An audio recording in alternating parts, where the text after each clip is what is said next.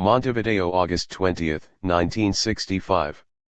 The CNT-sponsored Congress of the People, postponed several times since originally scheduled last year, has at last begun and shows signs of considerable success. The PCU is playing the dominant role, of course, but quite a lot of non-communist participation has been attracted. Practically all the significant organizations in fields of labor, students, government workers, and pensioners are participating, along with consumer cooperatives, neighborhood groups, provincial organizations and the leftist press. Meetings continue in the university and at other sites where participants are drafting solutions to the country's problems along leftist nationalist lines.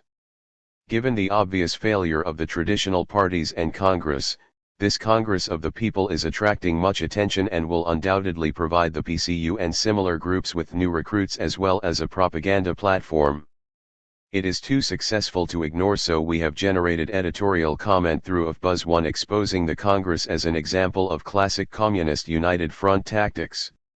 In fact, the Congress isn't the same as a united front political mechanism, but our fear is that it might turn into one and be used as such in next year's elections. Through of Buzz 1 we also printed a black handbill signed by the Congress and calling on the Uruguayan people to launch an insurrectional strike with immediate occupation of their places of work. Thousands of the leaflets were distributed today, provoking angry denials from the Congress organizers. More editorial comment and articles against the Congress will follow in this campaign to dissuade non-communists from participating. One of the campaigns of the Congress of the People is for resistance to the stabilization programs imposed by the International Monetary Fund, because these measures hurt the low and middle income groups harder than the rich. Right now a high-level group of Uruguayan political leaders is in New York trying to get new loans in order to refinance the bankrupt Bank of the Republic, Uruguay's central bank. The New York bankers, however, are insisting on new financial reforms that will meet IMF approval as a condition to granting the new loans, which may be as high as $150 to $200 million. At the NCG meeting last night, as the whole country awaited news from the refinancing mission in New York, it was revealed that 2 days ago an urgent confidential message from the mission arrived in Montevideo in the Uruguayan diplomatic pouch. No one can explain why, but the pouch, which for most countries is the government's most closely guarded system of communications, wasn't retrieved at the airport. It got sent back to New York on the next flight, and the NCG must wait until it's found and sent again before they can make their decisions. The Blancos continue to fight among themselves over how to finance government employees. Yesterday the acting Minister of the Treasury advised the NCG that salaries for this month simply cannot be paid without new resources, and he insisted on greater currency emission. Right now the deficit for this year is set at 6.3 billion pesos, and coins of 5 and 10 centavos are disappearing because they're worth more as melted metal than as money. Montevideo, August 27, 1965. One of Holman's last requests to the Minister of the Interior, Adolfo Teixeira, was to find a way to expel the North Korean trade mission that has been here for almost a year. I have followed up with queries to the police on the Koreans but without adequate reply. As an enticement to cooperate, I've taken the unusual step of obtaining support from the Miami station, and perhaps others, in order to follow the movements of an aircraft that loaded up in Miami with transistor radios and television sets for smuggling into Uruguay. Information on this contraband ring was obtained by the police through the vengeful telephone tapping operation, but Colonel Ramirez, Chief of the Metropolitan Guard, asked me if the aircraft's movements in Miami could be watched. Ramirez and his colleagues were anxious to snare this shipment because under the law they get the value of all contraband they seize. The Miami station advised when it left, as did Panama, Lima, and Santiago, where technical stops were made. A few nights ago the aircraft made a secret landing on an interior airfield, unloaded and took off again. The Metropolitan Guard, however, intercepted the 2 truckloads of television sets and transistor radios. Initial value is set at 10 million pesos. Still no action on the Koreans, but we will remind the police chief on our next visit. He doesn't often get such valuable help as we have just given him. Uruguayan Air Force Base No. 1 has just been the scene of the delivery of the first of 8 new aircraft as part of our military aid program. Ambassador Hoyt made the presentation to the Uruguayan delegation composed of the Minister of Defense, Commanding General of the Air Force, Chief of Staff and other dignitaries. In his speech the ambassador recalled that that day was the 4th anniversary of the signing of the Charter of Punta del Este beginning the Alliance for Progress. He cited President Johnson's declaration that the Alliance for Progress constitutes a change not only in the history of the free world but also in the long history of liberty. After the Dominican invasion one has to wonder. The photographs in the press yesterday show the ambassador, the minister, and the others. They practically block from view the little 4-seat Cessna that was the object of the ceremony. Montevideo, September 10, 1965. Strike activity is in full swing again after more than a month of relative calm. The financing mission is back from New York. They got only $55 million, enough to pay the $38 million already overdue, but gold will have to be shipped as collateral. New credit will be needed soon, however, in order to prevent the Bank of the Republic from defaulting again, and conditions imposed by the IMF will surely include cutbacks on internal spending such as salaries to government employees and subsidies. There is much pessimism, with general agreement that even harder times lie ahead. The peso is down to 68. Internal struggle among the Blancos has paralyzed the naming of the new board of directors of the Bank of the Republic. So much so that yesterday the Minister and Sub-Secretary of the Treasury resigned, only to withdraw their irrevocable resignations today. At issue is which Blanco factions will get seats on the board of directors. Rationing of electricity continues, although the drought earlier this year has now turned to serious flooding and hundreds of families have had to be evacuated along the Uruguay River. We're also in the midst of a rabies epidemic, a disease believed to have been eradicated from Uruguay several years ago. In the past year some 4,000 people have been bitten by dogs in Montevideo, even though 10,000 stray dogs were picked up. Malaise everywhere. New rumblings from Brazil and Argentina on possible intervention in Uruguay have provoked sharp reaction. During Brazilian Army Week the Minister of War made a public statement widely publicized here which praised the historic mission of the Brazilian Army, defense of democratic institutions, not only within our frontiers but also in whatever part of America we believe menaced by international communism. A few days later the Argentine Army commander, General Juan Carlos Onganía, said on returning from a trip to Brazil that the Argentine and Brazilian armies have jointly agreed to combat communism in South America, particularly of that of Cuban origin. Although he did not mention Uruguay by name, his statement comes at a time of continuing public comment in Argentina and Brazil over economic and social problems in Uruguay. Onganía later denied the press version of his speech, but here the original version sticks. Protests by Uruguayan military officers have caused cancellation of an invitation to the Brazilian military commander of the border zone, while the Uruguayan Navy has withdrawn from joint exercises with US and Argentine units. A conference to have been given in Montevideo by an Argentine military leader was also boycotted by Uruguayan officers. The Foreign Ministry, moreover, has issued a statement in the name of the NCG rejecting any tutelary role in Uruguay by foreign armed forces. I can't seem to avoid getting sucked further into Soviet operations. Besides Borisov, whom I continue to see occasionally, and Semyonov, a first secretary whose intelligence affiliation, if any, is unknown, and the commercial office chauffeur, we have a new lead involving the new KGB chief, Kalchurin. Through a vengeful we learned that Kalchurin was searching for an apartment. Any Soviet who lives outside the community compounds is surely an intelligence officer because all the rest must live under controlled circumstances. The apartment Kalchurin wanted is owned by Carlos Salguero, the head of Latin American sales for the Philip Morris Co. and a naturalist American of Colombian origin. Salguero lives in a large mansion in Carrasco where he moved with his family just before I took over his previous house. Salguero's apartment, which is an investment property, is located in a modern building overlooking the beach in Positos. Connolly asked me to speak to Salguero about the possibility of obtaining access to his apartment before Calcherin moved in. Calcherin took the apartment, and at a recruitment luncheon at the golf club, Salguero agreed to give us access prior to Calcherin's moving in. I turned Salguero over to Connolly, the Soviet operations officer, who will organize the audio installation with Frank Giroux, the technician stationed in Buenos Aires.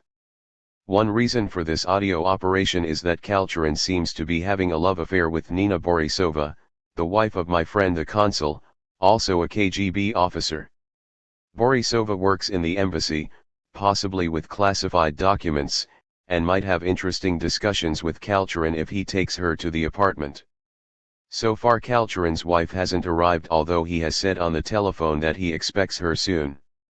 There is also a chance that Calcherin might use the apartment for entertainment of prospective agents or even for agent meetings. Montevideo, September 23, 1965. Strikes intensifying, municipal workers, state banks, autonomous agencies, and decentralized services. Yesterday the Blanco NCG councillors and directors of state enterprises decided to use police to eject employees of the state banks which have been paralyzed by work to rule for the past 10 days. Any employees who fail to respond to calls to work will be dismissed, harsh measures by Uruguayan standards. Today work to rule continues, but the Bank of the Republic and the State Mortgage Bank closed in lockouts, while workers in the private banks are stopping for 30 minutes in the morning and 30 in the afternoon in solidarity with the state bank employees. Blanco NCG councillors and directors of state enterprises meeting today decided to grant only 25% increases for workers in all the autonomous agencies and decentralized services and without negotiations. Unions, however, persist in demanding 48% increases for 1966, citing the government's own statistics for January-August inflation, 33.8%. Blanco leaders are determined to hold the line, however, because of the critical need for IMF backing. This will require suppressing the bank workers, who also opened the floodgates for overall government salary increases at this time last year. There are no signs of relenting on the union side. The peso is now down to 74. The Minister and Sub-Secretary of the Treasury resigned again, this time accepted by the NCG. The September 20 resolution by the House of Representatives in Washington is causing an outrage here and in other parts of Latin America. The resolution attributes to the U.S. or any other American state the right to unilateral military intervention in other American states if necessary to keep communism out of the Western Hemisphere. Here the resolution is viewed as an encouragement to the interventionist-minded in Brazil and Argentina. If this resolution is meant to be a show of support for the Dominican invasion, as it seems to be, I can only wonder how so many U.S. political leaders could have been convinced that 58 trained communists took over the Bosch movement. Montevideo, September 27, 1965. We've had a visit from John Hart, the new Deputy Chief of WH Division for Cuban Affairs. He's a former Chief of Station in Bangkok and in Rabat and is an old friend of Horton's. As the officer in charge of operations against the Cubans, I spent a lot of time with him briefing him on our operations and listening to his plea for more work against the Cubans. Hart said that the agency has practically no agent sources reporting from inside Cuba, although technical coverage through electronic collection and aerial surveillance is adequate, and he is pushing recruitment of agents by mail. The system is to monitor mail from Cuba very closely in order to watch for signs of discontent. If records at headquarters and the Jamewave station in Miami do not rule out the disaffected writer as a prospective agent, the station concerned or another WH station can write back a letter on an innocuous subject to the Cuban, with instructions to save the letter. If the Cuban replies to the given accommodation address, a second letter will be written instructing him how to develop secret writing contained on the first letter. The developed message will be a recruitment proposal and, if answered, secret writing carbon sheets can be sent to the Cuban and regular correspondence established. Here in Montevideo we would use the Avidity intercept operation to monitor mail for possible agents. Although I nodded politely and tried to show enthusiasm for the search for needles in a haystack, I thought to myself that this man must be mad to think we have time for such games.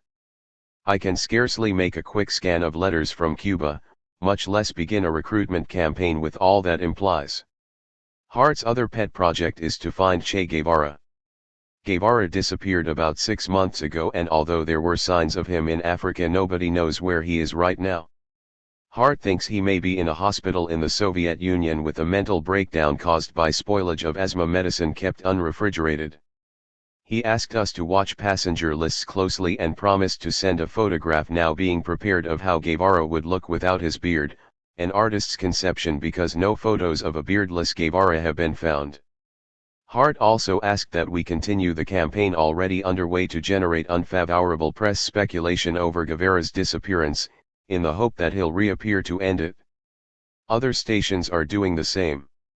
Hart's visit came at an opportune time for me because he liked the work I'm doing against the Cubans, and in 6 months I'm going to be looking for a job in headquarters, if indeed I don't resign from the agency. Right now I'm not sure exactly what I'll do, but I told Horton that I plan to return to headquarters in March when my 2 years here are finished. There are 2 problems, I suppose, and each seems to reinforce the other. At home the situation is worse than ever. No common interests except the children, no conversation, increasing resentment at being trapped in loneliness. I told Janet that I'm leaving when we get back to Washington. She seems not to believe me, and in fact would have insisted that she returned some time ago but for being separated from the children, which is a prospect I can't accept. This is a hellish situation and no good for anyone. The other problem is even worse. The Dominican invasion started me thinking about what we are really doing here in Latin America. On the one hand, the spread of the Cuban Revolution has been stopped and the counterinsurgency programs are successful in most places. Communist subversion at least is being controlled. But the other side, the positive side of reforming the injustices that make communism attractive, just isn't making progress. Here the problem is a small number of landholders who produce for export and whose interests clash with those of most of the rest of the country. Until Uruguay has a land reform, there can be no fair distribution of either the benefits or the burdens of the country's production. There will be no encouragement to the landholders to produce and export legally. Even if export prices were to rise dramatically, the benefits would mostly go to the same handful of people who have the land, the same handful who are suffering the least during these hard times. For certain the landholders will resist, here as in other countries, but somehow the Alliance for Progress will have to stimulate land reform if other reforms are to be successful. The more I think about the Dominican invasion, the more I wonder whether the politicians in Washington really want to see reforms in Latin America. Maybe participation by the communists wouldn't be such a bad thing because that way they could be controlled better. But to think that 58 trained communists participating in a popular movement for liberal reform can take control is to show so little confidence in reform itself. The worst of this is that the more we work to build up the security forces like the police and military, particularly the intelligence services, the less urgency, it seems, attaches to the reforms. What's the benefit in eliminating subversion if the injustices continue? I don't think the Alliance for Progress is working, and I think I may not have chosen the right career after all. I'll need to keep working when I separate from Janet after we return to Washington because she'll need money for the children and she probably won't want to work. The object would be to find another job without a period of seriously reduced income or none at all. I told Hart I'd like to work in Cuban affairs when I get back. Maybe Reef's kind of cynicism is the best way to stay with the agency and assuage one's conscience. Montevideo, October 1, 1965. The bugging of Calcharan's apartment was successful, transmitters inside the bed and inside a sofa. The batteries will last for 6 months or more because the transmitters have radio-operated switches. Now Connolly must find a listening post close enough for operating the switches and for recording. Then an LP operator and a transcriber. These audio operations are messy. Montevideo, October 3, 1965. Strikes by the government employees, particularly the bank workers, continue, and there are strong rumors circulating that the government is going to declare a state of siege in order to break the strikes. So far the only government action has been lockouts at the banks and threats to impose economic sanctions against any employees engaging in new strikes. However, the unions of the autonomous agencies and decentralized services, which just completed a 2-day walkout, have announced a 3-day walkout for 13 to 15 October. Colonel Ventura Rodriguez, chief of the Montevideo Police and the country's top security official, had gone to Miami for the U.S. Police Chiefs Convention, but he was recalled suddenly. Although the reasons for his recall were not related to the current strikes, his return created new rumors. Nevertheless, he told us that the decision on a state of siege hasn't yet been made. Headquarters is getting nervous and has asked for continuous reporting on the situation. In Peru, the state of siege was finally lifted. The mere guerrilla movement is defeated and only mopping up remains. A recent visitor who went through Lima told me that the station there opened an outpost in the mountain village where the Peruvian military command had been set up. During the crucial months of July-September, the outpost served for intelligence collection on successes and failures of the military campaign and for passing intelligence to the Peruvian military obtained from Lima station sources. During the roll-up of the mere urban organization, the main penetration agent, Enrique Amaya Quintana, was arrested, and during police interrogation he revealed his work for us. Eventually the station got him released, and now he's been resettled in Mexico with, I'm sure, a generous retirement bonus. Suppression of the MIR will be regarded as a classic case of counterinsurgency effectiveness when good intelligence is collected during the crucial period of organization and training prior to commencement of guerrilla operations. Given their large numbers and training in Cuba, suppression would have been difficult and lengthy without a penetration agent like Amaya. Montevideo, October 7, 1965. This afternoon the NCG voted to enact a state of siege, 6 blancos in favor, 3 colorados opposed, which in Uruguayan law is called prompt security measures. Adolfo Tejera, the Minister of the Interior, made the proposal, which he justified on the need to end labor unrest. The decree prohibits all strikes and all meetings for the promotion of strikes and related propaganda. Enforcement of the state of siege was given to the Ministers of the Interior and Defense. This had in fact been decided secretly yesterday, because the whole country is on strike, in the government, banks, judiciary, and other key areas, the main issues being salaries, inflation, sanctions, fringe benefits. The police and army have been paid their September salaries in preparation for action. Colonel Ventura Rodriguez, who had gone to the U.S. Police Chiefs Convention in Miami, has been recalled, and Commissioner Otero and Inspector Pires have been to tell me that the police have been some days at the ready. Headquarters wants daily reports on strikes and violence while the siege is on. Nobody was surprised. Yesterday's secret decision by the Blancos was in this morning's newspapers, but the CNT went ahead with its plans for a street rally and march this afternoon from the Legislative Palace to Independence Plaza. At the moment of the NCG voting, the demonstrators were massed in the plaza in front of the NCG offices, but as soon as the vote was taken, police moved in to break up the demonstration. So far tonight 34 workers have been arrested, all from the electric company, except 2 who are leaders of the Bank Employees Union. Montevideo, October 8, 1965. Arrests have risen to over 100, but practically all the important union leaders are in hiding. This afternoon sit-down strikes in the government banks continued, but ejections and arrests followed. Lightning street demonstrations against the state of siege have been occurring in different parts of the city. As required by the Constitution, the decree imposing the state of siege was sent to the legislature for approval. The Blancos, however, knowing that the Colorados and splinter groups will try to repeal it, are staying away in order to prevent a quorum. The CNT has called a general strike for October 13, and the autonomous agencies and decentralized services will begin that day a 3-day walkout. The government is in trouble. Montevideo, October 15, 1965. The police are no match for the well-organized unions. The general strike was a big success with over 200,000 government workers and most of the private organized workers out.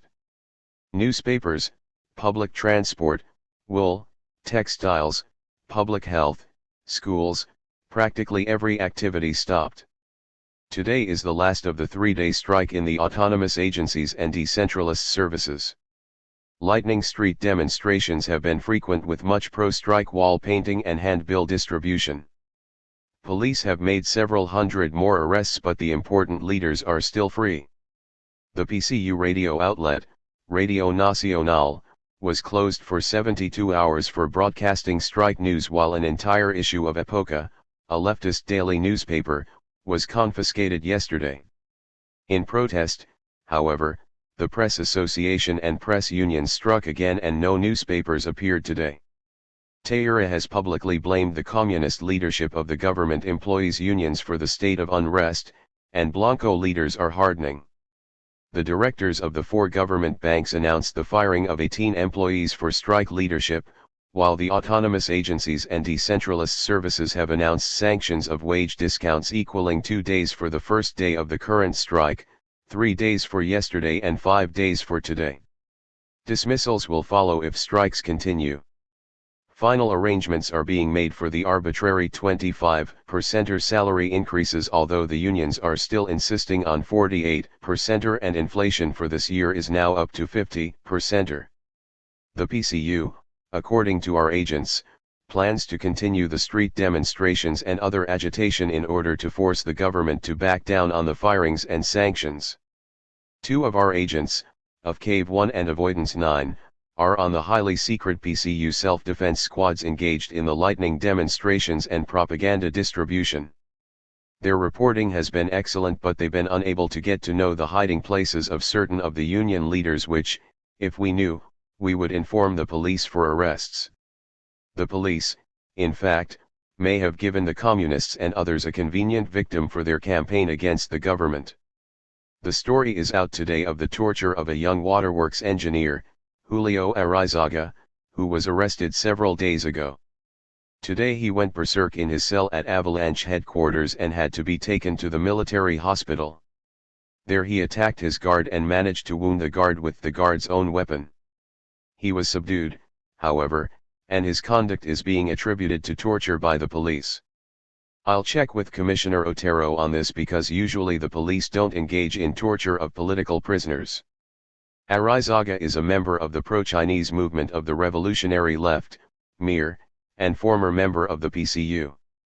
He is also a former leader of the FEUU, but he has never been very active in union activity. In recent months Reef has been guiding of Cave 1 as close to the MIR as possible while retaining good standing in the PCU. However, because the MIR favors rural action, including guerrillas, over trade union organizing, of Cave 1 may be instructed to leave the PCU altogether and join the MIR. Meanwhile he is reporting good intelligence from former PCU colleagues like Arizaga who have joined the MIR, as well as information on the PCU. Montevideo, October 19, 1965. Yesterday the NCG, Colorado's abstaining, adopted an economic stabilization program that will enable the government to obtain an IMF standby credit, which in turn will open the door to new private and official loans. Most observers agree that the state of siege was enacted not only to break the strikes but also to preclude violent opposition to these new economic measures that will be unpopular with the unions.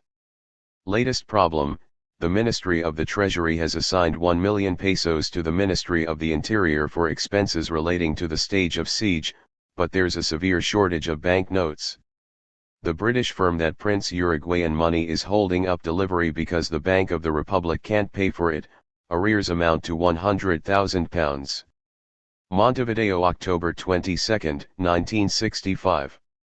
Commissioner Otero was vague about the torture of Julio Arizaga, the MIR activist and waterworks engineer, which was his way of confirming the story. On Monday Arizaga was taken before a judge for a hearing on the shooting of his guard, and his condition was so bad and the torture so evident that the judge ordered him to be freed. The police refused and he was returned to the military hospital where he is still incommunicado. I asked Inspector Antonio Pires about the case and he said Inspector Juan Jose Braga, Subdirector of Investigations, was the officer who ordered and supervised the torture. The purpose was to obtain information on the Mir and on the Tupamaros, whose identity and organizational structure are still unknown. He explained that the torture room is on the same corridor as the avengeful listening post in the isolated section above the offices of the chief and the deputy chief of police. I noticed the other rooms down the hall when I visited the LP, but I was told that those rooms are only used by Colonel Rodriguez and Colonel Martin during rest periods. Usually, according to Antonio, the subject of the interrogation is hooded and tied to a bed with the picana, a hand-cranked electric generator is attached to his genitals. Since Tom Flores's counter-terrorist operations with police ended, and General A. Garando was replaced as chief of police, torture of political prisoners has been rare. However, the picana was still used on criminals, which is why thieves and robbers so often been rare. However, the picana was still used on criminals, which is why thieves and robbers so often wound themselves before surrender, so that their first days under arrest will be in hospitals, and perhaps torture of Arizaga was an exception because of Braga's frustration over the inability to stop the Tupamaro bombings. Montevideo, October 28, 1965. Until today the Blanco leadership was firm in resisting union demands on salary increases and sanctions, but the union leaders began cultivating support from Colorado legislators on the sanctions issue. Today the Blancos, fearing political gains by the Colorados, announced that only half the sanctions will be discounted from October salaries with the other half coming in November. They also let it be known that pay and benefits increases beyond 25% may be possible but not until next June. The security situation has eased so strikingly that it is difficult to imagine we're still in a state of siege. Practically all those arrested during the early days have been released, and the CNT even held a mass rally on the no sanctions issue without interference from police. The only strike still in effect is the municipal workers' walkout, and today the army began collecting garbage that's been piling up in the streets for the past week. The only reason the state of siege hasn't been lifted is that Arizaga's condition is still too bad. If he were released the torture would be obvious. Blanco leaders are thus being forced to retain the state of siege in order to protect the chief of police, Ventura Rodriguez, and the Minister of the Interior, Adolfo Tejera. The Arizaga case, in fact, is causing serious friction between the two, and the Colorados have seized it as a political issue. Tejera is conducting an in-house investigation. Through the public safety mission I put in Commissioner Otero, Chief of Police Intelligence, for an International Police Academy course beginning in January in Washington. After about 12 weeks at the academy, Otero will be given special training in intelligence operations by headquarters. I've asked that the Office of Training concentrate on physical surveillance and on penetration operations against communist parties, targeting, spotting, recruitments, agent handling. Maybe with enough training for officers like Otero the police will be able to recruit agents and pay for information instead of having to resort to torture. God knows he needs this training. He's been bogged down in the Cuckooers case since March, the kidnapping of an ex-Nazi that went awry, for the sake of publicity and a little travel. Cuckooers was finally cremated, and a few days ago Otero turned his ashes over to his son together with a dental bridge. The son and the Cuckooers family dentist, however, told reporters that the dead man never wore a bridge, so now Otero's looking for another body. Montevideo, November 4, 1965. Today the state of siege was lifted, Arizaga's condition improved enough for him to be released. The Colorados continue to attack the government over torture, but Tejera claims the ministry is continuing the investigation. Nothing will come of it, of course, because the chief of police won't allow it. If pushed he can summon support from the army command, and the Blancos don't want to lose power to the military over a sordid case of torture. Neither do the Colorados, so there's no danger to the torturers. Throughout the state of siege the Blanco senators and deputies, by staying away from sessions called to consider the emergency decree, were able to prevent a quorum and a Colorado vote to lift the siege. On the negotiations, However, the Colorados are forcing the Blancos into a more compromising position. Yesterday the Colorado-dominated Senate passed an amnesty bill annulling all firings and sanctions against workers engaged in strikes. Similar action is expected in deputies. Montevideo, November 10, 1965. Negotiations have broken down, strikes are again underway and the state of siege may be reinstated. Although municipal workers throughout the country struck again, and the Montevideo transport system is striking for October salaries, the main attack now is back with the central administration unions. They rejected the proposed salary increases for next July and are striking for 48 hours today and tomorrow, 72 hours next week and an indefinite period the week after. Negotiations between the government and the unions of the autonomous agencies and decentralized services continue but without progress. The Chamber of Deputies passed the amnesty bill today, in spite of the strikes, and it now goes to the NCG, where anything less than a veto would indicate complete collapse of the dominant Blanco faction. The amnesty bill must have constitutional incongruities if strikes by government employees are illegal, but everything here seems so incongruous that an unconstitutional law would only be normal. The Colorados are also taking up the Arizaga case in the Chamber of Deputies. Certain of them want to make political gain by feigning shock and surprise, but a deputy's investigation stands no more chance of making headway in Avalanche than the minister's investigation. Montevideo, November 16, 1965. Otero and the police in general have pulled off another stunning bungle. Secretary of State Rusk is here on an official visit and this morning he laid a wreath at the monument to José Artigas, the father of Uruguayan independence, in Independence Plaza. For a week I've been insisting with Otero, who is in charge of security preparations, that all precautions be taken to avoid any incidents related to Rusk's visit. This morning Otero and about 300 other policemen were forming a cordon around the wreath-laying site when suddenly a young man slipped through the cordon and ran all the way up to Rusk, expelling an enormous wad of spittle in the secretary's face. Otero was standing right next to Rusk in a stupor, but he recovered and with other police carried off the attacker while Rusk wiped his face dry and laid the wreath. Tonight Colonel Rodriguez and other government officials formally called on the embassy to apologize. The attacker, a member of the PCU youth organization, is in the hospital where he was taken after a police beating and is reported to be in a coma. Montevideo, November 19, 1965. Several days ago an important student conference began here under sponsorship of the FEUU and the Prague-based International Union of Students. The conference is called the Seminar on Latin American Social and Economic Integration and has drawn about 60 student delegations from all over the hemisphere. Through Buzz1 we have put out adverse editorial comment in the Montevideo press, exposing the seminar as organized, financed, and directed by the Soviets through the IUS front and through PCU control of the FEUU. We also arranged for handbills on the same theme to be distributed, as well as a humorous facsimile of an Uruguayan 100 peso note labeled as the rubles with which the Soviets are financing the seminar.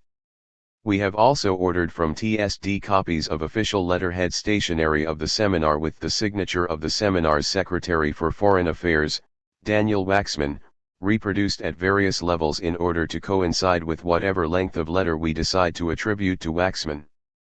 If it comes soon we will have a black letter to add to the other propaganda against the seminar. Waxman is a leader of the FEUU. The breakthrough with the Bank of the Republic Union failed and new strikes are spreading in protest against the NCG's veto of the amnesty bill. The central administration has been joined by government banks, the clinics, hospital, primary and secondary schools, the university and the judicial system. Today and tomorrow the civil aviation workers are closing the airports. Other strikes to follow. Only a week remains until the constitutional deadline for increasing government employees' salaries because elections are scheduled for November 27, 1966. As no increases can be granted during the year before elections, the coming week is sure to be agitated. Montevideo, November 27, 1965. The past week stands as another large question mark for Uruguayan democracy. beginning with the civil aviation strike on 19 to 20 November and ending with the passage by Congress of the bill for salary increases last night. Not a day has passed without an important strike by government employees. Schools, banks, the university, the postal and telecommunications systems, printers, port workers, the central administration and others struck with increasing intensity until the entire country was paralyzed on November 25 by a CNT-organized general strike. The port of Montevideo was closed, the airports closed again, and no newspapers appeared on 25 or November 26. Street marches and other demonstrations by thousands of workers were almost daily occurrences, usually ending at the Legislative Palace for speeches demanding benefits to offset inflation. Yesterday, the final day for salary increases for a year, the demonstrations culminated. With the magic hour at midnight, the NCG convened at 7 p.m. while all the Blanco ministers were called to Government House and told to wait in an office adjacent to the NCG meeting room. At 7:20 the 72-page document consisting of 195 articles arrived at the NCG from the Chamber of Deputies. The bill contains many provisions on government finances in addition to salary increases. After a swift review it was approved. The Colorado councilors were forced to vote for it without even having seen the text, and the Blanco ministers who also had not seen it, except the Treasury Minister, were also required to approve and sign it. At 8:55 the Minister of the Treasury arrived with the document back at the Chamber of Deputies where it was debated until finally approved at 11:34. Waiting just outside the Deputies' chamber was the elderly President of the Senate who rushed the document over to the Senate, arriving at 17 minutes before midnight. Although several senators took the floor, there was no time even to read the document and at 1 minute to midnight the Senate voted approval. The bill provides for significant salary increases for government employees, although not all that was demanded, together with new taxes on agricultural and livestock activities, wool exporters, and the banking system. Even so, the opposition has already denounced the bill as very inflationary. Today almost all the strikers have returned to work, the waterworks being the notable exception. Conflicts, however, haven't ended because the sanctions issue persists.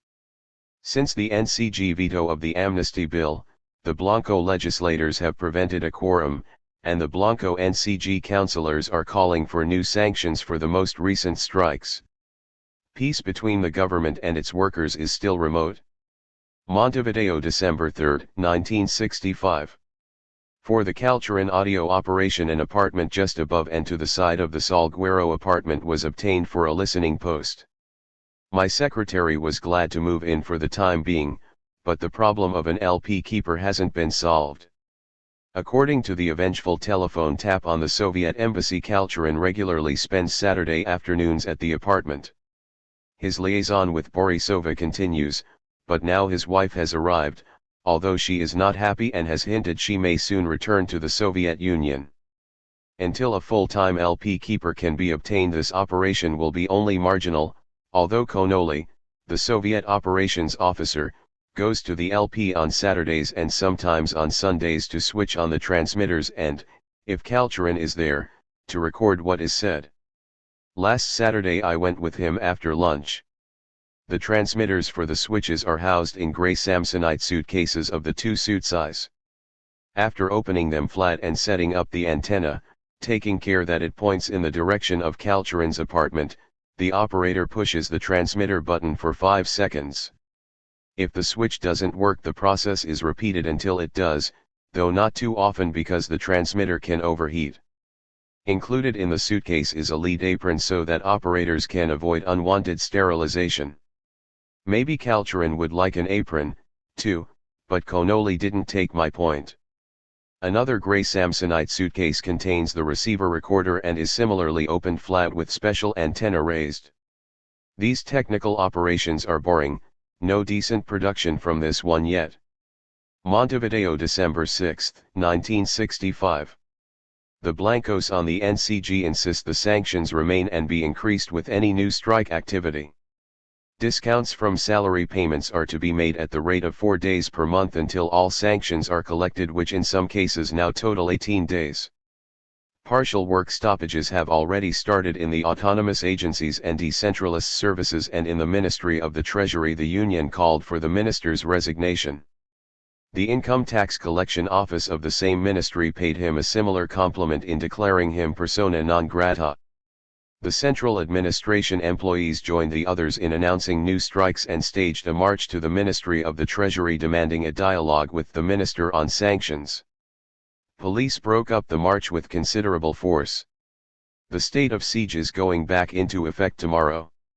I've had calls both from Antonio Pires and from Alejandro Otero advising that police tonight will start rounding up as many important labor leaders as possible.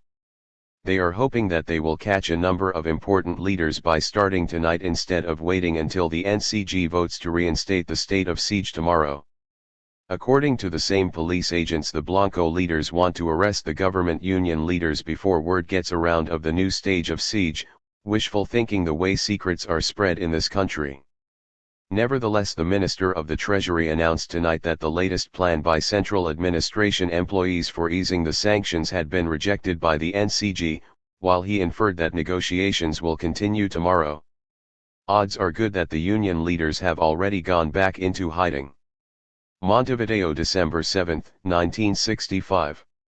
As expected, practically all the government workers' union leaders learned of the new state of siege and evaded police arrest.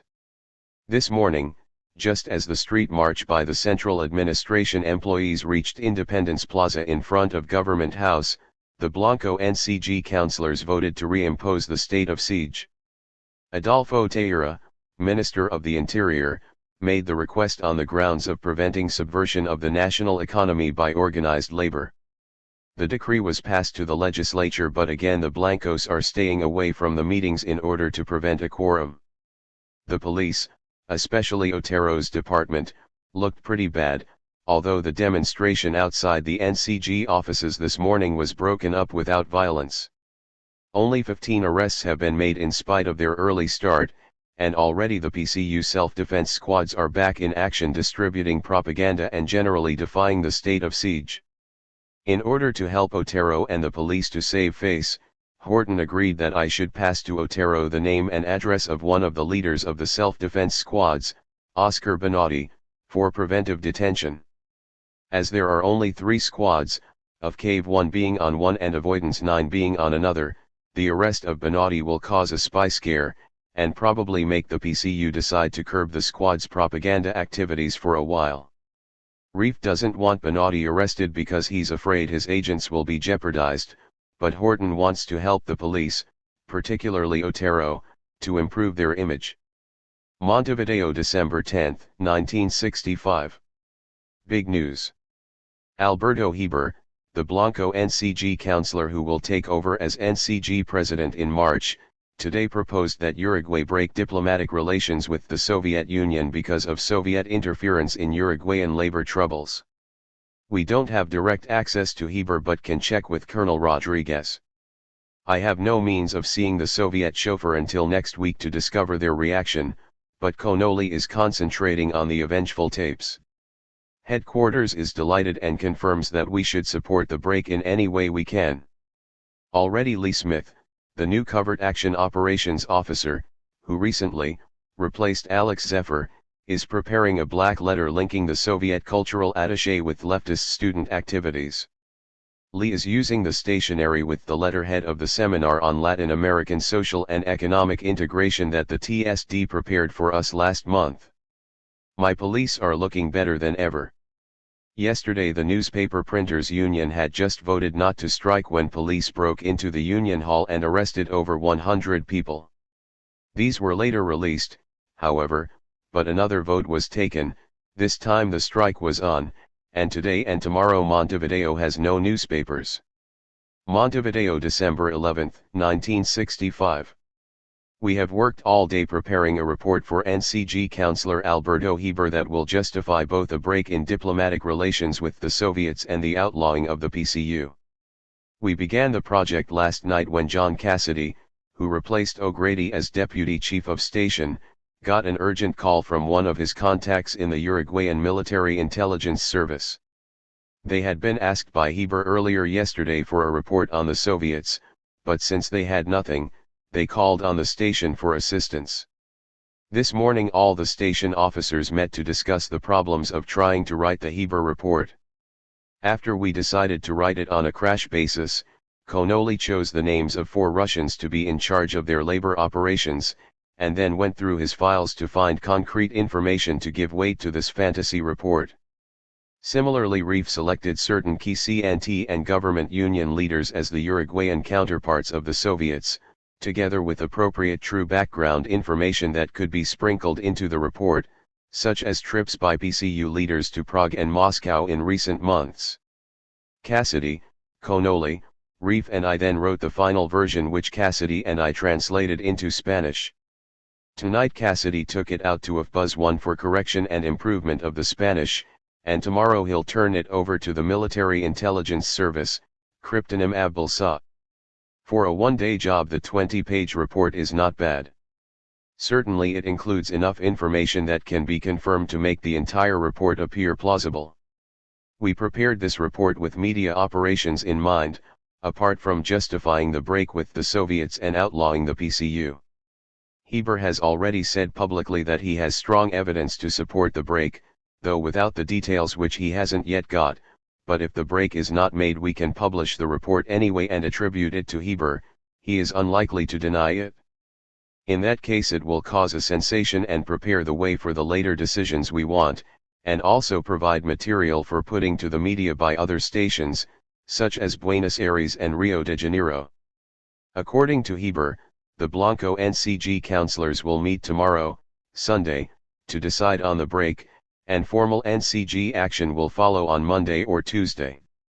The Minister of Defense, meanwhile, has suggested outlawing the PCU and closing propaganda outlets such as El Popular. The black letter connecting the Soviet cultural attaché with the seminar on social and economic integration will be put out in El Plata, the afternoon daily belonging to the Blanco faction led by the NCG president.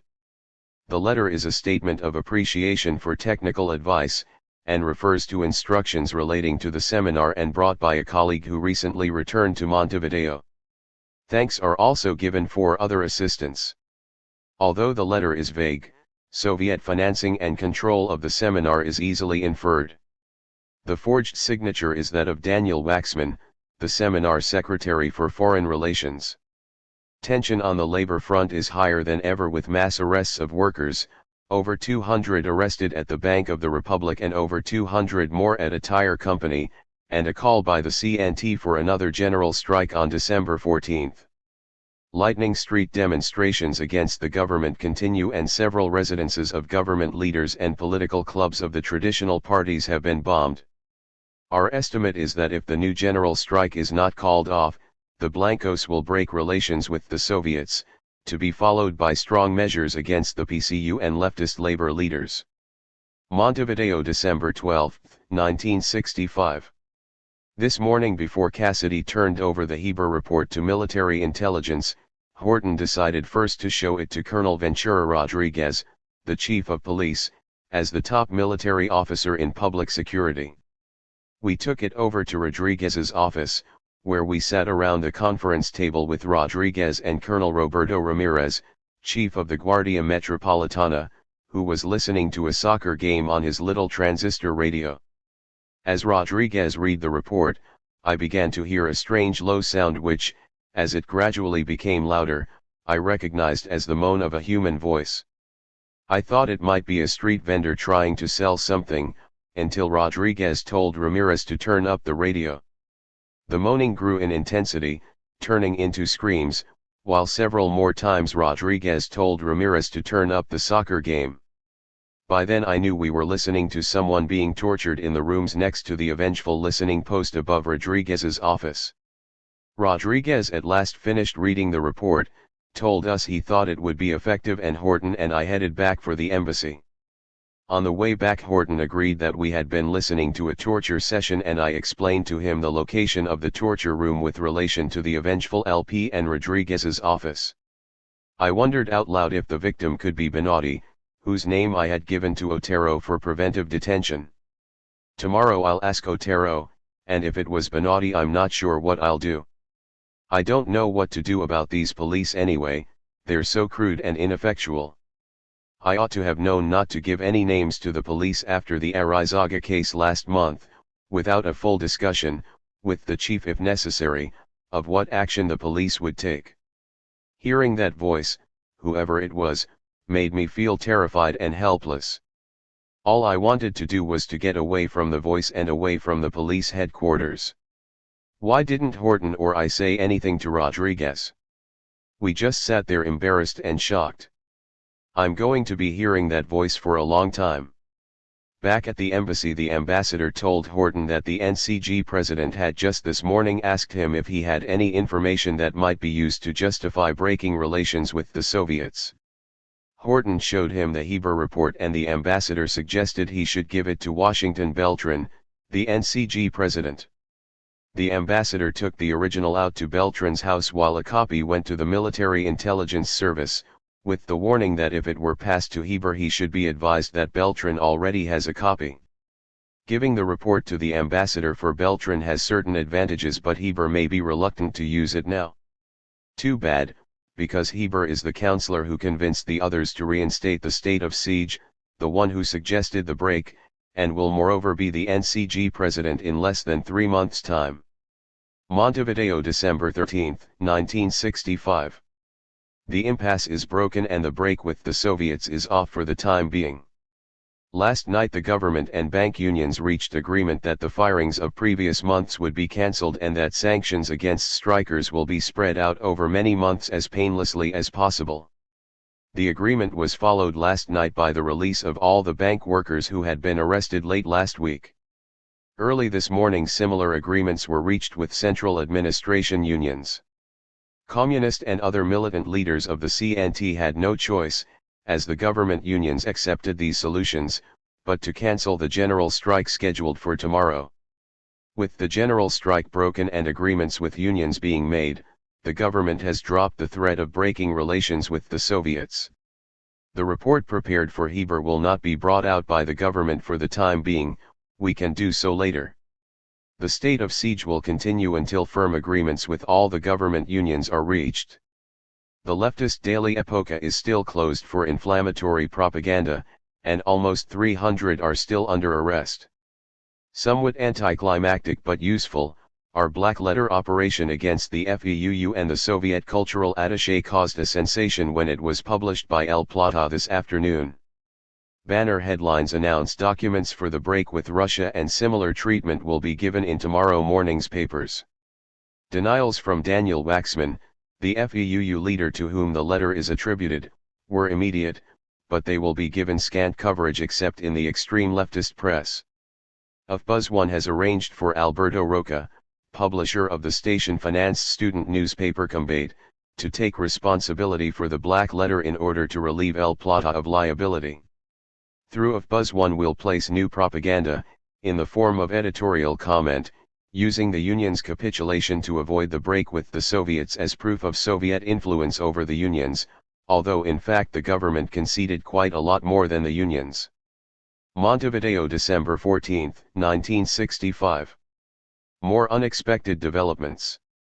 Adolfo Tejera, the Minister of the Interior, tried to maneuver Colonel Rodriguez, the Chief of Police, into a position where the chief would be forced to resign. The ploy backfired, forcing the minister to offer his resignation, as yet unaccepted, to the NCG. It's all so complicated and bizarre that not even after explanations by Otero and Pires am I completely sure of what happened.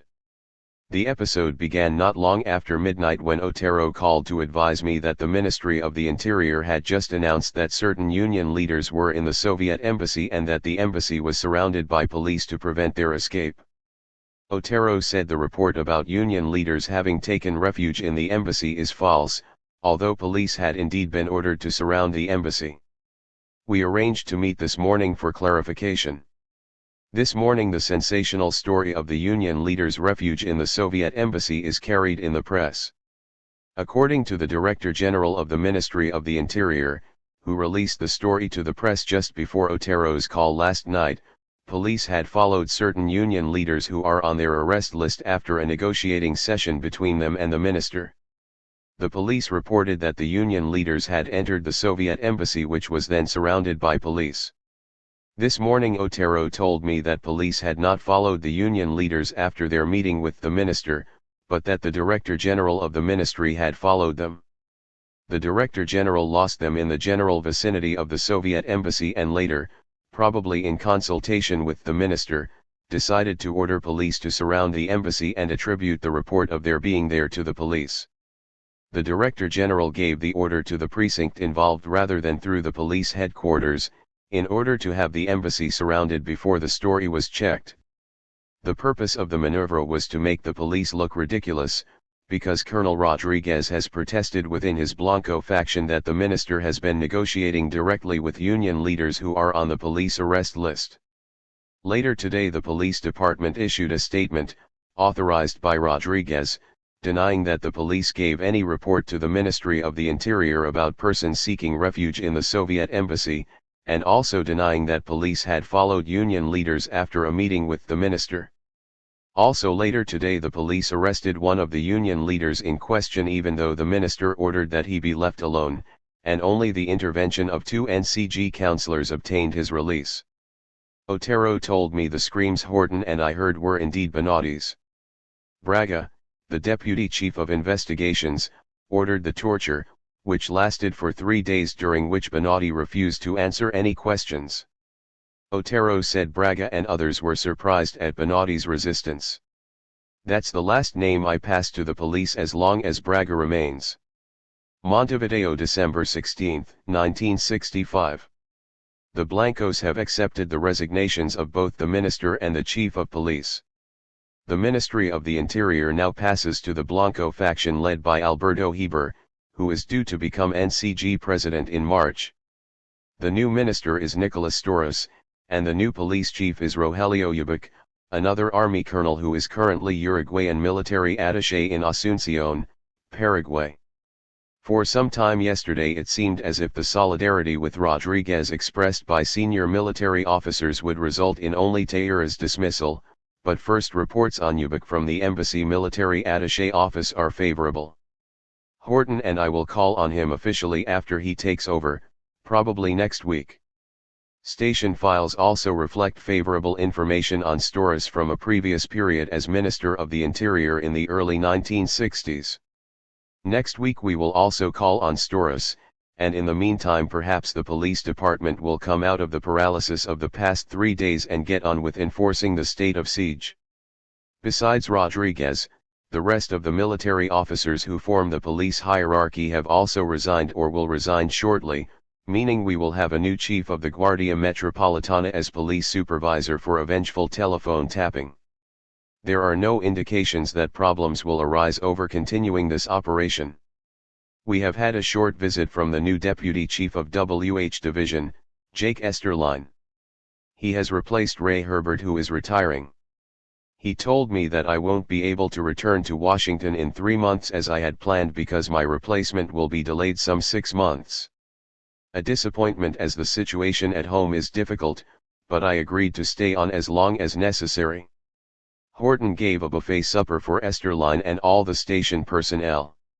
During a heated conversation on why Holman was sent to a trouble spot like Guatemala, Esterline admitted that he had tried to change Holman's assignment because news of Holman's incompetence in Montevideo had gradually gotten back to headquarters. However, De Fitzgerald, who took over as DDP from Helms, was reluctant to change the assignment because agreement had already been obtained from the State Department. Esterline added, however, that he and the new chief of WH Division, Bill Bro, are making sure that Holman's criticism of station officers is offset by special memoranda for the personnel files. I would have liked to talk to Esterline about matters of principle related to counterinsurgency, such as how we can justify our operations to support the police and beat down the PCU, FEUU and other leftists when this only serves to strengthen this miserable, corrupt, and ineffectual Uruguayan government. If we in the CIA, and the other US programs as well, seek to strengthen this and other similarly clique-serving governments only because they are anti-communists, then we're reduced to promoting one type of injustice in order to avoid another. I didn't mention this to Jake for the same reason, I suppose, that none of us in the station discusses the problem really seriously, although cynicism and ridicule of the Blancos, Colorados, police, army, and others whom we support is stronger than ever in the station halls, ample proof that we all see the dilemma. But serious questioning of principles could imply ideological weakening and a whole train of problems with polygraphs, security clearance, career, personal security. For all of us the discussions remain at the level of irony. Montevideo, December 24, 1965. Yesterday the state of siege was lifted by the NCG while the Bank of the Republic began delivering 500 million pesos to the various government offices for payment of Christmas bonuses. Today 7 of the bankers imprisoned for the frauds discovered in April were released, not exactly harsh punishment considering all the savings lost. Media promotion of the break with the Soviets continues through Buzz1 in the form of announcements by real and fictitious organizations backing the break. One typical announcement was made a few days ago by the National Feminist Movement for the Defense of Liberty, which tied the break in relations with the great work of national recuperation. The break is off for the foreseeable future, nevertheless, as Storas, the new Minister of the Interior, told Horton and me on our first visit. He is anxious to keep a vengeful going and has so instructed the new Chief of Police. Storas is the government's chief negotiator with the unions. In order to keep up closely with the new immigration director, Luis Vargas Garmendia, who is developing a new plan relating to communist diplomatic missions in Montevideo, Horton asked me to be in charge of working with Vargas, whom we met at our second meeting with Storas. Horton and I have also called on the new Chief of Police, Rogelio Ubik, who presented us to Lieutenant Colonel Amaury Prantal, the new Chief of the Metropolitan Guard and Supervisor of the Avengeful Listening Post. Ubik wants to continue and expand the aid public safety program, which is just now completing its first year. Emphasis is still on communication systems, but special attention is now being given to the Metropolitan Guard, the anti-riot shock troops, for whom tear gas, ammunition, helmets and gas masks have been provided. In addition to training by public safety aid officers in Montevideo, 10 police officers have been sent to the International Police Academy in Washington. Costs so far, about $300,000. Another important weapons robbery occurred the other night, possibly the work of the Tupamaros. They got away with 86 revolvers, 47 shotguns, 5 rifles, and ammunition, all taken from a Montevideo gun shop. Commissioner Otero leaves in 3 weeks for Washington. Headquarters decided to train him at the International Police Services School, which is a headquarters training facility under commercial cover, instead of at the aid-administered International Police Academy. Aid cover for the training, however, is retained. Montevideo, January 3, 1966. Principal labor unrest since the general strike was broken last month has been in the Montevideo transport system. That dispute was solved, but inflation is worse than ever, which guarantees more labor trouble. According to government figures, the cost of living went up 16.6% in December alone, while inflation for all of 1965 was 85.5%, twice the rate for 1964. The School of Economics of the University of the Republic, however, puts 1965 inflation at 99.6%. No wonder the UI put the Uruguayan social and economic crisis among the 10 most important news stories of the year.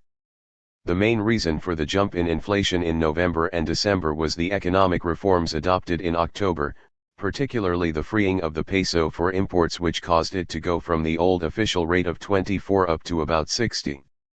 These reforms were necessary for the Bank of the Republic to obtain refinancing, and cleared the way for the interim credit of $48 million signed on December 1.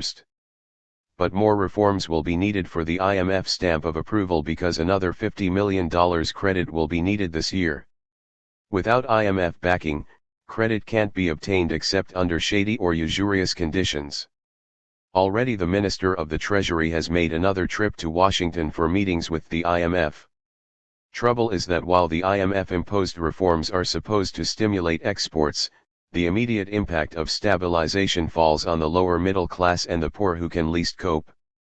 For the Blancos this means trouble in this year's elections. Because of opposition by rural producers, mainly the sheep and wool ranchers, the new taxes created in November are inadequate to cover the salary and benefits increases for government employees. This means still more deficit and more inflation, and although rural producers were the most favored by the October measures, contraband exports to Brazil are expected to continue. Salvation for the Blancos may be in constitutional reform, the movement for which continued to grow all last year. The Ruralistas are still leading the reform movement.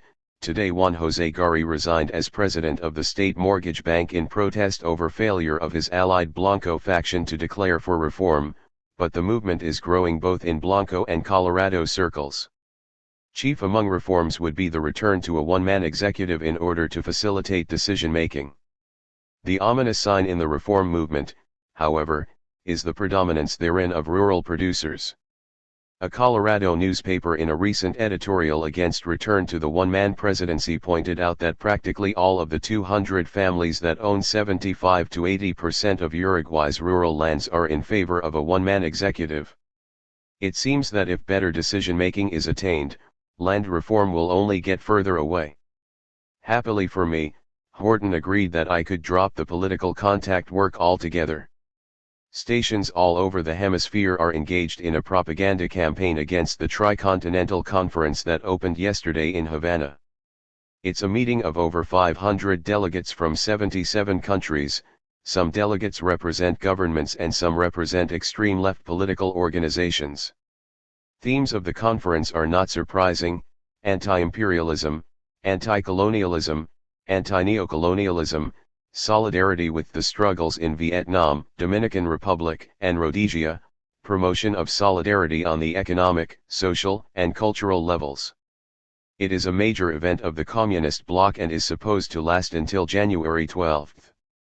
For some months headquarters has been preparing the propaganda campaign and asked long ago for stations to try to place agents in the delegations.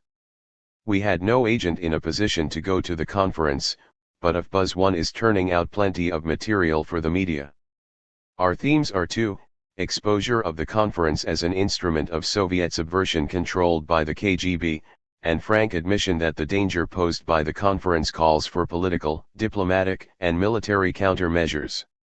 Since the purpose of the conference is to create unity among the different disunited revolutionary organizations, propaganda operations are also being directed at these organizations, mainly capitalizing on resistance to dominance by the Soviet line and Soviet-lining parties. The more we can promote independence and splits among revolutionary organizations, the weaker they'll be, easier to penetrate, easier to defeat.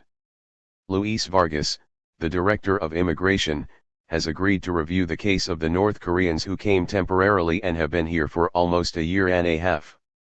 For months we thought Taira might take action, but nothing ever happened. Hopefully Vargas and Storas, the Minister of the Interior, will now be willing to ask them to leave. Montevideo, January 7, 1966. The Soviets at the Tricontinental Conference have given our propaganda operations perfect ammunition in a speech yesterday by S.P. Rashidov, chief of the Soviet delegation who is a member of the Presidium and Vice Prime Minister. Rashidov affirmed the resolution of the Soviet Union to give maximum support in money, arms, and munitions to insurrectional movements organized to promote social revolution. He said that right now the Soviets are backing liberation movements in Guatemala, Peru, the Dominican Republic, Puerto Rico, Guyana, and Venezuela. The speech is carried by the wire services and headquarters wants prominent display in local newspapers. In countries maintaining diplomatic relations with the Soviet Union, we are to make sure appropriate government officials get copies or resumes of the Rashidov speech. An editorial comment is to be produced calling for re-examination of relations with the Soviets in the light of the Rashidov admissions. Kalchurin's wife has decided to return to the Soviet Union because she can't stand the summer heat here. Although Dick Connolly, the Soviet operations officer, has been able to monitor the audio installation in Kalchurin's apartment only sporadically. He has come up with several meetings and occasional visits to the apartment by Nina Borisova. Because of transcribing difficulties, the tapes are being pouched to headquarters, and so far I've heard of no startling information. Kalchurin, meanwhile, has begun to show interest in the wife of Carlos Alguero, the owner of his apartment, and Connolly is working closely with them as access agents to Kalchurin. After thinking over how I might use my acquaintance with Borisov, the Soviet consul and husband of Borisova, to exploit the triangle, I proposed to Connolly and Horton that I tell Borisov of his wife's infidelity more or less as one man to another. The purpose would be to place Borisov in the difficult position of either not reporting something important that I tell him, dishonesty in reporting might be a first step to defection, or reporting that a CIA officer has told him that his wife is sleeping with his chief. Although sexual behavior is fairly relaxed among Soviets, the fact that the CIA is monitoring a liaison within the KGB office might make reporting difficult for Kalchurin as well as Borisov. Possibly, if an honest report went to Moscow, either Borisov or Kalchurin or both might be recalled, with the attendant disruption and possible reluctance of either to return under a cloud. At Horton's instruction, I made the proposal in writing to headquarters. Both he and Connolly think it's a good idea. Montevideo, January 13, 1966. Otero left today for training at the International Police Services School in Washington. Horton and I went to police headquarters to bid farewell, and we took advantage of the meeting with Colonel Ubik, the chief of police, to propose bringing down one of our officers to work full-time with police intelligence, using the aid public safety mission as cover. Ubik isn't terribly quick mentally, but he agreed, as he does to everything else we propose.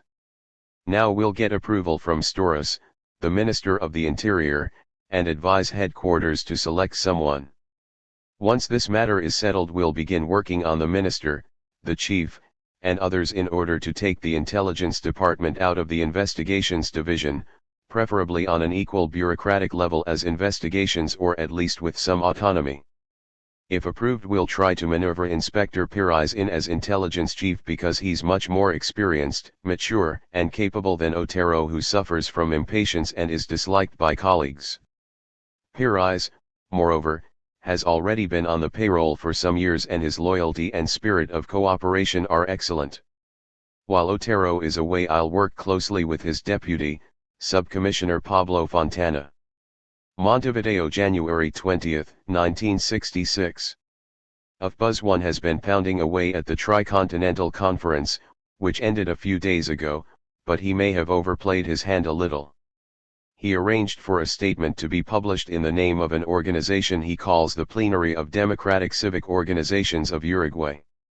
The statement was perfect because it tied the Tricontinental with the Congress of the People, the CNT, and the waves of strikes during late last year.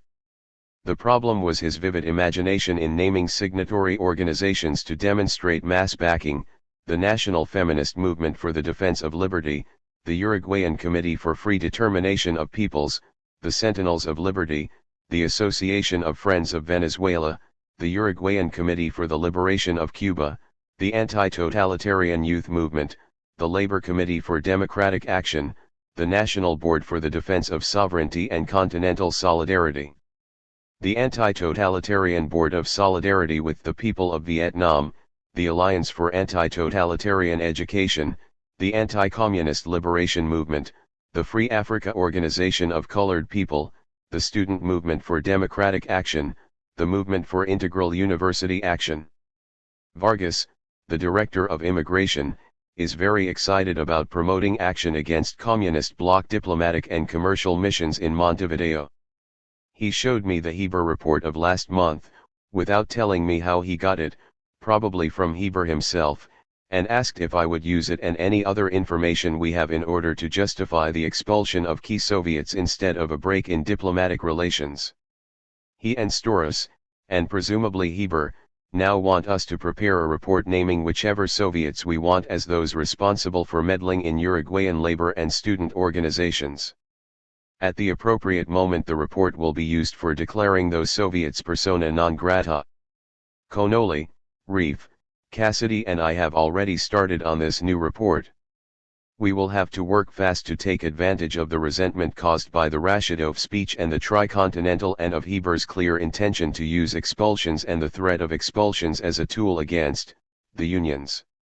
Vargas is also going to begin action against the non-diplomatic personnel of communist missions, especially those who are here as officials of the commercial missions, which would include Soviets, Czechs, East Germans, and the North Koreans.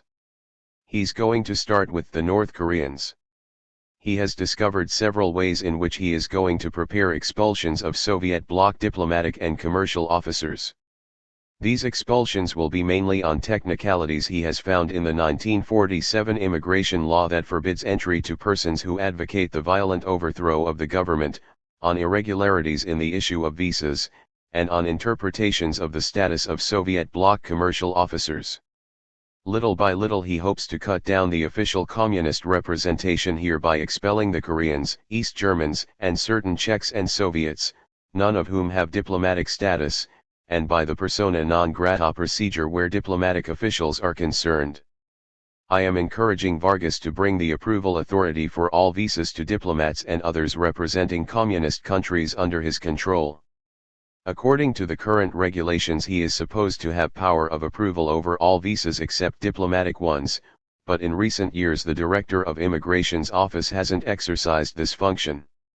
In order to obtain control of diplomatic visas, Vargas will prepare an instruction which Storas will get approved by the NCG. All this will take time, but at least we're beginning to move. Our purpose is to get prior advice on visa requests and to give Vargas information about persons for whom the visas are requested.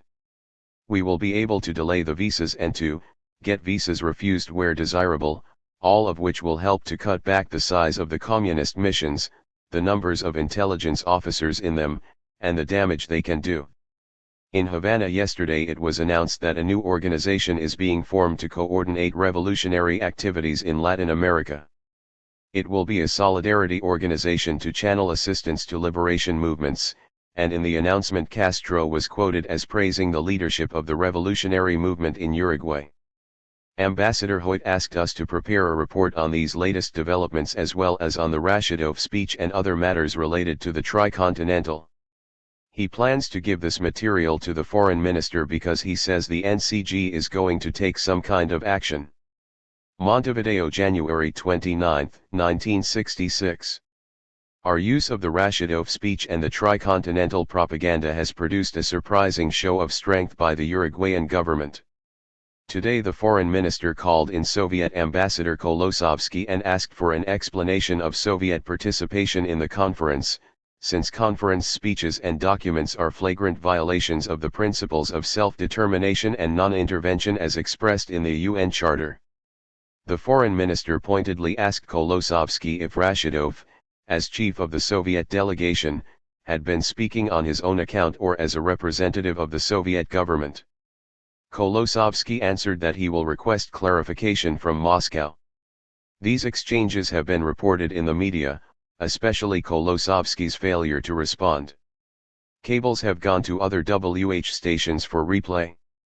Other diplomatic moves include a statement by Venezuela that it will examine its diplomatic relations with countries represented at the conference. In the OAS, Peru presented a resolution condemning the conference, and ORIT headquarters in Mexico, together with member organizations in various countries, have sent telegrams to the OAS backing the Peruvian resolution. The U.S. representative in the OAS, speaking for the Peruvian resolution, said that the Alliance for Progress will make Latin America a lost cause for communism. He can't have spent much time in Latin America lately. Manuel Pio Correa, the Brazilian ambassador sent by the military government to suppress exile plotting, returned permanently to Brazil last week. He has been rewarded for his work here by appointment as Secretary General of the Brazilian Foreign Ministry, the number 2 post, equivalent to Under-Secretary. After he got back, a spokesman for the Brazilian Foreign Ministry commented that when Pio Correa made his final call at the Foreign Ministry here to bid farewell, he failed to deliver another protest note over the exiles. Before leaving Montevideo, PIO Korea told Horton that if things in Uruguay don't improve, sooner or later Brazil will intervene, perhaps not militarily but in whatever way is necessary to prevent its weak neighbor from falling victim to communist subversion. Well, at least we won't have to send troops as we did with the Dominican Republic. The Brazilians will take care of those 58 trained Uruguayan communists when the time comes. Montevideo, February 2, 1966. Expulsion of the North Koreans was approved yesterday by Storace and will be ordered by Vargas in a matter of hours. Vargas's investigation revealed that former Interior Minister Taira had ordered them to detail their commercial activities in August last year, but the Koreans refused and Taira asked in November for a report from the Bank of the Republic, which was never made. Vargas's new query to the Bank of the Republic brought a reply that the North Koreans' only transaction since they arrived in 1964 was a small purchase of hides about a year ago. As their tourist visas expired long ago and they are making no commercial transactions, expulsion will provoke little opposition. What the North Koreans were doing all this time is a mystery, most likely intelligence support for the Soviets. The Blanco NCG counselors are keeping up the heat against the Soviets over the Tricontinental and Rashidov's speech. In a well-publicized meeting yesterday, they received from the foreign minister a group of documents on the Tricontinental, including those we prepared for the ambassador. A copy of Rashidov's speech was one of the documents, and we are trying to get a recording of the speech to pass to the foreign minister through the ambassador. Hopefully the Miami station monitored the speech if it was broadcast. Although no decisions were reached, the meeting served to stimulate new speculation about a possible break in relations.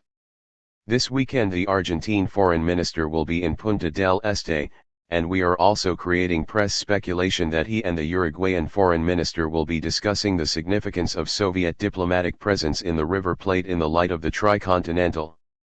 Today we helped to increase the tension even more by getting the Military Intelligence Service to inspect a shipment of some 30 crates that recently arrived in the port from the Soviet Union. Through the avengeful telephone tap we learned about the crates, and when the army opened them today the Soviets protested loudly. They contained only tractors and parts, but the incident contributed nicely to the current propaganda campaign. Other propaganda on the Soviets and the Tricontinental consists largely of press replay of significant articles published elsewhere. Right now, in fact, stations all over the hemisphere are putting out a coordinated campaign to demonstrate that the channel for communist subversion begins in Moscow with the KGB and flows out through the Cubans and organizations like the Tricontinental to the local organizations. Central to this campaign is a Le Monde article of January 20 on formation of the Latin American Solidarity Organization. Cleverer, perhaps, is the publication of a secret document through agents of the Caracas station in the Acción Democrática party. The document, supposedly obtained at the Tricontinental, purports to detail the formation of a Latin American Solidarity Organization and is being put out by various stations. Here we decided to use A. Fernandez Chavez, one of our media agents and also the representative of ANSA, the Italian press service. In Fernandez's version, the program of the Solidarity Organization is said to have been elaborated at a series of meetings in Montevideo, Rivera, on the Brazilian border, and Porto Alegre, capital of the Brazilian state bordering Uruguay. Officers of the Uruguayan Soviet Cultural Institute were said to have participated. Montevideo, February 4, 1966. The NCG president has raised suddenly the specter of a move against the Soviet mission again. Today he told newsmen at Government House that the Minister of the Interior, Storace, is preparing a new report on infiltration by communist diplomats in Uruguayan labor and student organizations. He also said that from what his own sources tell him, and from what Storace told him orally, there can be no doubt of illegal intervention by communist diplomats. He added that Storace's report will be presented to the NCG next week and will lead to an announcement of great moment. The Storace report is the one we wrote for Storace and Vargas 2 weeks ago to justify the expulsion of 8 Soviet and 2 Czech diplomats. This report is already in Storace's hands, and if all goes well we should have some sensational expulsions next week. The Soviets were selected very carefully in order to produce the desired effects. Both Kalchurin, the KGB chief, and Borisov, the consul, and a KGB officer, were left off the expulsion list, so that we can continue to monitor the liaison between Kalchurin and Borisova.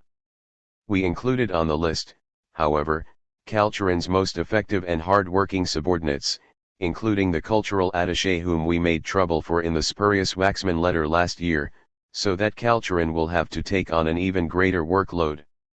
Reports from Salgueros and from the IFBLIMP observation post reveal that Kalchurin is working extremely long hours and appears to be under severe strain. By forcing still more work on him we might trigger some kind of breakdown. We also included the embassy's Aveas, administrative officer, because his departure will cause irritating problems in the Soviet mission's housekeeping function. I added the 2 Czechs in order to demonstrate KGB use of satellite diplomats for their own operations and in order to get rid of the most active Czech intelligence officers. Closely related to the new move against the Soviets was the decision by the NCG yesterday to instruct the Uruguayan mission at the OAS to support the Peruvian motion condemning the tricontinental and Soviet participation in it. The motion has passed the OAS and will be sent now to the UN Security Council. The Soviets know what's coming, because Available One, my Soviet chauffeur, told me the whole mission is waiting under great tension to see how many and who are sent home. Montevideo, February 11, 1966. The North Koreans are out but the Soviet expulsion is postponed. Vargas couldn't get the Koreans to go to his office to be advised, so he sent police to bring them in by force. The 3 officials and their families left today. Expulsion of the Soviets is postponed for the time being because Washington Beltran, the outgoing NCG president, wants Alberto Heber, who comes in as NCG president on March 1, to make the expulsion. Storris's presentation of our report to the NCG is also postponed, but Vargas assured me that action will be taken sooner or later. At the moment he is going to proceed with progressive harassment and expulsion, if politically acceptable, of the East German Trade Mission, the Czech Commercial Office and the Soviet Commercial Office. Because officials of these offices haven't got diplomatic status, Vargas can assert control without interference from the Foreign Ministry. He is also proceeding on the new decree granting the Ministry of the Interior and the Immigration Department equal voice with the Foreign Ministry for approval of all visas, diplomatic included, for communist country nationals. Too bad about the expulsions, because today Soviet Ambassador Kolosovsky replied to the Foreign Minister on the Rashidov speech. He said Rashidov was speaking at the Tricontinental in the name of certain Soviet social organizations and not in the name of the Soviet government. Appropriate media coverage is following in order to ridicule Kolosovsky's answer and to applaud the North Korean expulsion. Montevideo, February 17, 1966. Station labor operations continue to be centered on the Uruguayan Institute of Trade Union Education, which is the Montevideo office of the IFLD. Jack Goodwin, director of the institute, is working closely with Lee Smith, the station covert action officer, in order to develop a pool of anti-CNT labor leaders through the training programs of the institute. The most effective program, of course, is the one in which trainees are paid a generous salary by the institute for 9 months after completion of the training course, during which time they work exclusively in union organizing under Goodwin's direction. It is this organizational work that is the real purpose of the IFLD, so that eventually our trade unions can take national leadership away from the CNT. Goodwin's job, in addition to the training program, is to watch carefully for prospective agents who can be recruited by Smith under arrangements that will protect Goodwin. The goals will take a long time to reach and progress often seems very slow. Nevertheless, Goodwin has already achieved several notable successes in the social projects field, which are showcase public relations projects such as housing and consumer cooperatives. Using a $4 million housing loan offer from the AFL-CIO, to be guaranteed by aid, Goodwin has brought together a small number of unions to form the Labor Unity Committee for Housing. Some of these same unions have also formed what they call the Permanent Confederation, which is the embryo of a future national labor center that will affiliate with ORIT and the ICFTU. Another housing project, also for about $4 million, is being negotiated with the National Association of Public Functionaries, one of the two large unions of central administration employees. Goodwin has also formed a consumer cooperative for sugar workers in Bella Union, the same region where the important revolutionary socialist leader, Rahul Sendik, gets his support. Station propaganda operations are now highlighting the recent imprisonment by the Soviets of dissident writers Yuli Daniel and Andrei Sinyavsky as well as the Tricontinental. Today the NCG discussed the Daniel and Sinyavsky cases and instructed the foreign minister to make a formal protest in UNESCO. NCG councillors also harshly criticized Kolosovsky's reply that Rashidov was not speaking at the Tricontinental for the Soviet government. Montevideo, February 25, 1966. My little technical operation against the codes of the UAR embassy is beginning to monopolize my time. For over a week, two Division D technical officers, Donald Schroeder and Alvin Benefield, have been here planning the installation, and I've had to take them from shop to shop buying special glues, masking tape and other hard-to-find items. Schroeder was here late last year for a short visit, and at his request I sent the electric company inspector who is part of the Avenyn surveillance team into the embassy for an inside casing. After his visit there was no doubt where the code room is located, right over the office of Frank Stewart, the director of AID. Some time ago Stewart received an instruction from AID headquarters in Washington to lend whatever cooperation is necessary to the station, although he doesn't seem to know exactly what is to happen. He's just nervous that some heavy instrument will come crashing down on his desk through the modern, hanging, acoustic tile ceiling of the AID offices. I have arranged with him to get the keys to AID and for him to send away his watchman when we make the entry a few nights from now. The installation will consist of two special contact microphones, contact meaning it is made to pick up direct vibrations instead of air vibrations, as in the case of a normal voice microphone, connected to small FM transmitters powered by batteries. Schroeder and Benefield will install the equipment right against the ceiling, as close as possible to the spot where the UAR code clerk has his desk. From my embassy office, which is across the street from the UAR embassy and the AID offices, we will monitor the transmitter in order to record vibrations from the machine. The UAR uses a portable Swiss-built encrypting machine which is like a combination typewriter and adding machine. Inside it has a number of disks that are specially set every 2 or 3 months. The code clerk, in order to encrypt a secret message, writes the message into the machine in clear text in 5-letter groups. Each time he completes 5 letters he pulls a crank which sets the inner disks whirling. When they stop, the jumbled letters that appear represent the encrypted group. When the whole message is encoded, the resulting 5-letter groups are sent via commercial telegraph facilities to Cairo. The National Security Agency cannot break this code system mathematically, but they can do so if sensitive recordings can be obtained of the vibrations of the encrypting machine when the disks clack to a stop.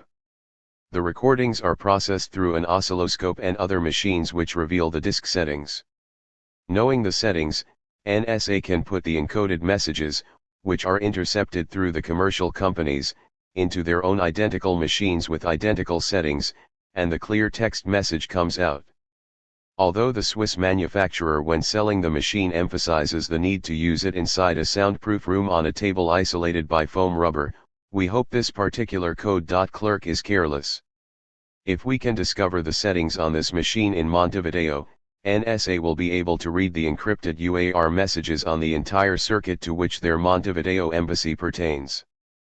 This circuit includes London and Moscow, which is why we have been pressured to get the operation going here.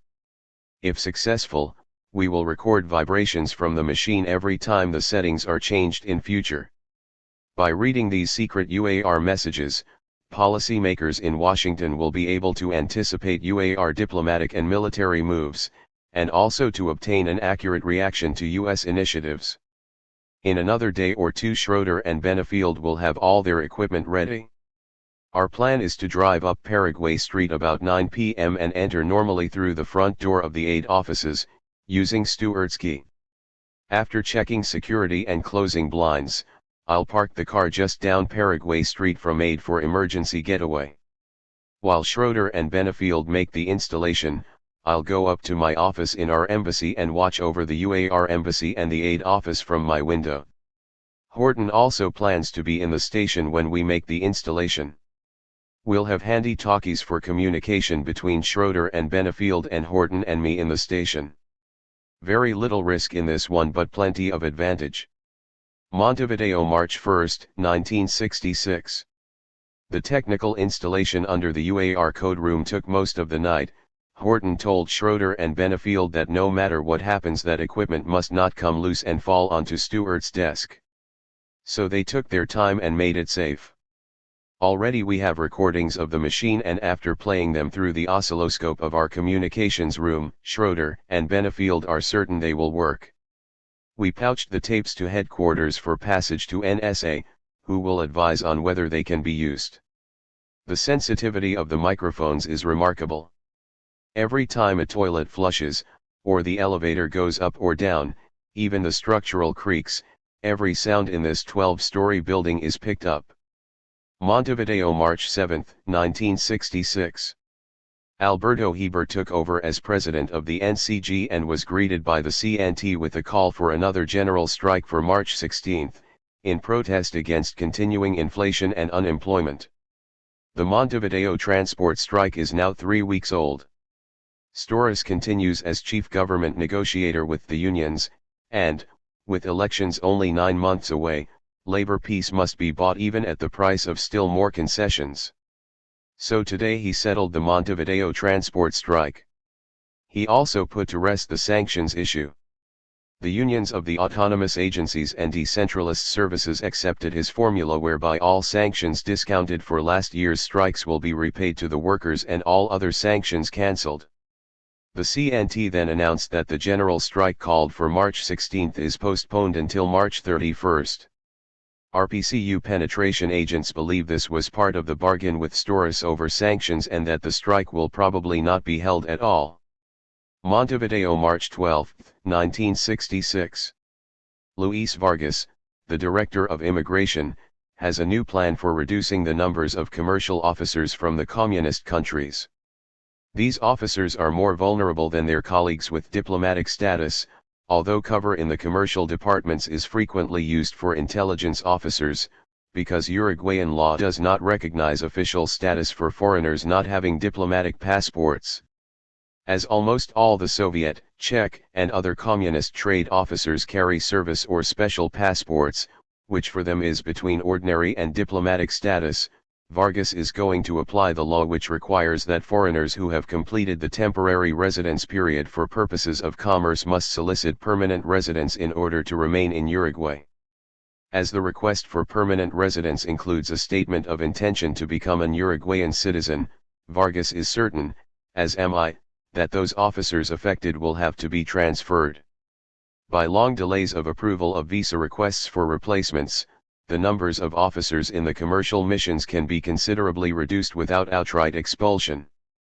The first communist mission to feel this new procedure will be the East Germans, whose 4-man trade mission is functioning just like an embassy. Our ambassador, in fact, is often embarrassed at diplomatic functions when the chief of the East German mission is present, and some time ago he asked us to see what could be done to get them thrown out. Although I've also been trying to keep up pressure on Vargas and Storas for the expulsion operation against the Soviet officers, they have both said they want to hold this move in reserve to use when the unions start trouble again. Meanwhile, Vargas is proceeding with the special decree giving him and Storas approval power for all visas, including diplomatic, for nationals of the communist countries. The Foreign Ministry is opposed to giving the Interior Ministry a veto power on diplomatic visas, but Storas and Vargas, as men in Heber's confidence, are going to win. Headquarters tell us that NSA is able to determine the code machine settings with the tapes. We're going to leave the installation in place, and when the settings are changed we will be advised, and I will make some recordings in my office to be forwarded by pouch. At last I'll have these 2 Division D friends off my back. Benefield now goes to Africa for an operation against a newly established communist Chinese mission, and Schroeder goes to Mexico City where he has been working for some time on an operation against the French code system. Montevideo, March 20, 1966. Work with the police continues but with little real progress. Storis approved bringing down one of our officers under public safety cover, and headquarters finally located an officer for the assignment, Bill Cantrell, formerly with the Secret Service then in the Far East Division after coming with the agency. Unfortunately Cantrell will not arrive until September because he has to study Spanish, so I suppose I'll be working with police intelligence until I leave, with luck at the end of August. Our efforts to convince Colonel Ubik to establish an intelligence division on a PAR with, or apart from, the ordinary criminal investigations division haven't been successful. Horton, however, is determined to turn police intelligence into a British-style special branch like the one he dealt with in Hong Kong. I'm not sure whether he thinks this is needed because it will work better or because it's the British way. He seems even more Anglophile than before: country walks, bird watching, tennis, tea time, and quantities of well-worn tweeds that he wears in the hottest weather. Establishing an autonomous special branch under Inspector Pires wouldn't be possible just now in any case because Pires is still working on fraud cases and the other financial crimes that have continued since the first bank failures in April of last year. Heber, on taking over as NCG president, established a special treasury police under Storis with representation from the Bank of the Republic, the Ministry of the Treasury, and the Montevideo Police Department. Pires is the senior police officer in this new unit, and it would be difficult to pry him away because his work on these cases has been excellent. As he is rather isolated from police headquarters, his value as an intelligence source has come down, but I'm continuing his salary. In fact, I've given him several rises to keep up with inflation, because of his long-range potential. Frank Cherno, the regional technical officer stationed in Buenos Aires, sent us a portable record document copying machine which I hope to set up at the Montevideo airport as part of an improved travel control operation. With this machine we can photograph all the passports from communist countries and that of anyone else on our watch list. Recently I've begun to work on this with Joragwiza, another police commissioner who is in charge of general travel control and the Montevideo non-domiciled population. Joragwiza has agreed to obtain a convenient room at the Montevideo airport near the immigration counters to install the machine. When this is settled, Cherno will come to set it up and train the operators. Hopefully we can get this done before Otero gets back from his training in Washington, because he'll want to control it and his abrasive personality would hinder getting it started. By now he has finished the police training course at the International Police Services School and is undergoing special intelligence training by headquarters OTR officers. No wonder this passport photography has taken so long. Yesterday the Metropolitan Guard seized a large quantity of contraband at the airport and customs officers were revealed to be running a lucrative trade. Smuggling, in fact, is the reason why I've been delayed so often, because Pires tells me the airport police are also in the business. Any tighter controls out there threaten their livelihood. Montevideo, March 30, 1966. Headquarters thinks the operation against the UAR codes is so important that they asked that we buy or take a long lease on the apartment above the UAR embassy. The reasoning is that in a couple of years we will be moving into the new embassy now under construction on the Rambla, and aid will also probably move at that time. As this operation could go on for many years, headquarters wants to be assured of access to the building and close proximity for a listening post. Bad news.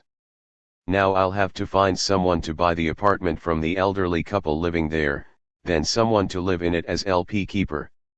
The apartment is enormous, as there is only one per floor in this building, so I'll need a family with some ostensible affluence. Rio de Janeiro, April 6, 1966. Even from travel posters it's impossible to imagine the beauty of the city: mountains right in the middle of town, sparkling bays, wide, sandy beaches.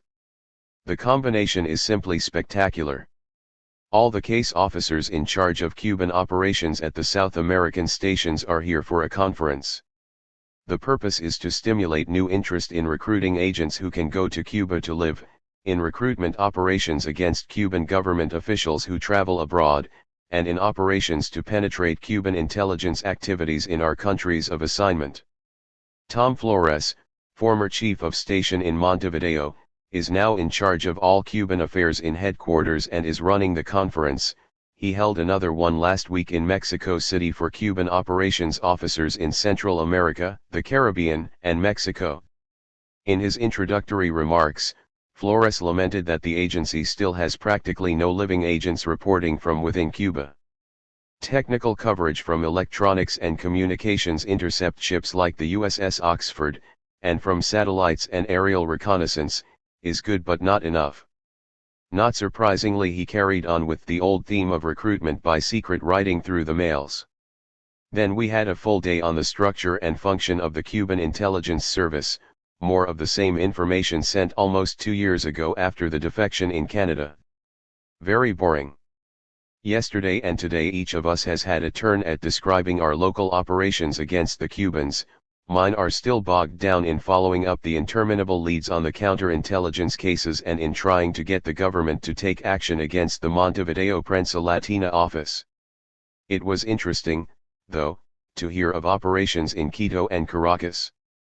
Fred Morehouse, the former chief of the Zerbeach Communications Monitoring Team in Montevideo, was transferred to Caracas, and there he managed to locate and identify 2 people who were operating clandestine radio communications circuits with Cuba.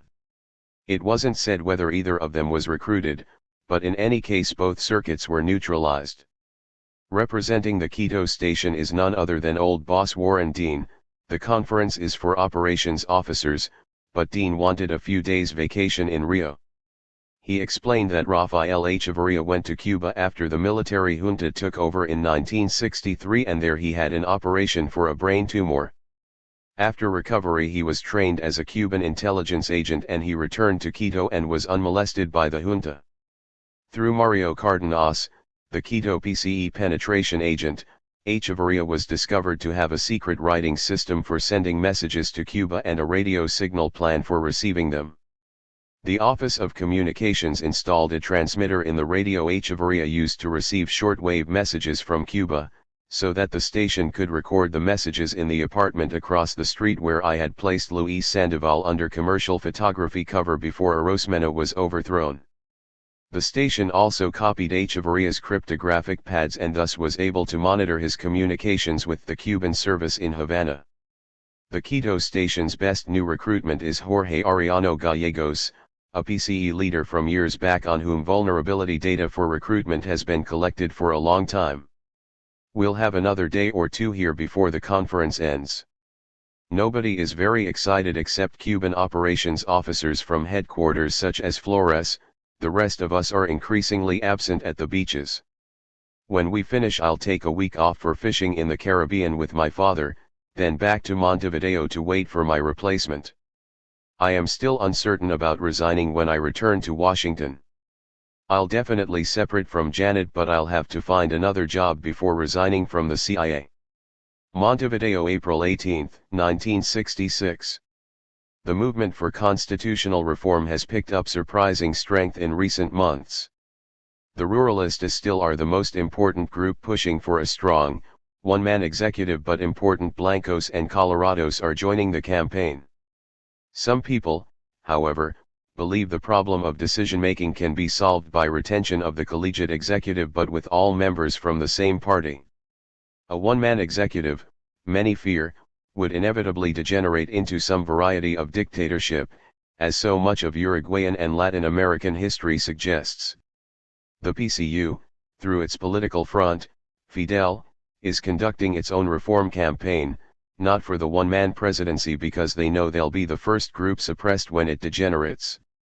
Their signature campaign is for a constitutional reform that would retain the weak executive, but provide for land reform and the nationalization of banking, foreign commerce, and the important industries still in private hands. They have no chance of winning, of course, but land reform is still the most important need in Uruguay. In the last census it was revealed that of the total rural population of 390,000 only about 3,000, less than 1%, own some 70% of the lands. If the rich ranchers pushing the ruralist reform are successful, land reform will be as far away as ever under a one-man executive. The Blancos' main problem is still inflation, 13.6% in January-March, and the ever-worsening economy. More IMF-dictated stabilization measures are coming up soon which will be unpopular and hurt the Blancos' electoral chances. I have just finished one of the more disagreeable operations of my short career as a spy. Several months ago headquarters replied to one of my reports on the Yugoslav mission here. I had sent up-to-date information on all the mission personnel from the Foreign Ministry files, by proposing a recruitment. One of the attachés in the Yugoslav embassy is an old personal acquaintance of Dmir 1, a high-level defector of some years ago. The defector, now in his 60s, was the equivalent to the chief of administration in the Yugoslav Foreign Ministry and had provided excellent intelligence. In recent years he has been shuttled around the world making recruitment approaches to former colleagues, not all of them unsuccessful. Soon headquarters is going to retire him to pasture, but it was desired that he come to Montevideo for one last recruitment approach because the attaché is the code clerk. Horton agreed and the headquarters officer in charge came down to plan the approach with me. The Avenyn surveillance team established our target's daily routine, which involved a walk of several blocks from his apartment to the embassy. He makes this walk in the morning, to home and back at lunchtime, and then again in the evening. The headquarters officer brought the defector, a tall, handsome man with flowing white mane, over from Buenos Aires for the chance street encounter which would be on Boulevard España just a few blocks towards the beach from the Soviet embassy. As good fortune would have it, our target appeared right on time and the encounter, although lasting only about 15 minutes, was very warm and animated. Our defector told the target that he was visiting Montevideo and Buenos Aires on a business trip from Paris where he now lives, and he invited the target to dinner the same day or the next. The attaché accepted the invitation for the following day, and we thought we might have a hit. We decided to use the same security precautions as on the first day, i.e. the headquarters officer and I on counter-surveillance in the street with Tito Musso, the Avenyn team chief, nearby in an escape vehicle. The defector went to the elegant Aguila restaurant the following night as agreed, but the attaché failed to appear. Although we suspected that the target had decided not to see our friend again, since the defector's unsuccessful recruitments are undoubtedly known to the Yugoslav service, we decided to arrange another street encounter just in case. This time the target simply told our defector that he understood and wanted nothing of the plan. He refused to speak more and continued on his way. It was sad, almost pitiful, to see this very distinguished man lurking in the streets before pouncing on our target. The headquarters officer told me they have nothing more for him to do, and at his age he can scarcely learn another job, but they'll have to terminate his salary soon. He's now a US citizen and will get some social security, but his last years are going to be difficult. No wonder most defectors either become alcoholics or suffer mental illness or both. Once they've been milked for all they're worth to us, they're thrown away like old rags. Montevideo, April 25, 1966. The Director of Immigration, Luis Vargas, has landed a blow on the East German commercial mission. He gave them the choice of requesting permanent residence or leaving with 30 days to decide. After a violent verbal encounter with the chief of the mission, von Saher, he threw him out of his office and was about to start deportation proceedings when suddenly von Saher and another officer of the mission, Spinder, returned to East Germany. The other two East Germans, Kuhne and Vogler, have surprisingly requested permanent residence. They are still on their temporary permission, however, and as soon as that expires in a few months Vargas will deny the request for permanent residence. One of my former agents has suddenly made much publicity in the newspapers. It's Aníbal Mercader, formerly of Basque One, who worked for us as a penetration agent of the Uruguayan Revolutionary Movement, MRO. Only a month or two after I arrived in Montevideo, Mercader moved to Miami where he was employed in a bank. Now, 2 years later, he has disappeared with $240,000 and is believed to be hiding in Buenos Aires with his wife, children, and the money. This is a novel way to raise funds for the revolution, but maybe he was on the MRO's side all along. The FBI can figure this one out, we don't know him. Montevideo, May 12, 1966. The PCU signature campaign on constitutional reform has been achieving considerable success, largely because the party has drawn the CNT into the campaign. Through Buzz1, we have been trying to expose PCU use of organized labor for political ends. Yesterday his plenary of democratic civic organizations issued a press statement in which the leftist labor movement in Uruguay is denounced as an agent of international communism and the foreign conspiracy that has thrown itself into the political field in a confrontation, as equals, with the traditional democratic political parties over the constitutional reform issue. Because communists have been allowed to dominate the labor movement, the statement concludes, they have become a power among the powers of the state in a situation of total subversion. I suppose Buzz1 knows his audience, but sometimes he's embarrassing. Commissioner Otero is back from the training course and is more enthusiastic than I've ever seen him. Reports from headquarters on his performance are very favorable. I was just able to get the airport photography operation started before he returned, but Otero is going to take care of the developing and printing work. As soon as possible Frank Cherno will come back and will rearrange the police intelligence darkroom and order new equipment. I'm not sure how soon that will be because Cherno is spending almost all his time these days in Santiago, Chile, where he and Larry Martin are honeycombing a new building of the Soviet mission with listening devices. At the airport Cherno spent 4 days training the police officers who work with the immigration inspectors. Normally it takes a couple of hours to learn how to use this machine, but these men are special. I also arranged for a police courier to take the exposed film to Otero's office, and for the negatives and our prints to be sent over with the daily couriers from police headquarters. Such efficiency has its price, of course, and I've started monthly expense payments to the airport crew calculated on the numbers of passports and other travel documents photographed. It's as close to piecework incentive as I can get without calling it that, but without it the Rekordak would just sit out there collecting dust. I also set up a travel watch list, simple at first to get them used to it, consisting of general categories of documents to photograph like the Soviets and satellites. Finally, I gave each of them a personal copy of the beardless Che Guevara photograph and asked that they imprint that face as deeply in their heads as possible. That won't be very deep, I'm afraid. These guys wouldn't recognize Che if he walked through with beard, beret, fatigues, and automatic rifle. The new police radio communications network is beginning to operate. Gradually the public safety mission technicians will expand it to the interior departments. The other day I got the frequencies from the public safety chief and we're getting our own receivers so that we can monitor the police frequencies. Next week I'll give Otero a generous salary increase. While he was away I hooked Fontana, his deputy, on the payroll, but he doesn't want Otero to know, nor do I. From now on these people have got to concentrate on penetrating the Tupamaros, who seem to be the only organization following the armed struggle line right now. This would be like the Echevarria group in Quito, much more dangerous than the Soviet line PCU, though nobody else in the station agrees with me on this.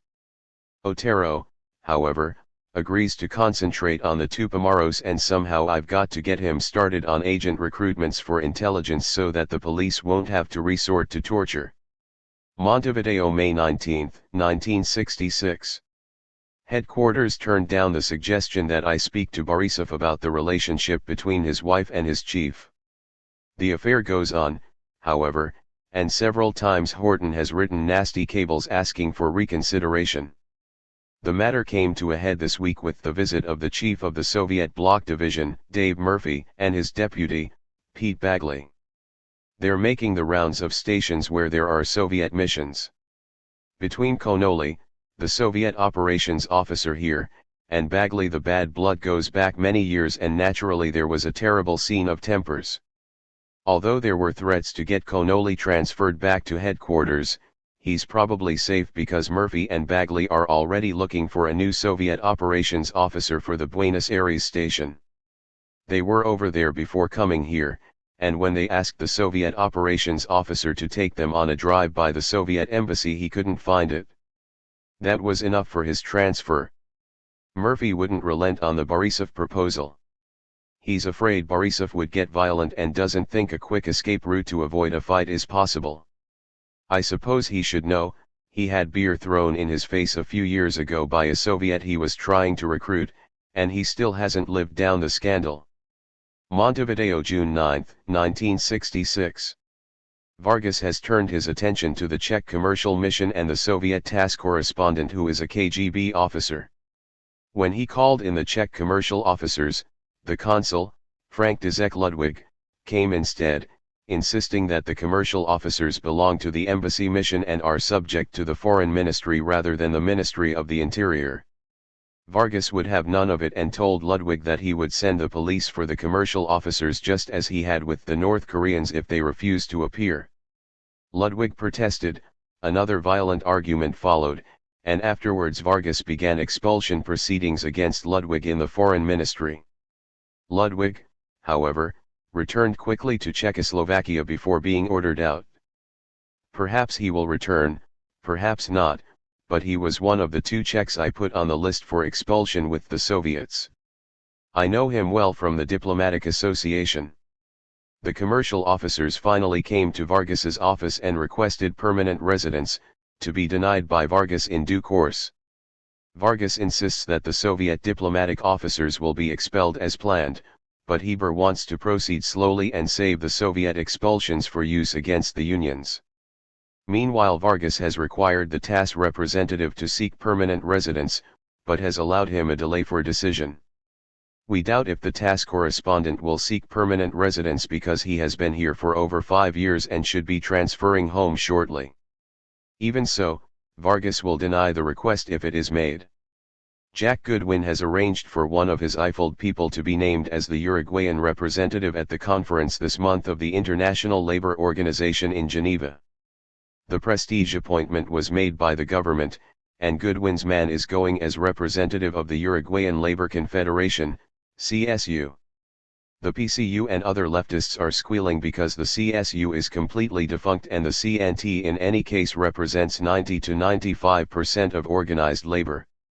The appointment is indicative of how the government increasingly sees the advantage of cooperation and even promotion of the Eiffel and related trade union programs. Private industry is similarly well disposed. In Washington, the agency has arranged with Joseph Byrne, president of the Communications Workers of America, CWA, to have the CWA's training school at Front Royal, Virginia turned over to the Eiffel. This school has been used for years as the main center of the Post, Telegraph, and Telephone, Workers International, PTTI, for training labor leaders from other countries. Now the school will be the home for the Eiffel courses which until now have been held in Washington. Not a bad arrangement, 76 acres on the Shenandoah River where the isolation and control will allow for really close assessment of the students for future use in agency labor operations. Also this year the Eiffel is starting a year-long university-level course in labor economics which will be given at Loyola University in New Orleans. Eiffel hasn't been exactly cheap. This year its cumulative cost will pass the $15 million mark with almost 90% are paid by the U.S. government through aid and the rest from U.S. labor organizations and U.S. business.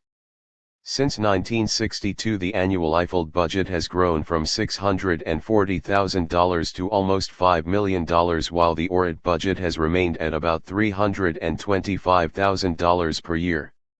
Millions more have been channeled through AIFLD in the form of loans for its housing programs and other social projects. Montevideo, June 24, 1966. Vargas and Storas finally got the new procedure for issuing visas to nationals of communist countries approved by Heber and sent by the Foreign Ministry to all consular posts. The new procedure requires prior approval of all visas requested by citizens of communist countries. Approval procedure requires the Immigration Department and the Ministry of the Interior to check traces on the applicants with appropriate security offices, police and military intelligence, and none can be approved by the Foreign Ministry without prior approval in Immigration and Interior. This is a very considerable victory because it opens the door to denials, delays and maneuvers that will harass and disrupt the Soviet and other communist missions here. In addition, we will have plenty of time to get reports on visa applicants from headquarters and other stations, and we can influence decisions by preparing false reports. In order to protect himself, Vargas asked me to channel our reports through military intelligence, where he will initiate requests. He knows we are in regular contact with Colonel Zipatria. Montevideo, June 30, 1966. I brought over Fred Hauser from the Buenos Aires station to serve as purchasing agent for the UAR code room operation. As luck would have it, the elderly couple had been thinking for some time of selling, and after a little negotiation we agreed on the equivalent of $35,000. The apartment is owned by a dummy corporation called Diner S.A., and Hauser simply purchased all the bearer shares of this company and the apartment was ours. I've got the shares locked up in my safe, where they'll probably stay until the UAR gets another embassy. Hauser was perfect for the task because he has both US and Argentine citizenship and easily passed as an Argentine in the purchasing operation. Now we are going to move in Derek Jones and his family for cover. Jones is an old friend of Cassidy's and has British as well as Uruguayan citizenship. As soon as they move in and our access is assured, Schroeder and Benefield will return to make a permanent installation of the microphone, possibly in the aid offices with a wire to the apartment, but more probably directly from the apartment. Montevideo, July 3, 1966. Yesterday the President of the Bank of the Republic and his refinancing team returned from the U.S. with a bundle of new suites, postponement until December 1967 of payments totaling $47 million that had been due to private New York banks before the end of this year, a new credit line of $22 million from New York banks, a U.S. government stabilization loan of $7.5 million, a $3 million loan for fertilizer from aid, a $1.5 million loan from the Inter-American Development Bank for Economic Development Studies. Thanks to the latest stabilization measures adopted, as a result of pressure from the IMF, in May, inflation in June was 14%, for a total cost of living increase during January-June of 36.3%. As expected, the unions are making ever more ominous threats of new strikes, while the Blancos are offering only the minimal increases provided for in the budget exercise of last year.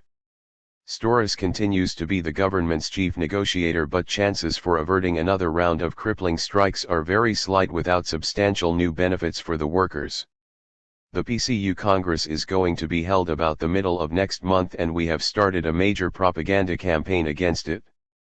The Party Congress, held only every few years, is the PCU's big event this year, and they've invited a fraternal delegation from the Communist Party of the Soviet Union. Through Vargas I am trying to have the visas denied, but if this is impossible, as it now appears, we will hammer away at Soviet participation in the Congress as interference in Uruguayan politics. Montevideo, July 14, 1966. Dominant factions of both the Colorados and the Blancos are now committed to a constitutional reform to return the country to the one-man presidency, although significant opposition continues in certain circles of both parties. Proponents of reform in the two parties are meeting regularly in order to agree on one constitutional reform project that will be approved in the legislature and presented to the country by referendum. By agreeing on a joint reform pact, the traditional parties will ensure that their version of reform will be the only one with a chance for adoption. Thus, if voters reject the joint Colorado Blanco project, which is unlikely, Uruguay will remain with the current collegiate system. The effect is to completely eliminate any possibility that the PCU reform project might be adopted, and the CNT has already denounced the Blanco-Colorado Pact, establishing a strong executive. Meanwhile, strikes are beginning again. The government employees' unions are asking for new benefits in the form of loans, in order to circumvent the constitutional prohibition of government salary increases before elections. Montevideo, July 27, 1966. Storas was able to get a postponement of a government employees' strike set for July 21 and of another strike in the Montevideo transport system that would have occurred today. Nevertheless, municipal workers continue 1-hour sit-downs per shift, and tension is increasing over the loans and how the government can finance them. In a secret meeting, our proposals to deny visas to the Soviet fraternal delegation to the PCU Congress next month were discussed by Storas and the Blanco NCG councillors. It was decided, rightly I think, not to deny the visas but to use Soviet participation in the Congress as justification for action against the Soviet mission afterwards. Additionally, the government right now is studying a Soviet credit offer of $20 million for purchase of Soviet machinery which can be repaid in non-traditional Uruguayan exports. Don Schroeder and Al Benefield are back to improve the technical operation against the UAR code room. By chance their trip has coincided with another change of the settings on the machine. From behind a screen they had built in our new apartment in the room above, and across a light well from the code room, they were able to watch the code clerk making the new settings and to photograph him in the act. They don't even need the recordings now. The code clerk doesn't draw curtains or lower the blind. He couldn't make it much easier for us. Montevideo, August 10, 1966. At last my replacement is here and I'll be able to leave by the end of the month. He is Juan Noriega, a former Navy pilot, who recently finished his first tour at the Managua station where he was responsible for training the bodyguards for the president and the Somoza family. Noriega got here just in time to see Uruguayan democracy hit another new low. All last week President Heber was out on his own protest strike, not against inflation but against his fellow Blanco NCG councillors who were blocking certain of his military assignments. Several key assignments of strong military leaders by Heber, including the designation in June of General A. Garando as commander of the 1st Military Zone, Montevideo, had provoked rumors and speculation that Heber is planning a coup against his own government if the one-man executive is not adopted. We have no substantive reports to support this view, but Heber is definitely advancing strong, anti-communist officers into important positions. The NCG functioned without him until today, when he ended his strike and went on television to explain his actions. Montevideo, August 24, 1966. I've turned over all my operations to Noriega and in a few days will be flying home. In 2.5 years our station budget has gone up to almost $1.5 million while several new additions have been made to the station case officer complement. In a couple of weeks Bill Cantrell arrives to work full-time with Otero's Police Intelligence Department. Also due to arrive shortly is another non-official cover officer for operations against the PCU and related revolutionary organizations. This officer has been long delayed in arriving. His cover was arranged by Holman with Alex Perry, one of Holman's golfing companions, who is general manager of the Uruguayan Portland Cement Co., a subsidiary of Lone Star Cement Corporation.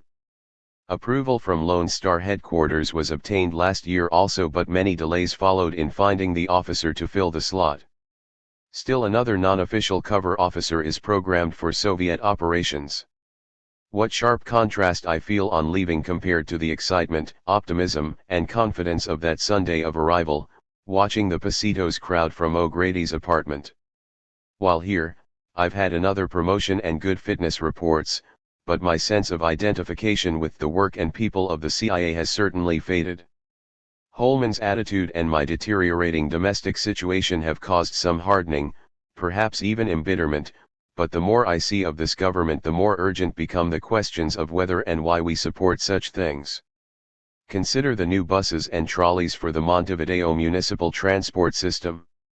When I went to the port to receive my car a few weeks after I arrived, I noticed a very large number of bright new blue and red vehicles parked ready to leave the port for service in the city's very crowded and overtaxed transport system. There were 124 of the buses and trolleys ordered in 1960 by Nardone, then NCG president, from Italy at a cost of several $1 million. They arrived at the end of 1963, but the Colorado-controlled municipal government was unable to pay the exorbitant unloading and customs costs levied by the Blanco-controlled Port Authority and Customs Administration.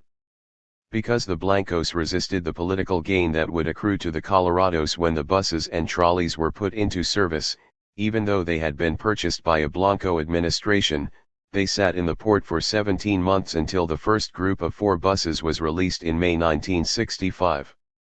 During that time they were sitting out of doors, deteriorating from the salt air and frequently stripped of parts and trimmings by vandals. Because of slow payment by the Blanco national government of the Montevideo transport subsidy with which the customs and unloading charges would be paid, together with other red tape and slow paperwork, 104 of these units are still rusting in the port right now. Such subordination of the public interest to partisan political goals is not at all inconsistent with the rest of Colorado Blanco governing in recent years. Uruguay, the model for enlightened democratic reforms, is the model of corruption and incapacity. Notes 1. See Chart 6. Part 4. Washington, D.C. September 15, 1966. My assignment in headquarters is to the Mexico branch as officer in charge of support for operations against the Soviets in Mexico City.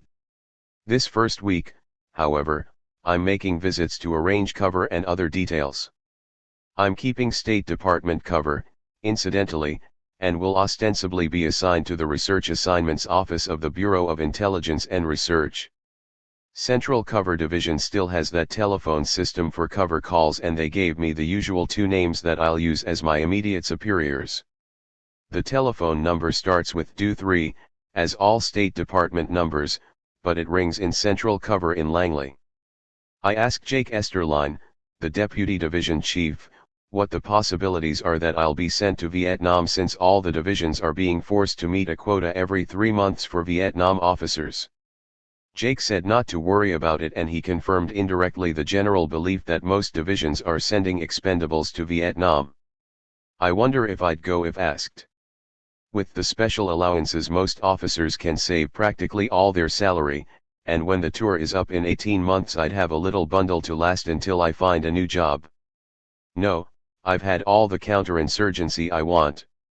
The Clandestine Services Career Panel also called me in for an interview. They told me I've been accepted in the agency's new retirement program, meaning I can retire at age 50 with a handsome annuity. At 31 that seems like a long way off, but it's nice to know you're in the most generous program. Yet not even this retirement program can keep me doing this same work for 19 more years. The officer I'm replacing on the Mexico branch is the same person who replaced me when I left Quito. He's being allowed to resign under a cloud because on the polygraph he wasn't able to resolve certain questions about finances in Quito. It's pretty sad because he's in his 40s with a family to support and no job to enter. It makes me realize I'd better be careful about whom I discuss my doubts with, and I'd better get another job lined up before I start talking about anything. Washington, D.C. October 4, 1966. The headquarters organization of WH Division hasn't changed much from 6 years ago. In the executive offices, in addition to Bill Bro, the division chief, and Jake Esterline, there are support officers for personnel, training, security, and records. We have a foreign intelligence staff consisting of 5 officers, headed by Tom Polgar, and a covert action staff of 4 officers, headed by Jerry Droller, the famous M.R. Bender of the Bay of Pigs invasion. These staffs review projects and other documents from field stations that require division approval for funds and operational decisions. They also coordinate such matters with other headquarters offices outside WH Division. The regional branches consist of the large Cuban branch with about 30 officers headed by Tom Flores, and smaller branches for Mexico, Central America, the Caribbean, the Bolivarian countries, Brazil, and the Cono Sur, Uruguay, Paraguay, Argentina, and Chile. Altogether we have about 100 officers of the division at headquarters American Samoa, opposed to a little over 200 officers at the stations. The division budget is about $37 million for the financial year 1967 to $5.5 million being spent in Mexico.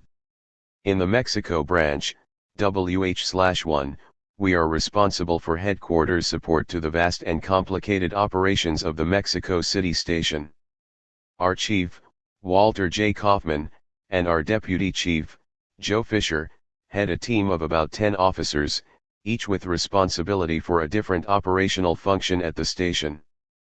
Because of certain DDP office shifts in headquarters, our branch and the Cuban branch are temporarily being housed in the Ames building, one of several of the new high-rise office buildings in Rosslyn occupied by the agency.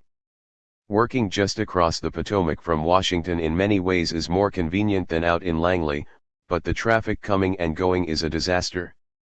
Joe Fisher gave me a briefing on the operations of the Mexico City station, and I can understand why the station has the dubious reputation of too much bone and too little muscle.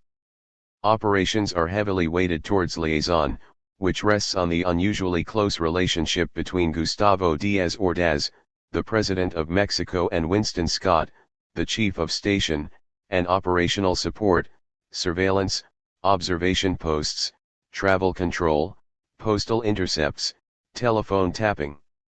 Badly lacking are good agent penetrations of the station's main targets, the Soviets, Cubans, local revolutionary organizations, and the Mexican government and political structure. The operations are dull because there are almost no political operations such as those we have in Ecuador and most Latin American countries. The reason is that the Mexican security services are so effective in stamping out the extreme left that we don't have to worry. If the government were less effective, we would, of course, get going to promote repression. My duties in support of the station's Soviet/satellite section are to coordinate and process cases, which comes down to just keeping the paper moving. In some cases I have the action responsibility, which I coordinate with the Soviet Bloc Division, and in others the SB Division has action responsibility and they coordinate with me. The operations leading into the target missions, but not dealing with an actual penetration or recruitment of target personnel, are generally my responsibility, whereas recruitments, provocations, and more sensitive operations get SB Division action. In all cases we coordinate with each other. Telephone tapping, observation posts, surveillance teams, travel control, access agents and double agent cases are my responsibility, but any operations to recruit or defect a Soviet would be handled by the Operations Branch, Western Hemisphere Office of Soviet Bloc Division, SB/O/WH. Satellite branches, e.g. SB/Poland, SB/Czechoslovakia, are the action or coordinating SB office for their particular countries. Happily for me, the SB Division people are responsible for compilation and updating of the SPRS, Soviet Personality Records, which is the very detailed analysis maintained on every Soviet of interest. Usually the information for the SPR is obtained over long periods of observation while the Soviet is assigned to a foreign mission. It includes his work habits, leisure activities, friends, personality, likes and dislikes, wife and family, health, vulnerabilities. In the Mexico branch all the liaison and most of the support operations are under Charlotte Bustos, who has been in the branch for 10 years and knows every detail of these complicated activities. Thus I only have to have a peripheral interest in these operations, even though they are targeted against the Soviets and satellites, because they are often used against many other targets. Nevertheless, I look after the requirements related to the 3 observation posts overlooking the Soviet embassy, together with the 5 or 6 houses we own on property next to it. There are also 15 or 20 access agents, Mexicans and foreigners living in Mexico, who maintain personal relationships with the Soviets under one or another pretext, for whom I process operational approvals, name checks, and other paperwork. License plate numbers of vehicles from the U.S., together with photographs of their occupants, are taken by the observation posts at the Soviet, satellite, and Cuban embassies and forwarded to headquarters for additional investigation. The Office of Security obtains the names and other data from state office registration files, and we forward to the FBI memoranda when the information involves U.S. citizens or foreigners resident in the U.S. There are also a number of counterintelligence cases involving U.S. citizens with known or suspected connections to Soviet or satellite intelligence operations in Mexico City. In some cases U.S. citizens were recruited while traveling in the Soviet Union and were given instructions for contact in Mexico City or some other city in Mexico. Usually in these cases the participants are considered to be under the control of the Soviets, or the Satellite Intelligence Service as the case may be, as opposed to double agent cases where control is supposed to be ours. One particularly complicated and lurid case came very close to home because it involved a sensitive experiment in cover. About 2 years ago, when De Fitzgerald was chief of WH Division, he decided to make an experiment to see just how productive a group of CIA officers could be if they worked from a commercial cover office with very little direct contact with the CIA station under state cover in the embassy. The experiment could have had a profound influence on the future of CIA use of state cover, which is the main type of cover used in countries where large U.S. military installations do not exist. Because the problem with non-official cover is that officers under official cover in embassies so often have to devote inordinate amounts of time to support of the non-official cover officers, security, communications, finance, reporting, name checks, etc., non-official cover tends to be counterproductive. The experiment in Mexico City was to establish several officers under commercial cover with direct communication to headquarters and as little burden on the station as possible. The LILINC office, cryptonyms for Mexico begin with LI, was set up for 3 operations officers under cover as import representatives. The Office of Communications designed a special cryptographic machine that looks like an ordinary teletype and that transmits and receives encoded messages via a line-of-sight infrared beam. The LILINC office is located in an office building that provides line-of-sight to a station office in the embassy where similar transmitting and receiving gear is located. Secure communications exist without the need for personal meetings between the inside and outside officers. The LILINC office can also be hooked into the regular station communications system for direct communication with headquarters. Thus, support duties for officers inside the embassy have been reduced to the absolute minimum. The experiment has been only partially successful. Our officers have had difficulties getting sufficient commercial representations to justify their cover, on the one hand, while station support for them has not been reduced as much as had been thought possible. The counterintelligence case that I have inherited involved one of the officers of the LILINC office and led to the recent decision to close the office completely. The officer in question has a serious drinking problem and was engaged in a liaison with a girl who was a clerk in the U.S. Embassy Communications and Records Unit, not the station but the regular State Department unit. It was discovered that they had taken photographs and films of themselves and other couples in pornographic scenes, sometimes with the use of animals. One of the participants was a character of doubtful nationality who was connected with a combined Soviet-Polish espionage case in the US several years ago but who had dropped out of sight. When the photographs and films became known, along with the participation of the Soviet-Polish agent, headquarters decided to allow the officer to resign, a decision also taken by the State Department when advised of participation by their communications and records clerk. The other party, the ringer, again disappeared and the station has been vainly trying to locate him and the films. Neither our LILINC officer nor the girl were willing to discuss the matter prior to resignation and they have apparently floated off together to California. My job is now to coordinate the station investigation with the headquarters CI staff which handles the case with State Department security. No one has determined yet whether the Polish Soviet agent recruited our officer or the girl, which is the main reason why LILINC is being closed. Already Arthur Ladenburg, the junior officer under LILINC cover, has returned to headquarters. In my dealings with the counterintelligence staff on these sensitive cases I have discovered the solution to a seldom discussed mystery in headquarters. During the weeks of study of the headquarters bureaucracy during formal training in 1959, there was never any mention of an Israeli branch or desk in the Near East Division. When someone once asked about this, the instructor gave one of those evasive answers that suggests the question was indiscreet.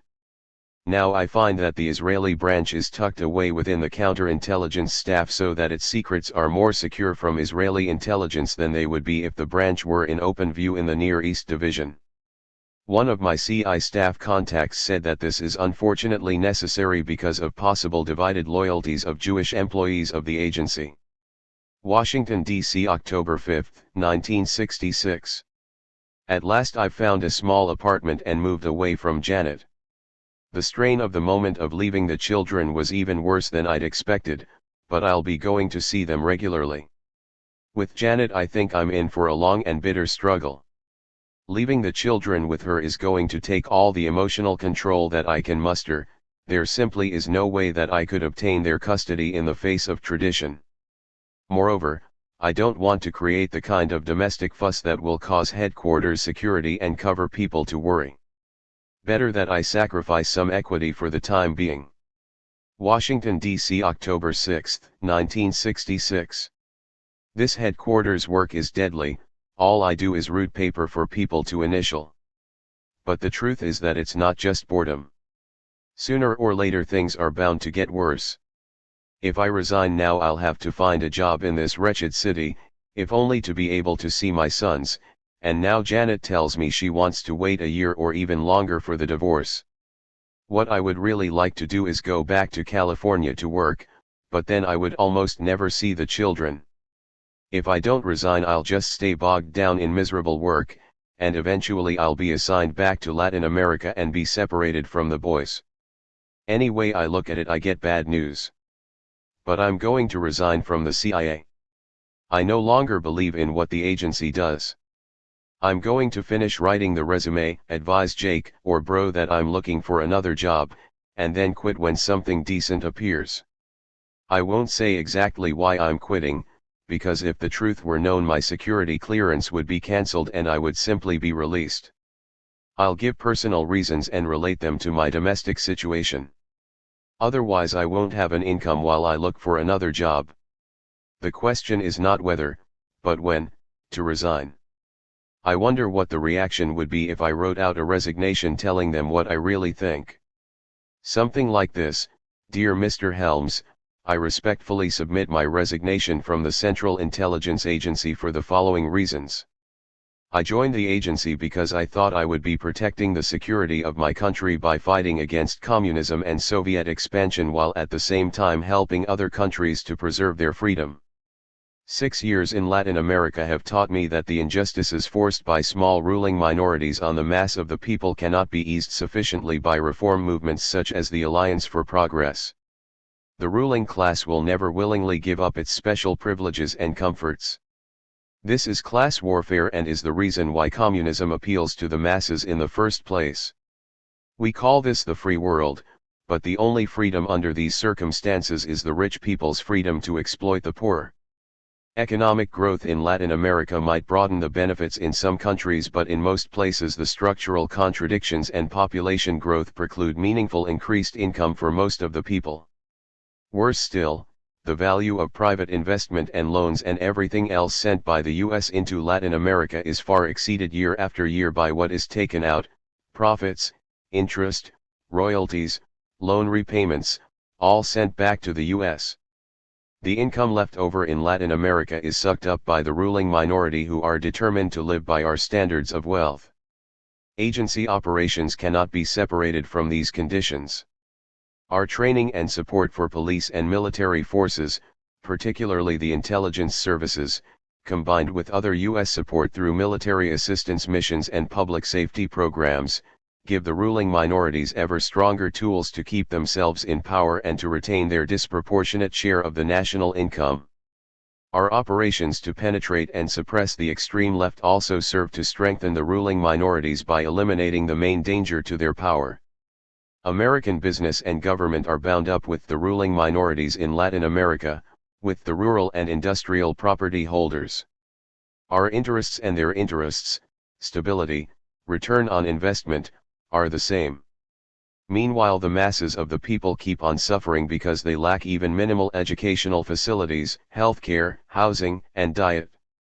They could have these benefits if national income were not so unevenly distributed.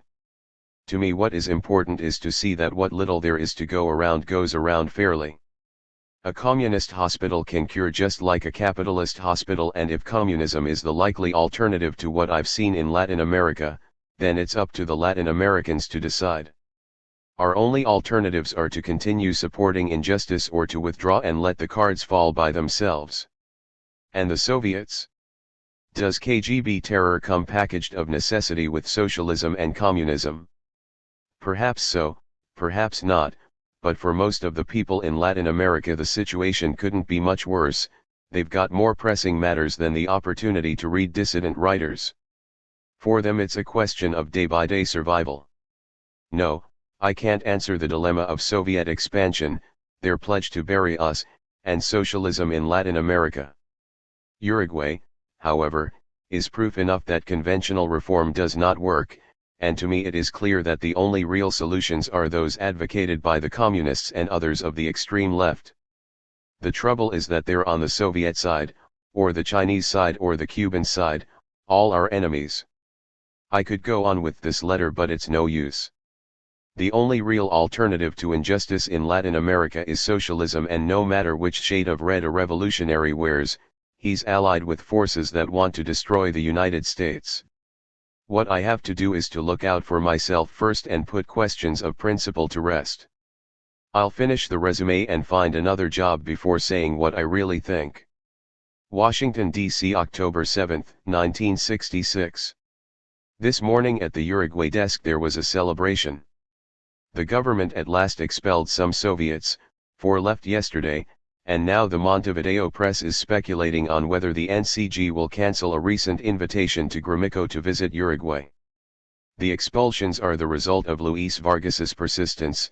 When I said farewell he told me that when the government unions started agitating again before the elections, the Soviets would suffer.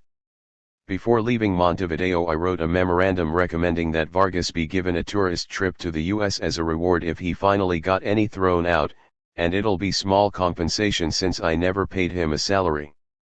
The expulsion order was based on the same false report we prepared for Storis last January, with minor updating, and it accuses the Soviets of meddling in Uruguayan labor, cultural and student affairs. Only 4 Soviets are being expelled right now because the cultural attaché and 1 other on the original list are on home leave in Moscow and their visa renewals can be stopped by Vargas. The other 2 not included in the expulsion are commercial officers and they will be expelled, according to Vargas, as soon as these 4 with diplomatic status leave. The Montevideo station and others will be using the expulsions for a new media campaign against the Soviets. Our report for Storis ties the most recent wave of strikes to the PCU Congress in August and to the Soviet participation therein, together with the usual allegations of Soviet-directed subversion through the KGB, GRU and local communist parties.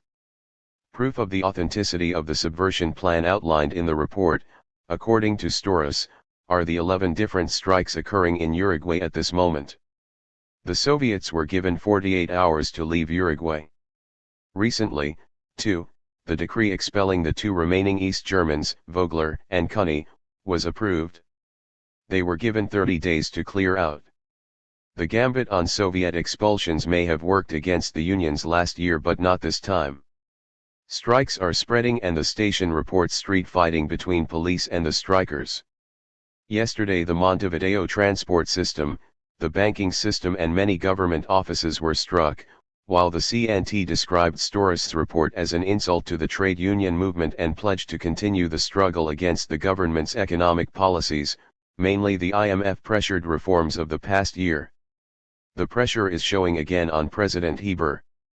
Last night in the NCG meeting he exchanged words with one of the Colorado councilors who left the meeting but returned shortly to challenge Heber to a duel. The NCG meeting broke up as seconds were named, but later agreement was reached that the honor of neither man had been wounded. The seconds signed a document to that effect and the duel was cancelled. What provoked the challenge was Heber's loss of temper when the Colorado councilor reminded him that last year, 2 days before the first bank failed, Heber withdrew some 800,000 pesos from it. Washington, October 15, 1966. A curious cable from the Mexico City station started me thinking again. Kaufman gave me the action. It has the Rybat indicator for special sensitivity, because it is a proposal for a CIA officer to be named as the U.S. Embassy Olympic attaché for the Games in 1968. For some time the station has been reporting on the increasing number of coaches from communist countries contracted by the Mexican Olympic Committee to help prepare Mexican athletes for the Games. 6 coaches from the US were also contracted but they are outnumbered by the 14 or 15 communists, all of whom come from the Eastern European satellites. A little Cold War is going on between several of the Americans and their communist colleagues, particularly in track and field, but the Cold War chauvinism is really a degeneration of professional rivalry. The embassy in Mexico City is involved because the USIS Cultural Section has given specialist grants to the Americans under the Educational Exchange Program. These grants supplement their salaries from the Mexican Olympic Committee and in several cases have been used as incentives to keep several coaches there who otherwise would have quit. The station has also been reporting on the assignment of intelligence officers from the communist embassies to handle duties relating to preparations for the Olympics. These activities bring them into contact with a wide range of Mexican officialdom working on the Olympic Committee and the sports federations preparing the Mexican teams, and with an even larger number of people in the Olympic Games organizing committee preparing the games themselves. The attraction to the communist intelligence services in using the Olympic Games as a vehicle for expanding operational potential among such a large group of government, business, professional and cultural leaders is obvious. The cable from the Mexico City station describes a recent suggestion by the ambassador, Fulton Freeman, that the CIA provide an officer to fulfill the duties as U.S. Embassy Olympic attaché. Such an assignment, the ambassador reasons, would be logical since the CIA officer could keep an eye on the communist intelligence officers through the regular meetings of Olympic attaches, some of whom are private citizens resident in Mexico City while others are officers of diplomatic missions. The CIA officer would also be able to watch the communist Olympic attaches because his work with the Mexican Olympic Committee and the organizing committee would overlap with the communists. If the agency is unable to provide an appropriate officer as Olympic attaché, the ambassador will choose from among several possibilities he already has in mind, because increasing requests from the Mexicans to the embassy on Olympic-related matters, together with the expected large influx of Americans for the Games, justifies an officer working full-time in the Olympics. The chief of station, Win Scott, comments in the cable that assigning an officer to this job would be advantageous to the station for a number of reasons. First, the station is handicapped because only 3 of its 15 or 20 officers under embassy cover are allowed to be placed on the diplomatic list. Such exclusion, a policy of successive ambassadors, limits the mobility of station officers among the diplomatic corps, the governing, and only important, Mexican political party, the foreign ministry and other government offices, and professional organizations, all of which are important station targets for penetration and covert action operations. An officer under Olympic cover would have ready access to these targets for spotting, assessment and recruitment of new agent assets in all these fields through his Olympic cover duties. Secondly, the officer would be close enough to monitor at least some of the communist Olympic attachés' more interesting developmental contacts as well as engaging them in direct personal relationships. Right now practically no station officer has any direct personal relationship with communist counterparts. Thirdly, the station Olympics officer would be able to obtain information on the communist coaches training Mexican athletes, through the American coaches who already are beholden to the embassy because of their specialist grants. The chief of station adds in the cable that the Olympic officer will have a separate office in the embassy and will operate as an extension of the ambassador's office, having of necessity a very discreet contact with the station. I've ordered the files on past Olympics from Records Integration. It would be an exciting job. Washington, D.C. October 25, 1966. I've reviewed the files on operations connected with past Olympics. We've been in every Olympics since the Soviets appeared in Helsinki in 1952. Melbourne, Rome, Tokyo, and now Mexico City. Provocations, defections, propaganda, recruitment of American athletes for Olympic Village operations, Winter Games and Summer Games, all the way with CIA. I've written a memorandum to Bill Brough and to Dave Murphy, Chief of the Soviet Bloc Division, recommending approval of the Mexico City station's proposal. In my memorandum I said I might qualify to be the ambassador's Olympic attaché as I have always been a great athlete, albeit in fantasy. I was only half serious and I thought they would laugh, but Murphy is interested. Brough was chief of station in Tokyo during the Olympics in 1964 and he's not too enthusiastic. But I sent another cable back to Mexico City, telling them that the proposal is approved in principle and that headquarters will discuss with the State Department and look for a candidate. Kaufman says, "I've got better than a 50-50 chance of going. I think I'll postpone that resignation. Maybe in the Olympics I could make a connection for a new job. Tonight I'll do some push UPS and maybe run around the block." They say Mexico City is a great place to live. The other day a Ribat cable arrived from Mexico City showing how the system works there. The chief of station advised that Luis Echeverria, the Minister of Government, Internal Security, told him he has just been secretly selected as the next Mexican president. Echeverria is now the famous Tapado, covered one, whom the top inner circle of the ruling party, the Revolutionary Institutional Party, PRI, select well in advance to be the next president. Although Echeverria said it in a somewhat indirect manner, the chief of station has no doubt that he was intentionally being let in on the secret, even though the elections won't be held until 1970. The information in the cable is extremely sensitive, not so much because it's a secret but because presidential succession in Mexico is supposedly a decision made by a broad representation within the PRI. For years leaders of the PRI have been denying that presidential succession is determined secretly by the incumbent, ex-presidents, and a few other PRI leaders. They even have a nominating convention and all the appearances of mass participation. The Mexico branch reports officer sent a blue stripe report, very limited distribution, over to the White House and the State Department on Echeverria's good news. Washington, D.C. December 1, 1966. In last Sunday's elections in Uruguay, the Blanco Colorado Constitutional Reform Pact was adopted, and the Colorados won the presidency. It'll be General Gestado who resigned from the NCG last April to campaign for reform.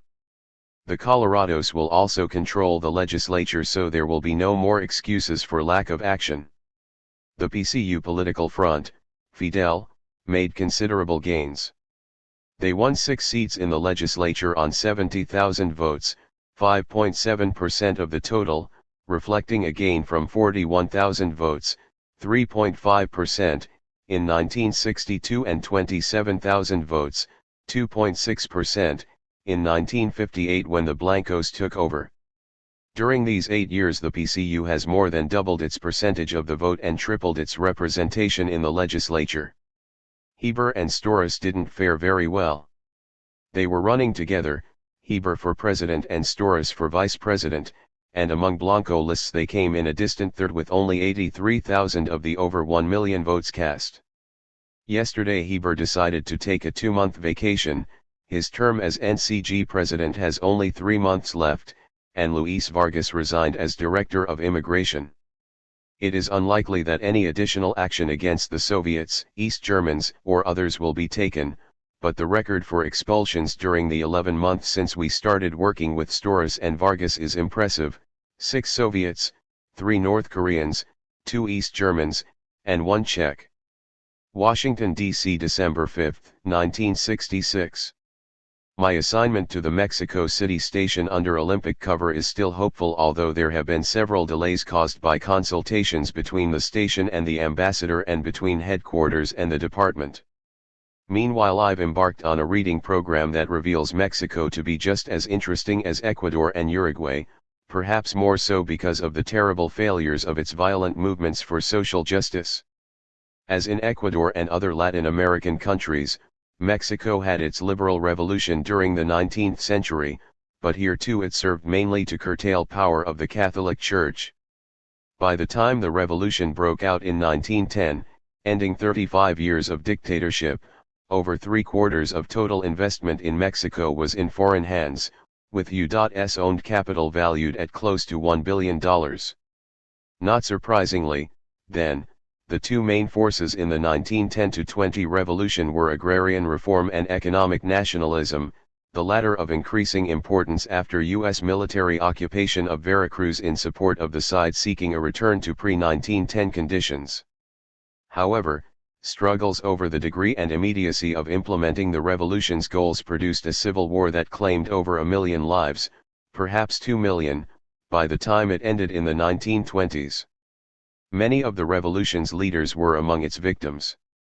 Most of the nationalist and agrarian ideals of the Mexican Revolution are embodied in the 1917 Constitution, which is still in effect today.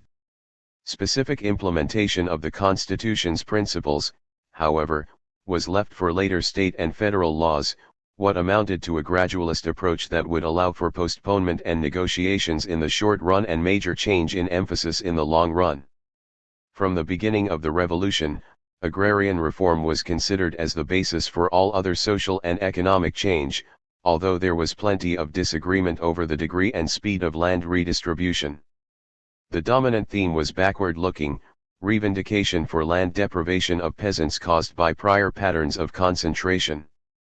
Possession of the land by peasants, it was thought, would increase production and above all would lead to dignity, the rural dignity that would serve as the foundation for the new sense of nationality, as the revolution reversed the habit of exalting foreign things while denigrating things Mexican. Although private land holdings rose in number after redistribution began, the dominant institutional pattern for agrarian reform was the ejido, the communal lands owned by a village and divided among the peasants who could alienate their parcels only with great difficulty. The ejido, then, was in theory a return to the pre-reforma tenure that was eliminated by the Constitution of 1857. Agrarian reform proceeded slowly at first, restricted mainly to the legitimizing of land seizures made during the years of Civil War. But in the late 1920s expropriations and redistribution accelerated, reaching a zenith during the presidency of Lázaro Cárdenas, 1934-40, who distributed over 40 million acres that affected more than 2 million people. Presidents who followed Cárdenas continued to redistribute land, although on a reduced level, while persistent mass rural poverty provoked criticism and allegations of failure in this most fundamental of the revolution's programs. In addition to being the high point for land redistribution, the Cárdenas regime is also considered to be the culmination of the revolution's goal to recover industry and natural resources from foreign control. Nationalization of the American and British-owned petroleum industry in 1938 is the best known of Cárdenas's applications of the 1917 Constitution's provisions for nationalist economic policies. World War II brought Mexico and the U.S. closer together again, and for many observers the original agrarian and nationalist drives ended during this period. During the government of Miguel Alemán in 1946-52, foreign capital was invited back to Mexico and has been increasing steadily in spite of a Mexicanization program requiring 51% Mexican ownership of important firms. Alemán and the governments that followed channeled new investment into major mining and manufacturing industries as well as agriculture, irrigation, electric power, and tourism. By 1965, foreign investment in Mexico had grown to $1.75 billion, 80% of which pertained to the hundreds of U.S. companies operating there. Also, since World War II, the Mexican government has constructed thousands of miles of roads, hundreds of new schools, and many social overhead projects such as potable water systems. By 1965 the coefficient of investment was up to 18.9% following an average GDP growth rate during 1961-65 of 6.6%, equivalent to 3% per capita. Mexico's diversified exports, coffee, cotton, sugar, wheat, corn, fruits, sulfur, precious metals, rose in value an average of 8.5% annually during the same period. At first glance this would appear to be an optimistic situation with the land in the hands of the peasants and high agricultural and industrial growth rates. Surely the faster industry grows, the more resources will become available for investment in rural projects like irrigation and transportation, and in social overhead like education, housing, and medical services.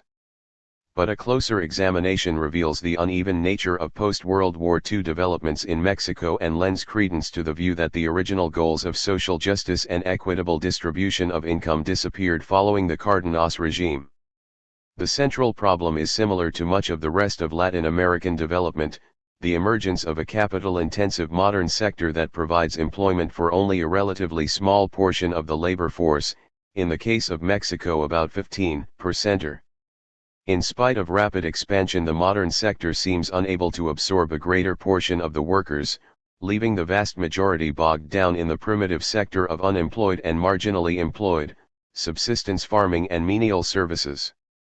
Perhaps the best illustration of Mexico's uneven growth is found in the way its average per capita income of $475, slightly higher than the general Latin American average, is distributed. According to the Inter-American Development Bank, the poorer half of Mexico's population receives only about 15% of the total personal income, averaging about $12 per person per month. According to the United Nations Economic Commission for Latin America, the 15% of national income received by the lower income 50% of the population is less than is received by the same group in almost all the other countries of Latin America. In Mexico, the poorest 20% of the population receives only 3.6% of total national income, lower than the comparable amount for El Salvador, Costa Rica, and Colombia. The poorest 10% of the Mexican population, who number some 4.2 million persons, receive an average income of only about $5 per month.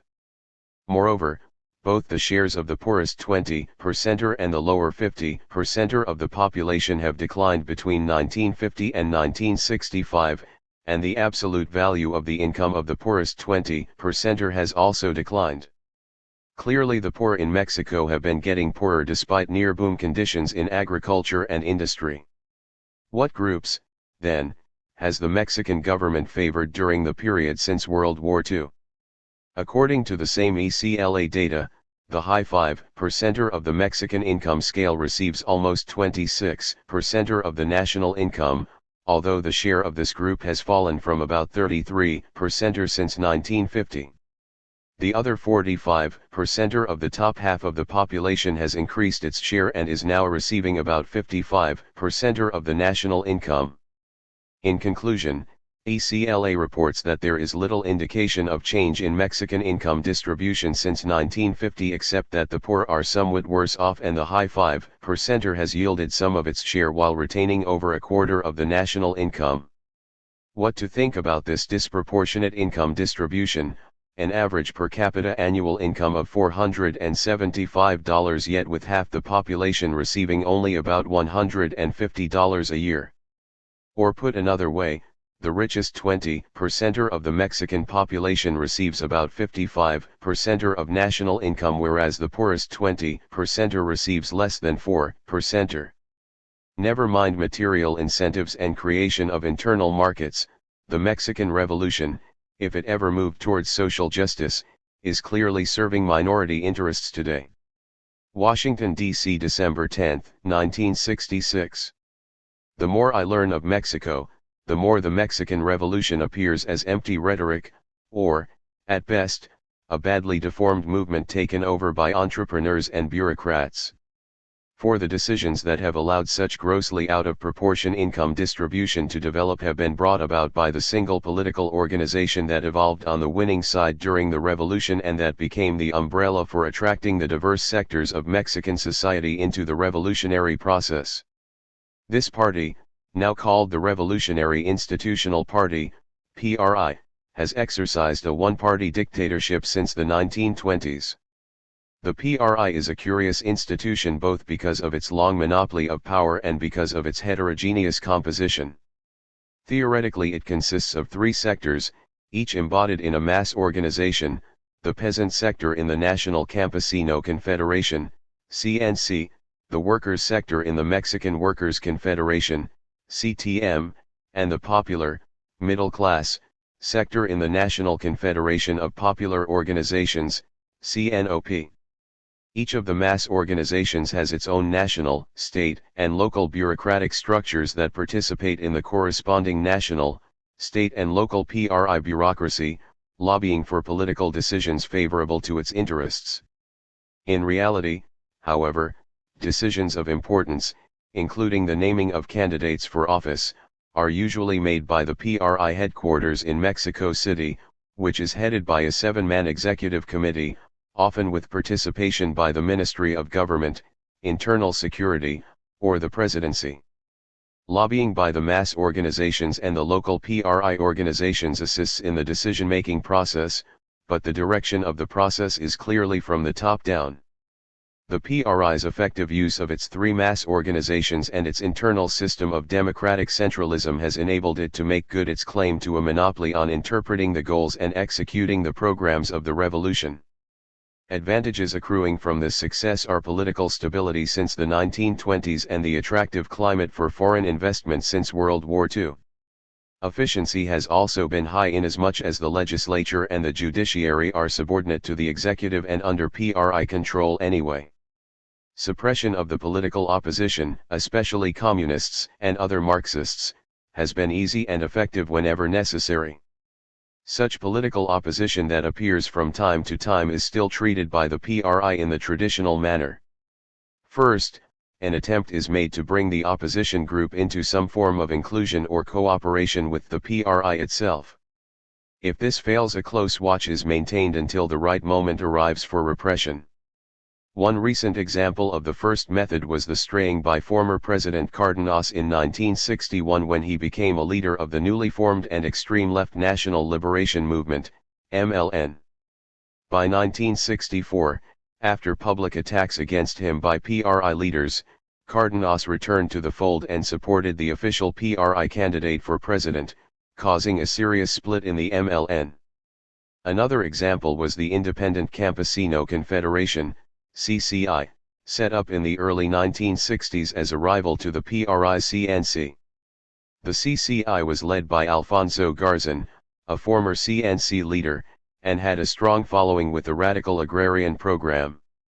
A combination of government repression of the CCI and overtures to Garzón to return to the PRI succeeded in obtaining renewed support for the PRI by Garzón. Meanwhile, Garzón caused a split in the CCI by trying to expel its communist leaders, who nevertheless continued active in the branch of the CCI they controlled. Because the challenge to the PRI's leadership of the revolution must obviously come from the left, both ideologically and in terms of specific social and economic programs, the PRI shows the least tolerance towards leftist groups that refuse to cooperate. Repression is regular and punishment is severe. A recent example is the jailing in 1964 of Ramon Danzos Palomino, leader of the pro-communist branch of the CCI, who campaigned for the presidency that year even though his communist-backed electoral organization was not allowed to be officially registered. His effectiveness in creating a following, however, led to the PRI decision to put him away for a while. Usually, the offense for undesirable opposition political activities is social dissolution of one kind or another. The PRI, then, has its own version of democratic centralism and transmission belts through mass organizations. Political opposition that can be controlled or co-opted is tolerated, in fact encouraged, while adamant opposition is kept well in check through heavy-handed repression. Civil liberties are commensurate with toleration of dissent, variable from time to time, and public information media are well trained in self-censorship. Prudence suggests working within the system in Mexico, and PRI slogans, not surprisingly, are coined on the themes of social peace and national unity. The seemingly simple questions cannot be avoided. If the PRI represents the campesinos, workers, and popular classes as its mass organizations and propaganda would have them believe, how then has it allowed the business, industrial and professional leaders to corner such an inordinate share of the national income? Can it be that the PRI leaders themselves aspire to enter that top 5% through their political activities?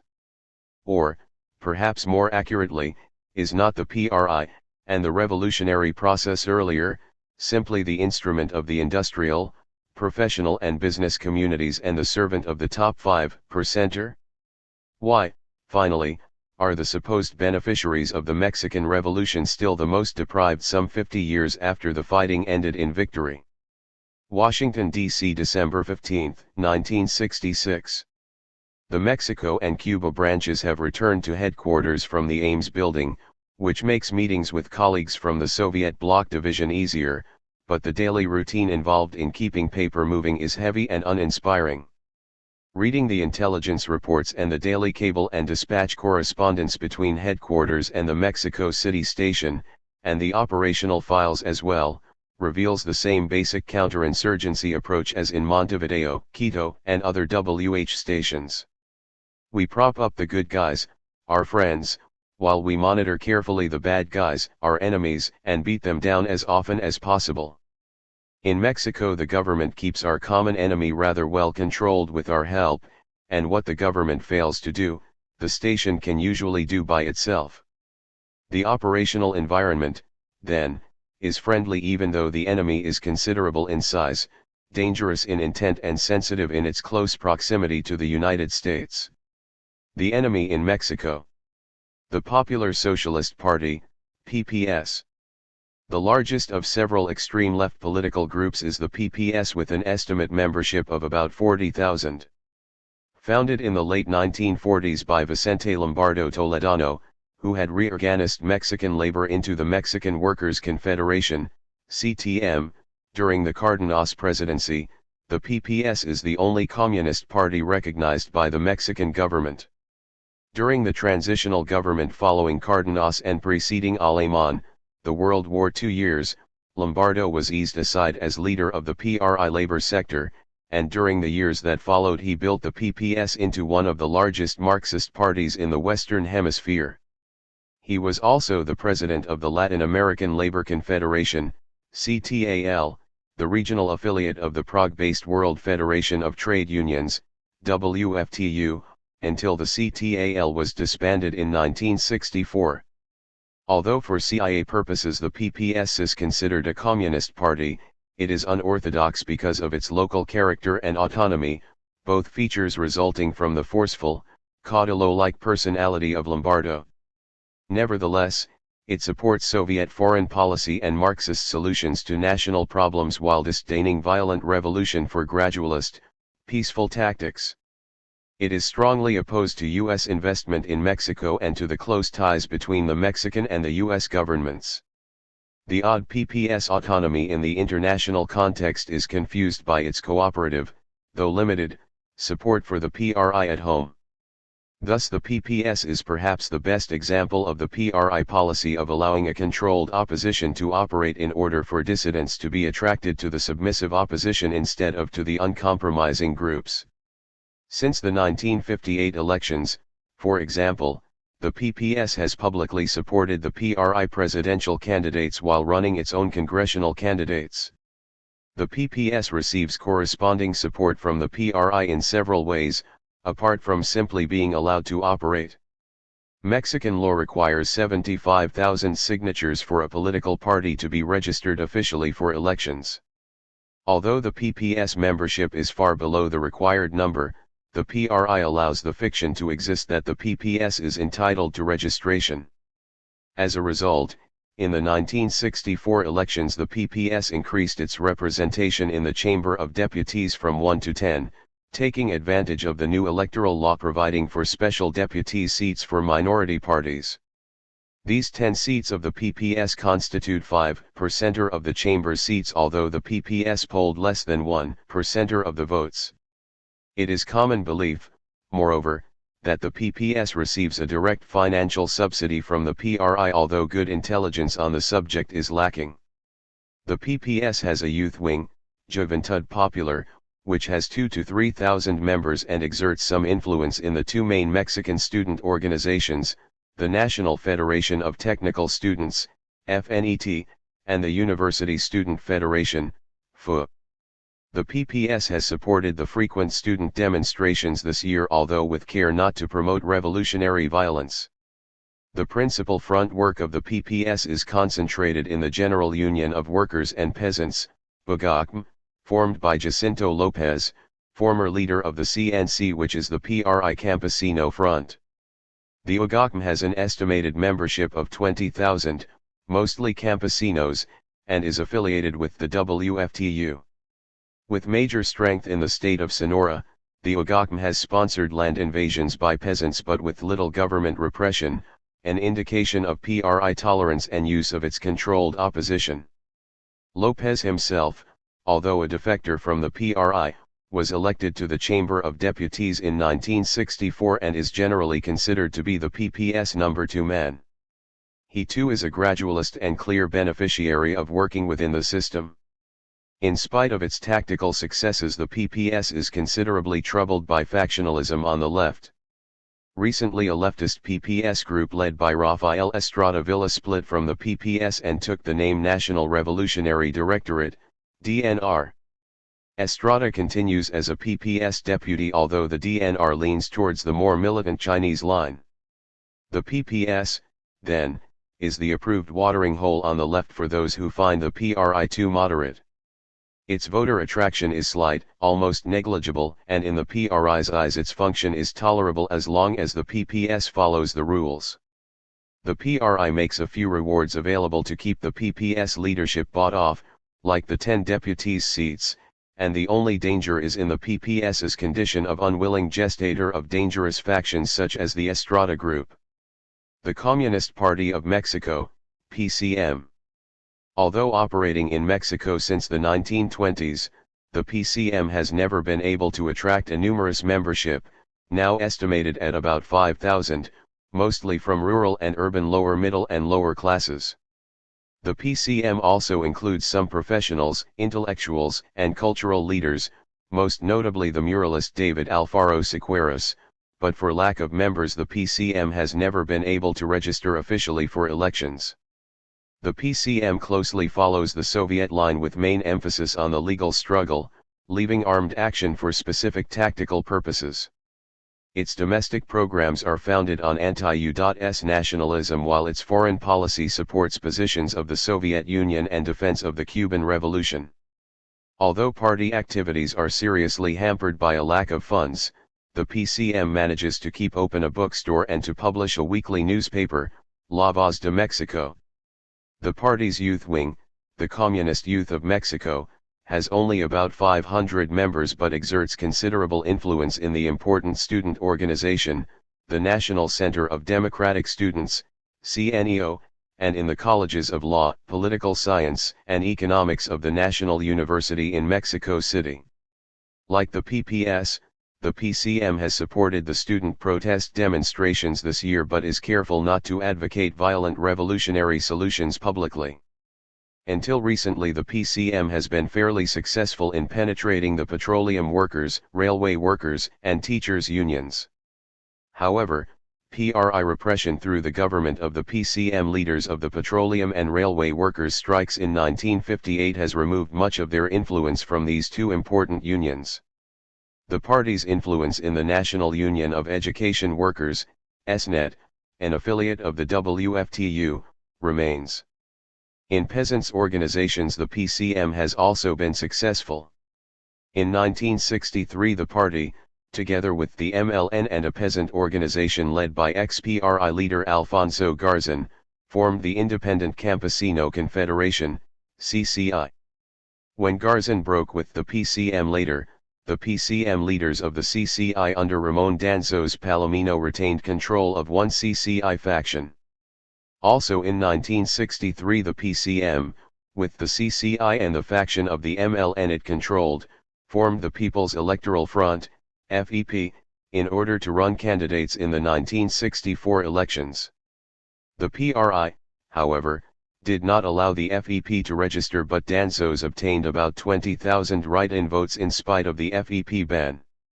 Not long after the elections, Danzos, who was uncompromising and hostile to the PRI, was arrested and he remains in jail today. Government repression of the PCM, the FEP, and the PCM-controlled faction of the CCI continues, and the movement is kept well in hand.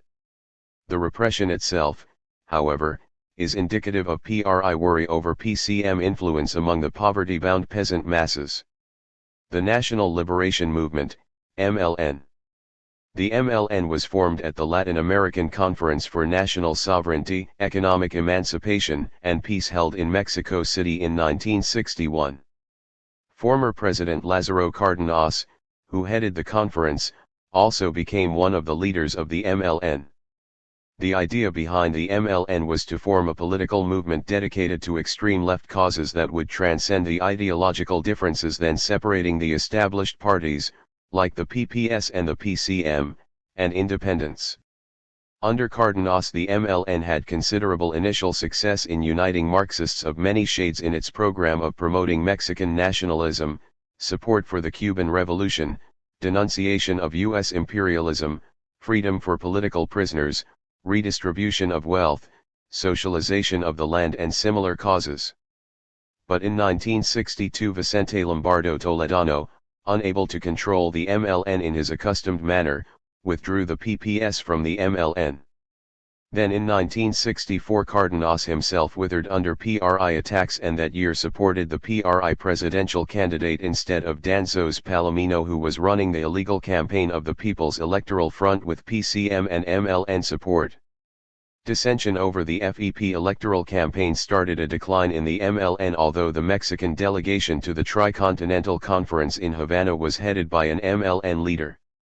The semi-official journal of the MLN, Politica, continues to be published under the direction of Manuel Marquez, formerly one of the intellectual leaders of the PPS. Partly because of Cardenas's participation in the MLN, the PRI has not yet mounted really serious measures against it. Nevertheless, some MLN leaders come under regular fire from the PRI as a result of government repression against the PCM, FEP, and CCI. The Bolshevik Communist Party of Mexico, PCBM. Some four splinter communist parties follow the Chinese line, of which the PCBM is the most important.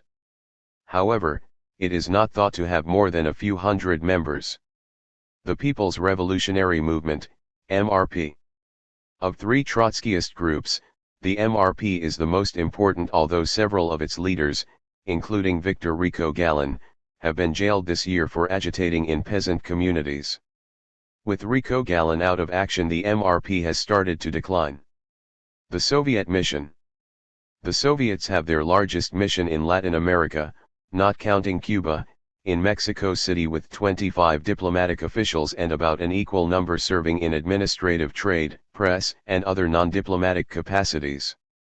Of these, approximately 50 officers, some 35 are known or suspected intelligence officers, about 25 KGB to 10 GRU, which is a rather higher ratio of intelligence officers than the Latin American average for the Soviets. Both the KGB and the GRU missions are believed to have multiple purpose programs, including penetration of the U.S. Embassy and the CIA station and intelligence collection on U.S. military installations in the southwest and western US. An unusual number of Soviet intelligence officers in Mexico City have served in the Soviet missions in Washington or New York prior to their Mexican assignments, and they are thought to be continuing to work against U.S. targets from their new vantage points. Additionally, the Soviet intelligence missions are also thought to be active in penetration operations against the PRI and the Mexican government through their agents of influence programs, in liaison and support for Mexican and Central American communist parties, propaganda, and the usual friendship and cultural societies. The Czechoslovakian mission. There are 8 Czech diplomats and 4 or 5 others, of whom 3 are known and 2 are suspected intelligence officers. This intelligence mission is also thought to be targeted against the U.S. Embassy and against objectives in the U.S. proper. As elsewhere, they are considered to be an auxiliary service of the Soviets, even though they engage in operations of their own peculiar interests, such as the cultural exchange and friendship society programs. The Polish mission. The Poles have 6 diplomats and 5 non-diplomatic personnel. About half are known or suspected intelligence officers, and their functions are similar to the Soviet and Czech officers, although they seem to be more active among Polish émigrés and other foreigners resident in Mexico City. The Yugoslav mission. There are also 6 Yugoslav diplomats and several additional officials. 3 intelligence officers are in the mission, and their operations, which are independent of the other communist intelligence services, are directed towards penetration of the local Yugoslav émigré community. U.S. targets are also on their list, as are the Soviets, Poles, and Czechs. The Cuban mission. The only Cuban diplomatic mission in Latin America is in Mexico City. They have 13 diplomatic officials and an equal number of non-diplomatic personnel. Over half the officers in the mission are known or suspected intelligence officers. The main Cuban target is penetration of the Cuban exile communities in Mexico and Central America, but they also have operations in Mexico City designed to penetrate the exile communities in the U.S., particularly Miami. Other Cuban intelligence operations are for propaganda and support to the revolutionary organizations of their liking in Mexico and Central America. Traditionally, moreover, the Cuban mission in Mexico City supports the travel of revolutionaries from all over Latin America and the U.S. through the frequent Cubana Airlines flights between Mexico City and Havana. The New China News Agency, NCNA. The Chinese Communists have had an NCNA office in Mexico City for several years. However, last month the 3 Chinese officials were expelled through station liaison operations on the grounds that they were engaged in political activities. The Chinese had, in fact, been using the NCNA office for propaganda and support to pro-Chinese revolutionary organizations in Mexico and Central America. Central American exiles. Mexico has traditionally been a haven for political exiles from Central American countries including communists and other extreme leftists. Several Central American parties, including the Guatemalans, maintain liaison sections in Mexico City in order to keep lines open to the Soviets, Cubans, and others. They operate semi-clandestinely for the most part in order to avoid repression from the Mexican government. Washington, D.C. December 20, 1966. Because of the strategic importance of Mexico to the U.S., its size and proximity, and the abundance of enemy activities, the Mexico City station is the largest in the hemisphere. Altogether the station has some 15 operations officers under State Department cover in the embassy political section, plus about 12 more officers under assorted non-official covers outside the embassy. In addition, a sizable support staff of communications officers, technical services, intelligence assistants, records clerks and secretaries bring the overall station personnel total to around 50. Liaison operations. Dominating the station operational program is the LITEMPO project, which is administered by Winston Scott, the chief of station in Mexico City since 1956, with the assistance of Annie Goodpasture, a case officer who has also been at the station for some years. This project embraces a complicated series of operational support programs to the various Mexican civilian security forces for the purpose of intelligence exchange, joint operations, and constant upgrading of Mexican internal intelligence collection and public security functions. At the top of the LITEMPO operation is the Mexican president, Gustavo Díaz Ordaz, who has worked extremely closely with the station since he became Minister of Government in the previous administration of Adolfo López Mateos, 1958-64, with whom Scott had developed a very close working relationship. Scott has problems, however, with Luis Echeverría, the current Minister of Government, who is generally unenthusiastic and reluctant in the relationship with the station. Scott fears that Echeverría is following Díaz Ordaz's orders to maintain joint operations with the station only under protest, and that the current happy situation may end when Echeverría becomes president in 1970. Scott's chummy relationship with Díaz Ordaz nonetheless has its problems. In 1964 Fulton Freeman went to Mexico City as ambassador to crown a foreign service career that had started in the same embassy in the 1930s. He is expected to retire after the 1968 Olympic Games. At the time of his assignment to Mexico City, Freeman's expectations of meaningful diplomatic relations with Díaz Ordaz collided with the president's preference for dealing with Scott, and Freeman was relegated to protocol contacts with the president while his diplomatic talents focused on the foreign minister. The problem of who would deal with the president was confused somewhat by the ambassador's insistence, not long after arrival, on a detailed briefing about the station operational program, which Scott refused. Eventually both Scott and the ambassador visited the White House, where President Johnson settled matters according to the wishes of the agency and of his friend Díaz Ordaz. Scott continued, of course, to work with the president, and the ambassador never got the full briefing he had demanded. Since then the relations between Scott and the ambassador have warmed, but the ambassador forbids any station operations directed against the Mexican Foreign Ministry.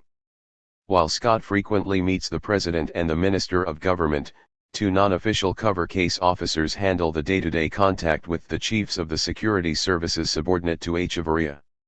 One of these officers is a former FBI agent who worked in the legal attaché's office in the Mexico City Embassy. The legal attaché is usually the FBI office in an American embassy. The FBI officer had left the FBI to come with the station, but pains have been taken to conceal his CIA employment in order to avoid the bad blood that would result from the CIA's stealing of an FBI officer. The two non-official cover officers are the equivalent of an aide public safety mission, but in Mexico this function is performed secretly by the station in deference to Mexican nationalist sensitivities, as is the case in Argentina. Through the LITEMPO project we are currently providing advice and equipment for a new secret communications network to function between Díaz Ordaz's office and principal cities in the rest of the country. Other joint operations with the Mexican security services include travel control, telephone tapping and repressive action. The station also prepares a daily intelligence summary for Díaz Ordaz with a section on activities of Mexican revolutionary organizations and communist diplomatic missions and a section on international developments based on information from headquarters. Other reports, often relating to a single subject, are passed to Díaz Ordaz, Echevarria, and top security officials. These reports, like the daily roundup, include information from station unilateral penetration agents with due camouflaging to protect the identity of the sources. The station is much better than are the Mexican services, and is thus of great assistance to the authorities in planning for raids, arrests, and other repressive action. Liaison between Scott and the Mexican military intelligence services consists mainly of exchange of information, in order to keep a foot in the door for future eventualities. The U.S. military attachés, moreover, are in constant contact with their Mexican military intelligence counterparts and their reports are received regularly by the station. Stan Watson, the Mexico City Deputy Chief of Station, has been meeting with a South Korean CIA officer who was recently sent under diplomatic cover to monitor North Korean soundings for establishment of missions in Mexico and Central America. Communist Party operations. The station CP section consists of two case officers, Wade Thomas and Ben Ramirez, both under embassy cover, plus two case officers outside the station under non-official cover, Bob Driscoll, a retired operations officer now working under contract, and Julian Zambianco, who was transferred from Guayaquil to Mexico City about a year ago. These officers are in charge of agent and technical penetrations against the revolutionary organizations of importance. The quality of this intelligence is high, although not as high as it was before 1963. In late 1962 Carlos Manuel Pellicer, the station's most important Communist Party penetration agent, broke openly with communism by publishing a book. He was a leader of the Guatemalan Communist Party, PGT. Arid had been Minister of Labor in the Arbenz government during the 1950s. However, after the agency-sponsored overthrow of the Arbenz government, Pellicer made his way to Mexico City, where for years he was the station's best source, cryptonym Lin Luck, on all the revolutionary organizations in Mexico, not just the Guatemalan exiles. His book, of course, was financed by the station and distributed by the agency all over Latin America. Pellicer is still being used by the Mexico City station as a propaganda agent, as with other former penetration agents who formally break with communism without revealing their years of work as spies. Eudosio Ravines, the well-known Peruvian defector from communism, is a parallel case. Another book by Pellicer, also financed by the station, has just appeared. This book is a continuation of CIA exploitation of the Marcos Rodriguez and Joaquin Ordoquay cases in Cuba, and is aimed at denigration of the Cuban Revolution. The station also collects information about communists from the U.S. living in Mexico. Many of them arrived during the McCarthy period and some have subsequently become Mexican citizens.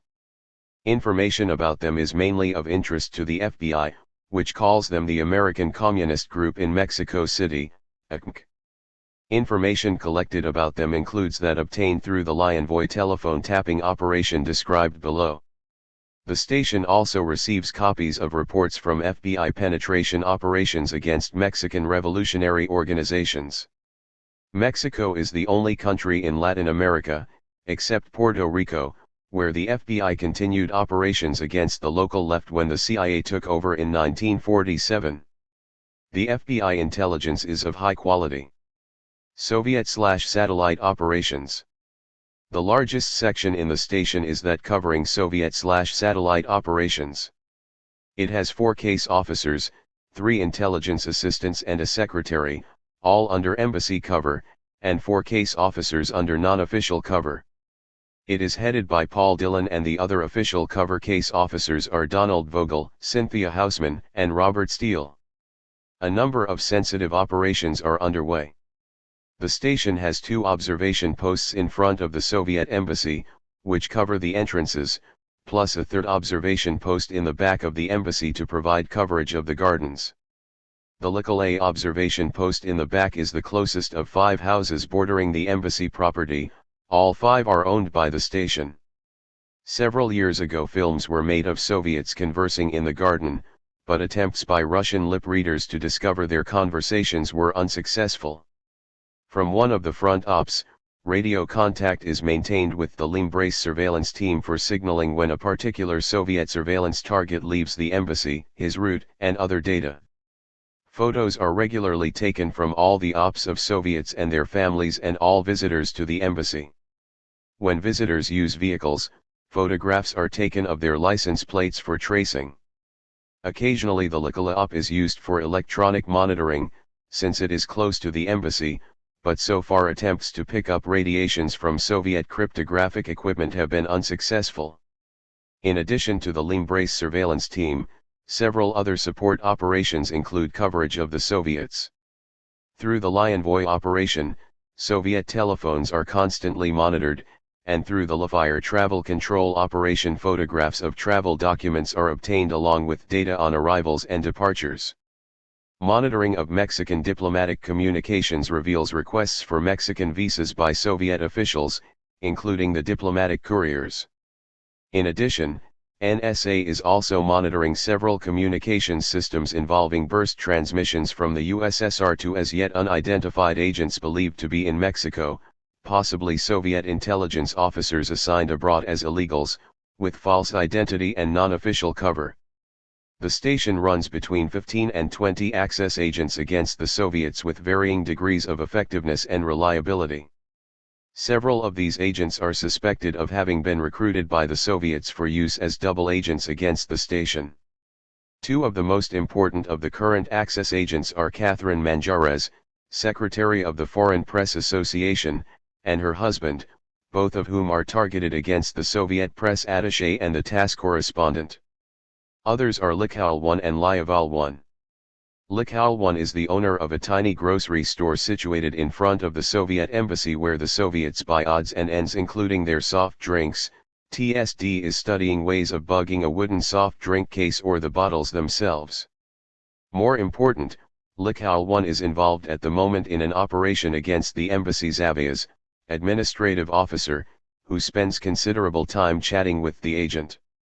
Because Silnikov, the Zavias, has been on the prowl for a lover, or so he said to Likhal 1, the station decided to recruit a young Mexican girl as bait. An appropriate girl was obtained through Besaber, an agent who is normally targeted against Polish intelligence officers and who runs a ceramics business specializing in souvenirs. By loitering at Likhal 1's store, the girl attracted Silnikov's attention, and a hot-necking session in a back room at the store led to several serious afternoon sessions at the girl's apartment nearby, obtained especially for this operation. Silnikov's virility is astonishing both the girl and the station, which is recording and photographing the sessions without the knowledge of the girl. Although promiscuity among Soviets is not abnormal, relationships with local girls are forbidden. Eventually it will be decided whether to try blackmail against Silnikov or to provoke disruption by sending tapes and photos to the embassy if the blackmail is refused. Lyaval 1 is not as interesting a case but is more important.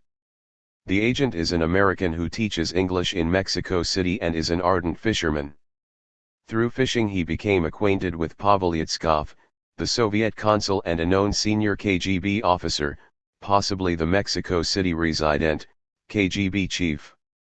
Yitskov and the agent spend 1 or 2 weekends per month off in the mountains fishing and have developed a very close friendship. When Yitskov is transferred back to Moscow, he has already been in Mexico for some years. We shall decide whether to try to defect him through Lyaval 1. There is some talk of offering him $500,000 to defect. The company is also willing to set him up with an elaborate cover as the owner of an income-producing fishing lodge in Canada. Recently Peter Duryabin, the well-known KGB defector from the 1950s who is now a U.S. citizen and full-time CIA employee, went to Mexico City to study the voluminous reports on Yitskov written by Lyaval 1. He concluded that there is a strong possibility that Lyaval has been recruited by Yitskov and is reporting on Paul Dillon, the station officer in charge of this case. Nevertheless, the operation continues while the counterintelligence aspects are studied further. The station double agent cases against the Soviets, Likozy 1, Likozy 3 and Likozy 5, are all being wound up for lack of productivity or problems of control. One of these agents, Likozy 3, is an American living in Philadelphia who was recruited by the Soviets while a student in Mexico, but who reported the recruitment and worked for the Mexico City station. He worked for the FBI after returning to the U.S. The Soviet case officer was a UN official at one time, but recently Soviet interest in him has fallen off and the FBI turned the case back over to the agency for termination. Against the Czechs and the Poles many of the same types of operation are targeted. Access agents, observation posts, telephone tapping, surveillance and travel control are continuous although with somewhat less intensity than against the Soviets. In the Yugoslav embassy the code clerk has been recruited by the CIA as has one of the embassy's secretaries. Until the new China News Agency, NCNA, office was closed last month by the Mexican government, the Soviet/satellite section of the station was responsible for following the movements of the Chinese communists. Telephone intercepts through Lionvoy and occasional surveillance by the Liris team were directed against them, but the most important intelligence collected against them was from the bugging of their offices. The audio operation was supported by the Far East Division in headquarters, who sent an operations officer and transcribers to Mexico City. Now that the NCNA offices are closed, the audio equipment will be removed and the station will continue to follow up the many leads coming from the bugging operation. Cuban operations. The Cuban operations section consists of 2 case officers, Francis Sherry and Joe Piccolo, and a secretary under embassy cover and 1 case officer under non-official cover. An observation post for photographic coverage and radio contact with the Limbrace surveillance team is functioning, as well as Lionvoy telephone monitoring and Lafayette airport travel control. Through the Lafayette team the station obtains regular clandestine access to the Prensa Latina pouch from Havana, and copies of correspondence between PL headquarters in Havana and its correspondents throughout the hemisphere are forwarded to the stations concerned. Through the Litempo liaison operation the Mexican Immigration Service provides special coverage of all travelers to and from Havana on the frequent Cubana flights.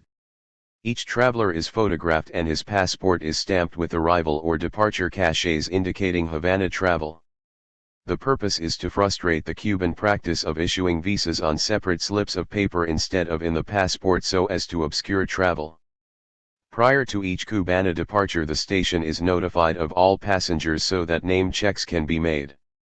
In the case of U.S. citizens, the Mexican service obliges by preventing departure when requested by the station. The most important current operation targeted against the Cuban mission is an attempted audio penetration using the telephone system. Telephone company engineers working in the Lideni tapping operation will eventually install new wall boxes for the embassy telephones in which sub-miniature transmitters with switches will have been cast by TSD. At the moment, however, the engineers are causing deliberate interference in embassy telephones by technical means in the exchange. Each time the embassy calls the telephone company to complain of interference on the lines, the engineers report back that everything in the exchange is in order. Eventually, as the interference continues, The engineers will check street connections and finally arrive to check the instruments in the embassy. They will find the wall boxes defective and will replace them with the bugged boxes cast by TSD. Right now, however, this operation, cryptonym, Lisampan, is still in the interference complaint testing stage. Another important operation directed against the Cubans is a sophisticated provocation that won the CIA Intelligence Medal for Stan Arkenhold, the case officer who conceived it.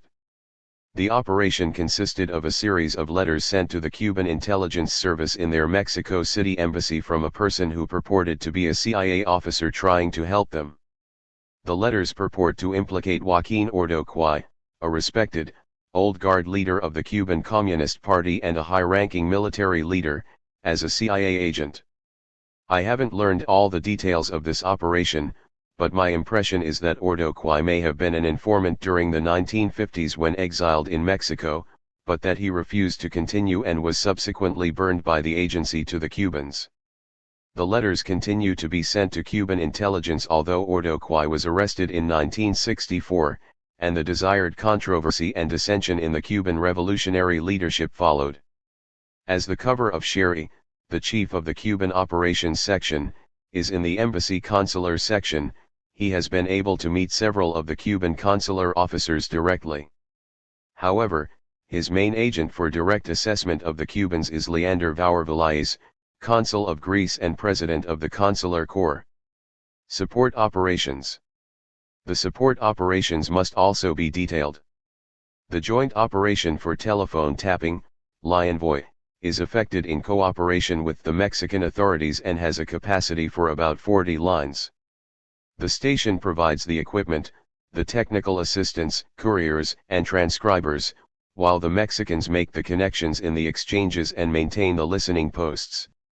In addition to monitoring the lines of the communist diplomatic missions and those of Mexican revolutionary groups, Lionvoy also covers special cases.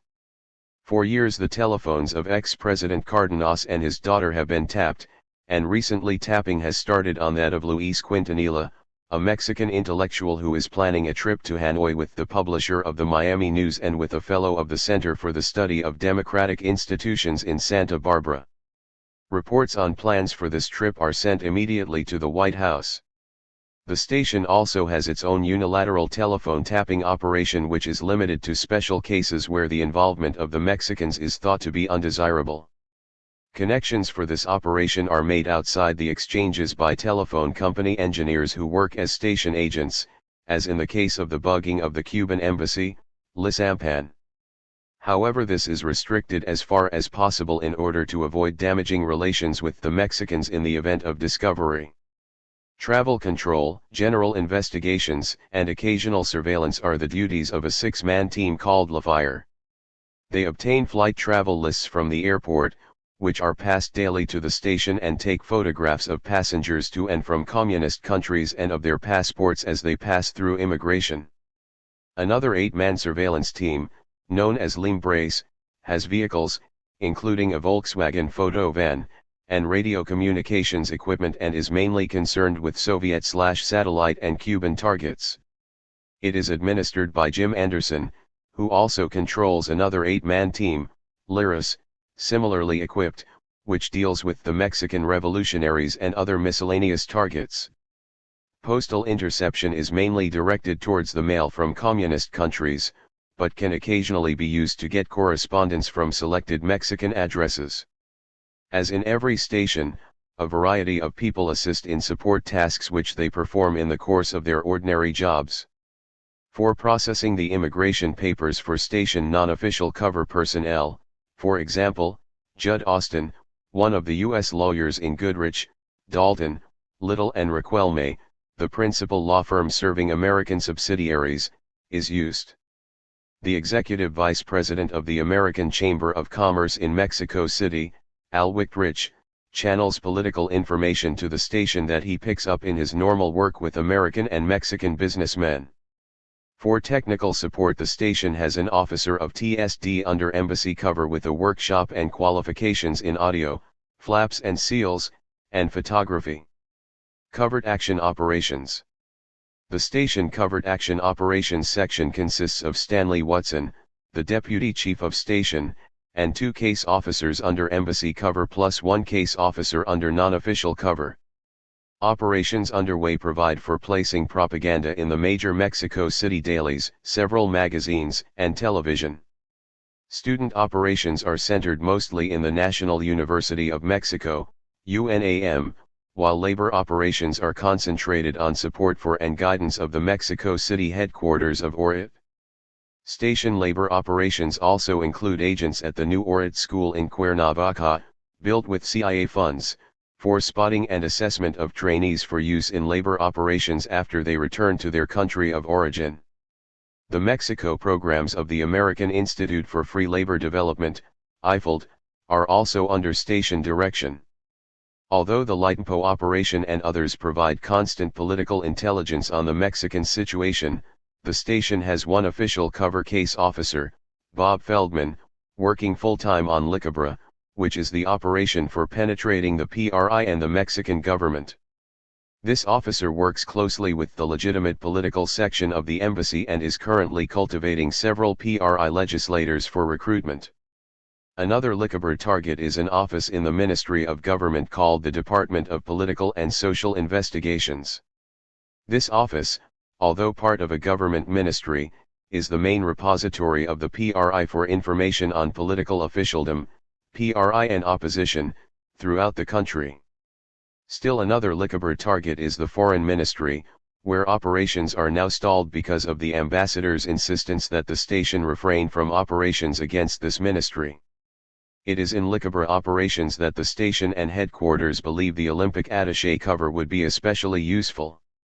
By a determined effort at recruitment of unilateral penetrations of the PRI and the Mexican government, a better balance can be obtained between the excellent liaison operations and controlled agent sources. Rafael Fusanay, an agent who has been in the Licabra program for some time, is already working as an agent in the Olympic Organizing Committee, as Assistant Director of Public Relations. The Mexico City station, in spite of its wide-ranging operational activities and numerous personnel, is well known for its excellent administration. 2 administrative officers and a secretary handle finances and property, but Win Scott, the chief of station, is exceptional in his attention to administrative details as well as to operations. Each officer in the station is required on leaving to advise the receptionist where he is going and when he will be back. Morning tardiness is not tolerated, cables and dispatches are answered promptly, and project renewals and operational progress reports are expected to be submitted on time. Considered altogether, the Mexico City station is a tight operation. It has to be with 50 employees and a budget of $5.5 million. The station also has a reports section that consists of 1 senior reports officer and an assistant. This office processes all information received by the station that can possibly be of interest to headquarters customers or other stations, writes the reports, and keeps appropriate files.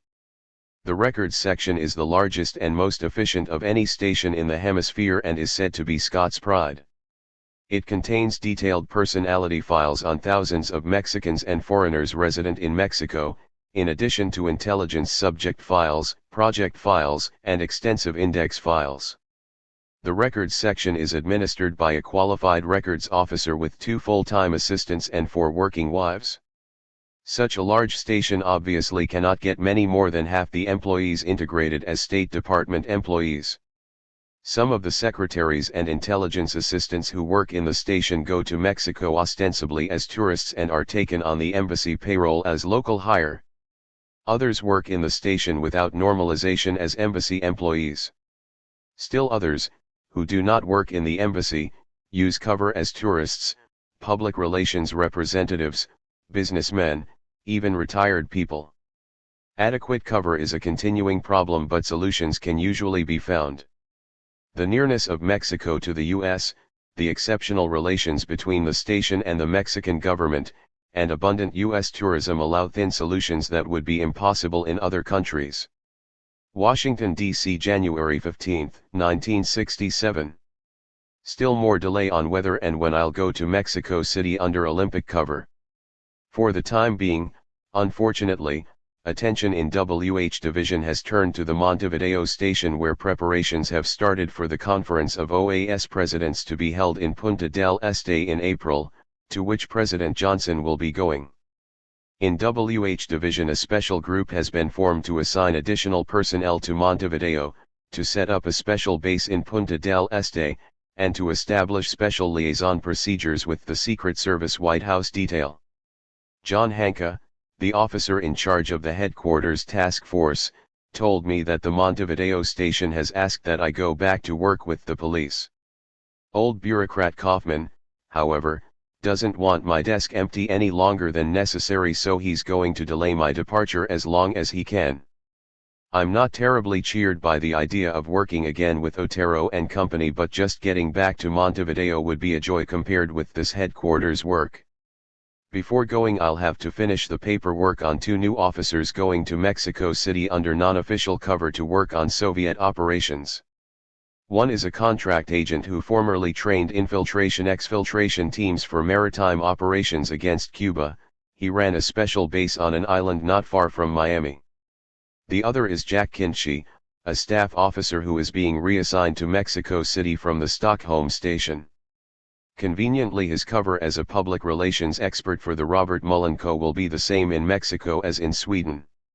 While I'm away, my work will be handled by Bruce Bergmans, a recent graduate of the Career Training Program, the new name given to the old JOT program. Bergmans is an ex-Marine and will be going to Mexico City in a few months for Communist Party penetration operations, which is his area of responsibility now in the branch. He'll have non-official cover as a marketing and agribusiness consultant. Montevideo, March 1, 1967. If Johnson gets assassinated, it won't be for lack of protection. Our task force here has grown to about 60 people from headquarters and from other WH stations. Every nook and cranny in the station offices is filled with a desk or typing table. In Punta del Este we've set up a base in a house not far from where Johnson will stay, which is almost next to the hotel where the conference sessions will be held. The Secret Service Advance Party has set up an office in the station for quick passage of intelligence reports, which we are receiving from many other stations as well as from our own sources here. The object is to follow up all the leads on possible assassination attempts that turn up here or in other countries. All WH stations are reporting the travel of extreme leftists or their sudden dropping out of sight. 2 sections of the task force are doing most of the work in following up these leads and in other preparations with Uruguayan security people. The station CP section under Bob Reef is combing files on every important Uruguayan resident of far-left tendencies who might be involved in action against Johnson or other presidents. Taking pains to avoid passing information that might jeopardize sources, reports for police intelligence are being prepared along with a master checklist for use at the control points separating the different security zones that increase in intensity from Montevideo to Punta del Este. The liaison section, in which I am working, is in charge of writing these reports in Spanish and getting them over to Otero at police headquarters. Under normal circumstances we would not pass information from unilateral sources of high quality to the police, because there is high probability that the reports will seep out to the enemy through poor police security, but we're taking chances given the high stakes. Argentines, Paraguayans, Brazilians, and others not resident in Uruguay but possible threats are included in this report procedure, and Otero's files are growing as never before. By the end of the month several hundred of these individual reports will have been passed along with many special leads from sources in Montevideo and other stations. Montevideo, April 2, 1967. Each day, it seems, another wild story reaches the station on a terrorist plan to assault, bomb, poison or simply hex the conference. Checking these stories out has brought me into the homes of an array of weird people, sometimes with an overeager Secret Service agent anxious to try thumbscrews to get the whole truth. One story, however, couldn't be taken lightly, and for the past week I've been spending day and night trying to resolve it. The original report came from by Daffy 1, a penetration agent of the Buenos Aires station who is on the fringes of the terrorist group of John William Cook. Cook is a well-known extreme left-wing Peronist with close ties to Cuban intelligence. The report from Bidafi 1 alleged that Cook and an unknown number of his followers are coming to Montevideo before the conference in order to infiltrate the restricted Punta del Este area for bomb attacks and such other terrorism as they can mount. The agent does not know the names of persons to accompany Cook, but the plan is first to operate from an apartment owned by Cook in the Rambla Hotel, a 20-story decaying building on the beachfront in Positos. Rather than pass this data to the police, which might jeopardize Bidafi 1, we decided to try to verify the report and call in the police after Cook is here. Through the Avenue surveillance team I obtained a hotel room on the same floor as Cook's apartment and called over Frank Cherno, the regional technical support officer stationed in Buenos Aires. For 2 long nights Cherno tried unsuccessfully to open the lock to Cook's apartment, using the battery-operated handgun vibrator with assorted picks. Then he made a key for the door. By the time it would work 3 more nights had passed. By this time our repeated trips between our room and the Cook apartment had aroused the suspicions of the elevator operators, while the lobby employees were wondering out loud what 3 men were doing night after night in a room for 2.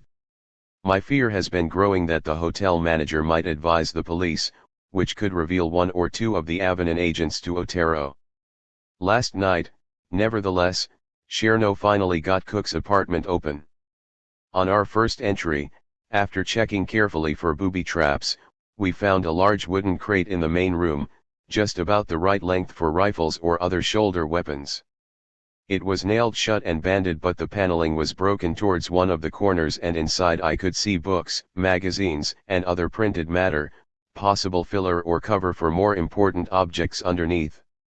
I decided to leave the crate alone, but we installed 2 battery-operated radio transmitters, one in the bed springs and one above a curtain box.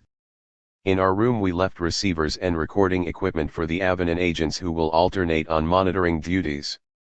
This morning a cable arrived from Buenos Aires with another Bidafi 1 report. Cook's daughter is coming today and will probably stay at the apartment, possibly others of the group will follow shortly. I discussed the crate with the Secret Service chief, who offered to lend us a portable X-ray machine that the service uses on gifts given to President Johnson.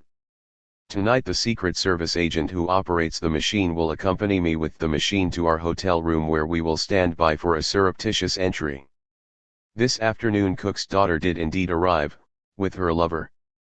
The Avenue team will follow them when they leave the building and will advise us by radio when they begin to return. Meanwhile we will slip into the Cook apartment and take X-ray pictures of the crate. I hope the elevator in the hotel will be able to lift this portable machine, never mind our wrestling it clandestinely down the hall. Anybody who interferes with us gets enough radiation to fry his bone marrow. Montevideo, April 4, 1967.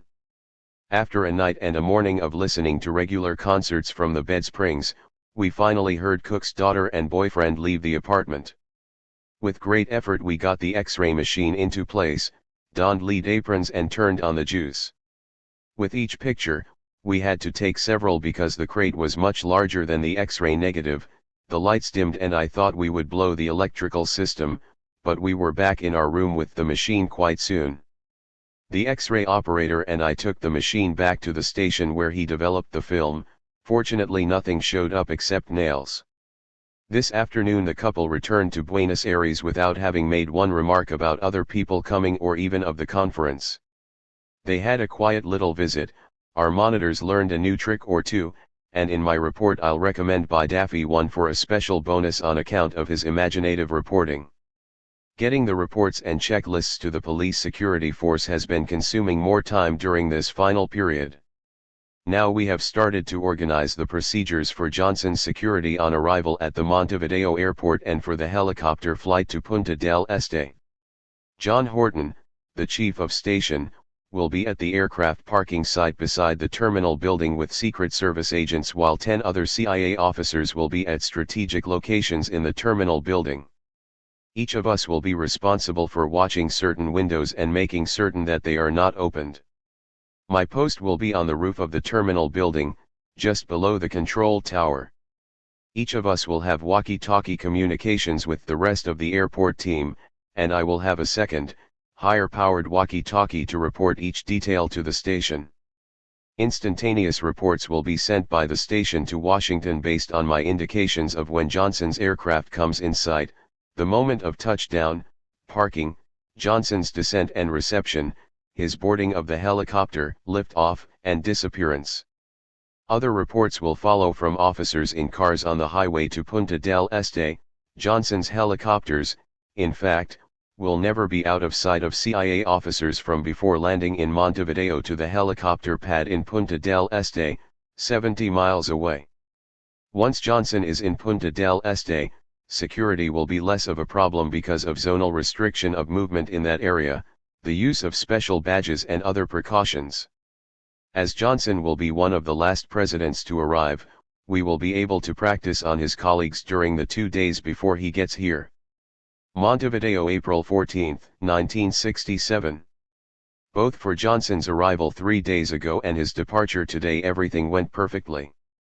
Back in the station during the party, Horton handed me a cable from headquarters telling me that I should return immediately in order to prepare to go to Mexico City for the Olympic assignment. Tonight I'll try for a seat on one of the Air Force cargo planes flying back to Washington. Results of the conference. Well, they finally put to rest the original concerns of the Alliance for Progress for Agrarian Reform, Income Redistribution, and Social and Economic Integration. Just as well, I suppose, since none of the governments seem to have had a very serious concern for these matters anyway. Now the emphasis is on regional economic growth. Presumably economic growth alone will take care of the marginalist majority, and reform, in any case, will be easier to accept when there is more to spread around, meaning the privileged will be able to avoid significant cuts in consumption. Foreign aid will be channeled principally to education and agriculture, which, in the absence of agrarian reform, means the development of high-productivity commercial farm operations. Those of the modern sectors should rejoice, for their increasing share of national income is sure to continue increasing. Forget the reforms, the pressure's off thanks to counterinsurgency. Washington, D.C., April 30, 1967. While I was in Montevideo, several decisions on the Olympic cover job were made, both in the agency and in the Department of State. Bill Bro, the WH division chief, had got lukewarm about sending me down because he had been chief of station in Tokyo during the 1964 Olympic Games, and he believes the softening of political attitudes inherent in a cultural event like this will impede recruitments. Only if I stay on in the Mexico City station after the Games does Bro think I'll be able to justify the time spent between now and late next year on strictly Olympic cover matters. On the other hand, Dave Murphy, chief of the Soviet Bloc Division, believes that the bland political atmosphere will help me move in circles that might otherwise be closed to a U.S. government official. Besides, the Mexico City station has no contact operations underway between officers of the station and their Soviet counterparts. Since I am already known to the Soviets from Montevideo, I'll be able to develop personal relationships with Soviet and satellite intelligence officers assigned to Olympic duties in their embassies. Murphy's opinion was shared by the Mexico City station, which is anxious to use the Olympic job to develop agents for the Lickabur targets, the PRI and the Mexican government. The differences were resolved in my favor, but then another problem arose. The ambassador made it a condition of my assignment that I had never been exposed as a CIA officer to Latin American police officials. Kaufman, the Mexico branch chief, resolved this one by telling me to write a memorandum for Bro's signature assuring the State Department that I'm not known to any police. Kaufman reasoned that we could stretch the truth a little by claiming, if it's ever necessary, that any police officers who know me as a CIA officer are paid intelligence agents first and policemen second. The most encouraging development is that the ambassador has decided he wants 2 Olympic attaches. The other one will be Dave Carrasco, former basketball coach at the American University and now head of the Peace Corps sports program in Ecuador, who of course, has no connection whatsoever with the agency. Ostensibly I'll be his assistant, which will help me considerably because he has really legitimate sports credentials. Moreover, he was born on the Mexican border, and has had friends for many years in Mexican sports circles. Next month Carrasco will come to Washington for discussions at the department and with Kaufman and me. Barring other delays, we should be opening the Embassy Olympic Games office in June. Luis Vargas, my old immigration director in Montevideo, is here now on a trip with his wife financed by the station. It's the reward I recommended last year for his help in the expulsions and other action against the Soviets, East Germans, Czechs, and North Koreans. As headquarters control officer for the visit, I've taken them over to Senator Montoya's office for a chat, then out to Raymond Warren's house for a cocktail party. He's chief of the WH branch that includes Uruguay, then to the White House for a special tour conducted by Secret Service friends. In New York yesterday we watched the Loyalty Day parade. Vargas was impressed at the magnitude of support demonstrated for the Vietnam War effort, as was I. If only these marchers knew the effects of counterinsurgency in Latin America. Washington, D.C., June 5, 1967. We have decided that Dave Carrasco should arrive in Mexico City a week or two before me, so while he arranges his personal affairs I have returned to paper shuffling at the Mexico branch. I have also just finished the Soviet Operations course, a 2-week full-time program ostensibly under the Office of Training but in fact controlled by the Soviet Bloc Division. I was to have taken the course last year but was able to plead personnel shortages at the Mexico branch. This time there was no begging off. SB Division has been notably successful in peddling this course. They have, in fact, prevailed on the DDP to make the course compulsory for all chiefs and deputy chiefs of station being assigned to countries having Soviet missions, in addition to operations officers who will be engaging in Soviet operations. As I will probably be developing personal relationships with Soviet intelligence officers, there was no way I could escape. However, I was lucky because Jim Noland, my former chief of station in Quito, is back from an abbreviated tour in Santiago, Chile, and was also taking the course prior to taking over the SB Division office that coordinates Soviet matters with the Western Hemisphere Division. The Soviet Operations course is the last word in the agency on recruitment and defection of Soviets. It is based largely on the opinions and theories of Dave Murphy, SB Division chief, which are highly controversial because of the dogmatic attitudes of Murphy and his subordinates, and the lack of demonstrated success. The majority of the officers taking the course were from area divisions other than SB, but most of us simply refrained from public dissent, knowing that SB would take note of dissidents and, given SB's weight within the DDP, such heresy would sooner or later reflect back on us. Notably absent from the course are lectures and readings on Marx, Lenin and other communist theoreticians and leaders, although a thick paperback history of Russia was placed in our course kits for retention. What this course deals with are contemporary Soviet realities and how to use them to our advantage, how to get Soviets to commit treason by spying on their country. But how to get to these Soviets, the most interesting of whom will be CPSU members. The most accessible and most vulnerable are those working in some capacity in the free world, more than 25,000 of them, and still others who travel abroad on temporary assignments. Usually the accessible ones are on the staff of diplomatic, trade and technical assistance missions, including military personnel, but of special importance are Soviet scientists who attend conferences and congresses abroad. Of the Soviets stationed in a mission abroad for several years, the diplomats and intelligence officers are the most accessible, and of these the most desirable recruitment, after the ambassador, is a GRU officer, because of his military connections. Next in desirability would be a KGB officer because of his state security background. The focus of the Soviet Operations course, then, while taking into account the inestimable value of a recruitment of someone who is prepared to return to the Soviet Union, concentrates on the organization of Soviet communities in the non-communist countries and on the CIA operational programs to discover the vulnerable and disaffected. The theory is that the pressures built into the rigidly conformist routine for Soviets abroad, largely for internal security reasons, generates a natural disaffection by serving as a contrast with the relatively greater freedom of thought, movement, and association that they usually see about them. Somewhere, the theory goes, there are Soviets who are already along the road to defection, and the CIA goal is to identify them and bring it about. The longer such a person can be persuaded to keep working, before disappearing and coming to the US, best of all to return to the Soviet Union, the greater the possibilities for exploitation. But first to identify the candidates. Most of the theory and doctrine for operations against Soviets has come from actual defectors as they have described their personal histories and the forces that brought them to defect. We studied, then, in considerable detail, the officially prescribed organization of both the professional and the leisure routines of the members of a Soviet mission. There usually is not much variation from one mission to another. First there is the overt diplomatic and administrative function of the mission, headed by the ambassador, with sections dedicated to political, economic, and cultural matters, normal in all respects.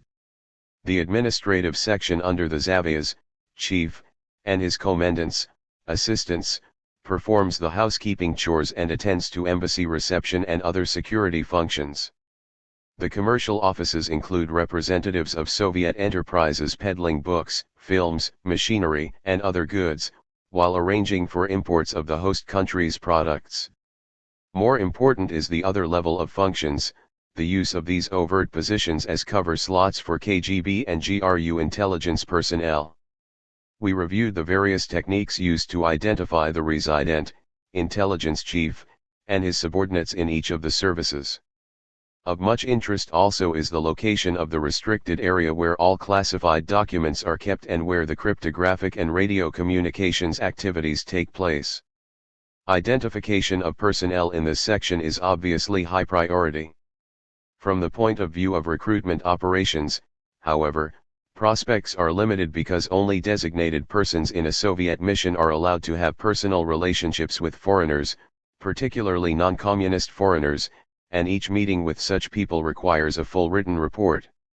Usually permission for such relationships is restricted to intelligence operations officers, diplomats, and others such as the Zavayas who have legitimate need to deal with outsiders.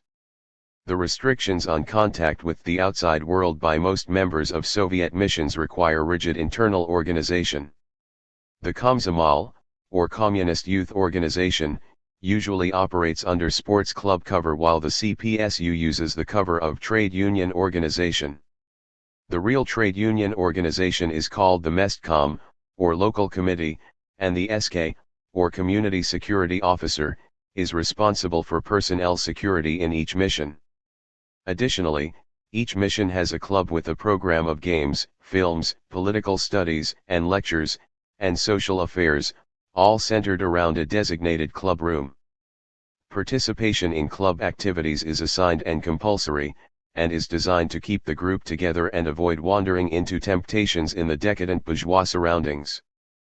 Personal conflicts, gossiping, petty jealousies and backbiting are the usual product of such mental and emotional inbreeding as is, according to SB doctrine, the need to break out of it all. Most CIA operations against the Soviet community abroad are designed to provide an orderly and complete body of working knowledge about the Soviet presence in the country of concern. Systematic organization is the theme, so that the extensive detail required can be effectively managed. Standard operations in the non-communist world are the kind we have in Mexico and Uruguay: travel control for arrivals and departures and for passport biographical data and photographs, observation posts for additional photographs, analysis of relationships within the community and support to surveillance teams, surveillance for discovery of overt and clandestine activities, telephone tapping for analysis of relationships and general information, audio penetrations for general information and secrets. The better the access agent can cultivate a close personal relationship with the Soviet, the more the station can assess his vulnerability. Some of the best access agents are satellite officials serving in the same city as the target Soviet, often recruited to work against the Soviets for nationalistic motives. Still others are third country diplomats, local politicians, and government officials, and persons having the same hobby as a Soviet. Double agents, while primarily used to reveal Soviet intelligence requirements and modus operandi, and to occupy their time, also reveal the identities of intelligence officers and provide data on their professional competence and personality. The Access Agent program is designed to provide disaffected Soviets with channels for defection, bridges to the other side, that they can build little by little while making up their minds. Access agents are people a Soviet can confide in, assuming the internal pressures create such a need. After a while, hours, months, or even years, the access agents can initiate political discussions. The first rule of this game is never to denigrate Russia or things Russian. The key is to distinguish in the target's mind between Russia the homeland and Russia the subjected territory of the CPSU, to separate government from people and country. As most Soviet bureaucrats are thought to harbor some cynicism towards the CPSU bureaucracy, the good access agent can foment patriotic balances against the fostering of doubts towards the party. One obvious and effective method is to combine praise for Russian cultural traditions with dismay over treatment of dissident writers and artists. Covert action operations against the Soviets are also varied. The agency is deeply involved in the samizdat system of clandestine publishing in order to get dissident literature out of the Soviet Union for publication and to make books by banned writers available in the USSR. Major emphasis is also given to exposing Soviet subversive activities abroad and to circulating anti-Soviet propaganda to make them feel oppressed and disliked by the local community. Expulsions are constantly promoted in order to prove the Soviets are subversives. The course also included a review of the procedures for keeping the defector committee of the U.S. mission in readiness, together with the rules for handling defectors, first efforts to get the Soviet to continue in his job as if nothing had happened, in order to make audio installations and rifle files, pre-planned safe places for keeping him hidden before departure for the U.S., anticipation of violent reaction by the Soviet mission, with charges that the defector stole the cash box. Anticipation of procedures for letting the defector be interviewed by Soviet mission officials, initial debriefing requirements, military aircraft evacuation procedures. Most of us took the course with some skepticism because SB lecturers refused to state the number of Soviets who have been snared through this vast effort. Surely there is some truth to the old saying that nobody recruits a Soviet, if they come over they recruit themselves, and this they can do without channels, bridges, ops, surveillance teams, passport photography, and insidious access agents.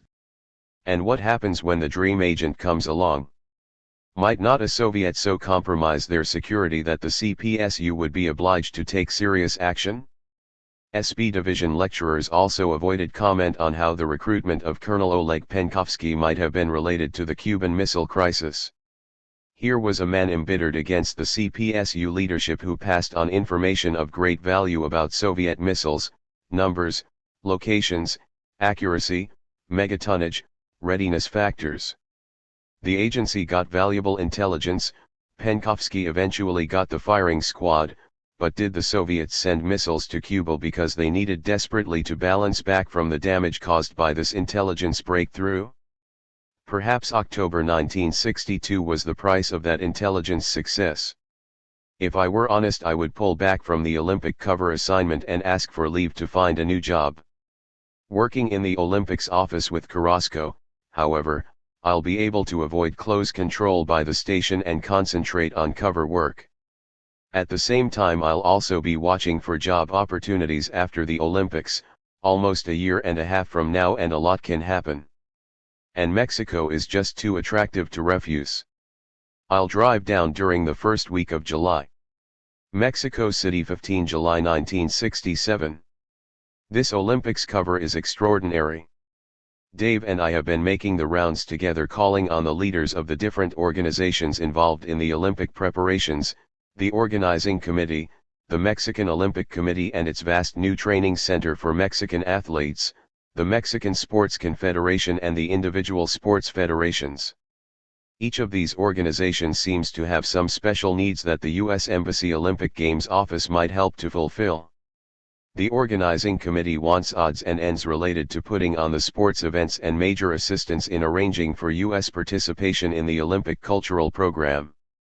The Mexican Olympic Committee, which is responsible for preparing the Mexican teams, needs help in getting several more coaches and additional State Department specialist grants for American coaches already here. After only 5 days on the job, access to an exceedingly large and varied range of people has suddenly opened up. The officers in the station, from Win Scott down, are all excited about how my Olympic entree can help them in their particular areas of responsibility. For his part, Scott told me first to concentrate on meeting as many people as possible and to establish my Olympic cover firmly. In the Soviet operations section, where I arranged for a desk and typewriter, the chief interest is on spotting and assessment of new access agents and on my establishing direct contact operations with the Soviet and satellite intelligence officers who are handling Olympic duties. The CP section wants me to spot possible recruitments for infiltration into revolutionary organizations, while the CA section wants assessment data on press officers of the organizing committee for use as media placement agents.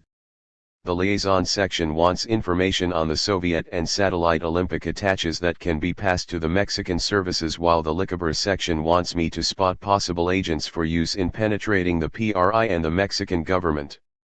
The Cuban operations section, probably the most destitute in agent material, wants personal data on the Cuban Olympic attaché, on leftists within the Olympic milieu who might eventually travel to Cuba, and on anyone at all who might be of interest to the Cubans.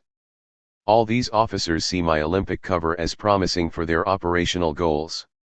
No way to deny that this job could be valuable to the station. General practice is to exchange calling cards with a new Olympic acquaintance, and so far a very high percentage of the people I've met have significant reports in station files. I've begun my own card file and am writing short memoranda on the people I meet. Perhaps if I keep producing memoranda to circulate among the different sections, I can avoid making any recruitments for some considerable time, possibly right up to the Olympics. No problem getting discreetly up to the station from the Olympic office on the second floor, because the station's entrance is just to the side of the elevator in the back of the embassy and not many people go up to the top floor. New York, December 13, 1967. Events have taken several unexpected turns in recent months. Dave has assumed responsibility for embassy support to the Olympic cultural program, which the Mexicans hope will add a dimension almost equal in importance to the sports program. The view in the organizing committee is that Mexico, in spite of sizable efforts underway in recent years to prepare teams, will be far down the list in national medal accumulation. Partly to overcome this deficit, and partly to excel in a different area, the organizing committee is putting on an impressive year-long cultural program of 20 events to correspond to the 20 sports events, although non-competitive. Officially, the organizing committee has invited all the national Olympic committees to participate in the events in the cultural program, but many national committees, including the USOC, are not set up for such varied cultural activity. Response has therefore been slight, and the organizing committee has turned to the embassies in Mexico City to seek official support. In our embassy, the cultural section has failed to become more than peripherally interested in the cultural program, so the organizing committee appointed a special representative to work with Dave and me on promoting wider participation by the U.S., especially the U.S. government, in the cultural program. I never thought I would be doing cultural attaché's work, but Dave asked me to take responsibility for the cultural program, and since then I have been trying to generate interest in Washington and elsewhere for bringing participants to such events as a Poets Encounter, theater and the performing arts, a folk arts festival, a stamp collector's exhibit, a monumental sculpture program, a film festival, youth camp, atomic energy and space exploration exhibits, a children's painting festival, a popular arts and crafts exhibits, and other similar events. I didn't like Dave asking me to work on the cultural program because it can easily take up all one's time, but after checking the names of cultural program officials in station files, I immediately saw the advantage. The cultural section of the organizing committee is just loaded with people of established leftist credentials who would be very difficult for an American official to cultivate without suspicion. But in the Olympic atmosphere of peace and brotherhood, and given the organizing committee's dire need for U.S. government backing, I now have an open door to many more people of interest to different sections of the station. Moreover, by assuming these new, very time-consuming duties, I will have all the excuses needed for not making any recruitments. Up to now the station is very pleased, because I've also been regularly meeting Provorov and Belov, the Soviet Olympic officers, GRU and KGB, respectively, as well as the Czech, Pole and Yugoslav Olympic officers. My only problem is to keep away from Dnabula 1, the Korean CIA officer who is also handling Olympic duties, and who corners me at every meeting. Generally, though, I'm only keeping up appearances with the station because I have no interest in developing operations. The other unexpected development is a serious and deepening relationship with a woman I met on the organizing committee. I took a chance and told her I had worked for the CIA before, but in spite of her strong reaction she agreed to keep seeing me. She is one of the many leftists in the cultural program, and she believes, with great bitterness, as do many other people, that the agency was responsible for Che Guevara's execution. Mexico City, 20 June 1968. One more CIA career comes to an end. It was a little earlier than I had expected, but Paul Dillon invited me for coffee the other day and told me Scott had asked him to make a proposal. He said that the station is very pleased with my work and that Scott would like me to transfer to the political section in the station after the Olympics, so that in the coming 2 or 3 years I will be able to make the recruitments and take part in other station operations for which I've been preparing since arrival last year. They especially want me to begin recruitments of some of the PRI bureaucrats I've met, such as Alejandro Ortega San Vicente, the Secretary General of the Olympic Organizing Committee and former Chief of the Ministry of Government's Department of Political and Social Investigations, which is really the PRI's information center on its own people. Scott said he will arrange for me to get another promotion and that the ambassador has approved this plan. I told Dillon that I appreciated the offer but that I planned to resign after the Olympics, to remarry, and remain in Mexico. He was startled, of course, because I hadn't mentioned this to anyone in the station yet. Later I spoke to Scott and wrote a memorandum for headquarters outlining my intentions. I was careful to cite my personal reasons as the only motive behind my decision, lest someone pounce on me as a security risk. The sense of relief is very strong now that I have formally announced my intention to resign. Perhaps I should have done this on returning from Montevideo, because I have felt very strained beneath the surface since coming to Mexico, like being dishonest in a dishonest situation, except that the two negatives don't make a positive. The truth is that Bill Bray was right, the Olympics aren't conducive to Cold War politics.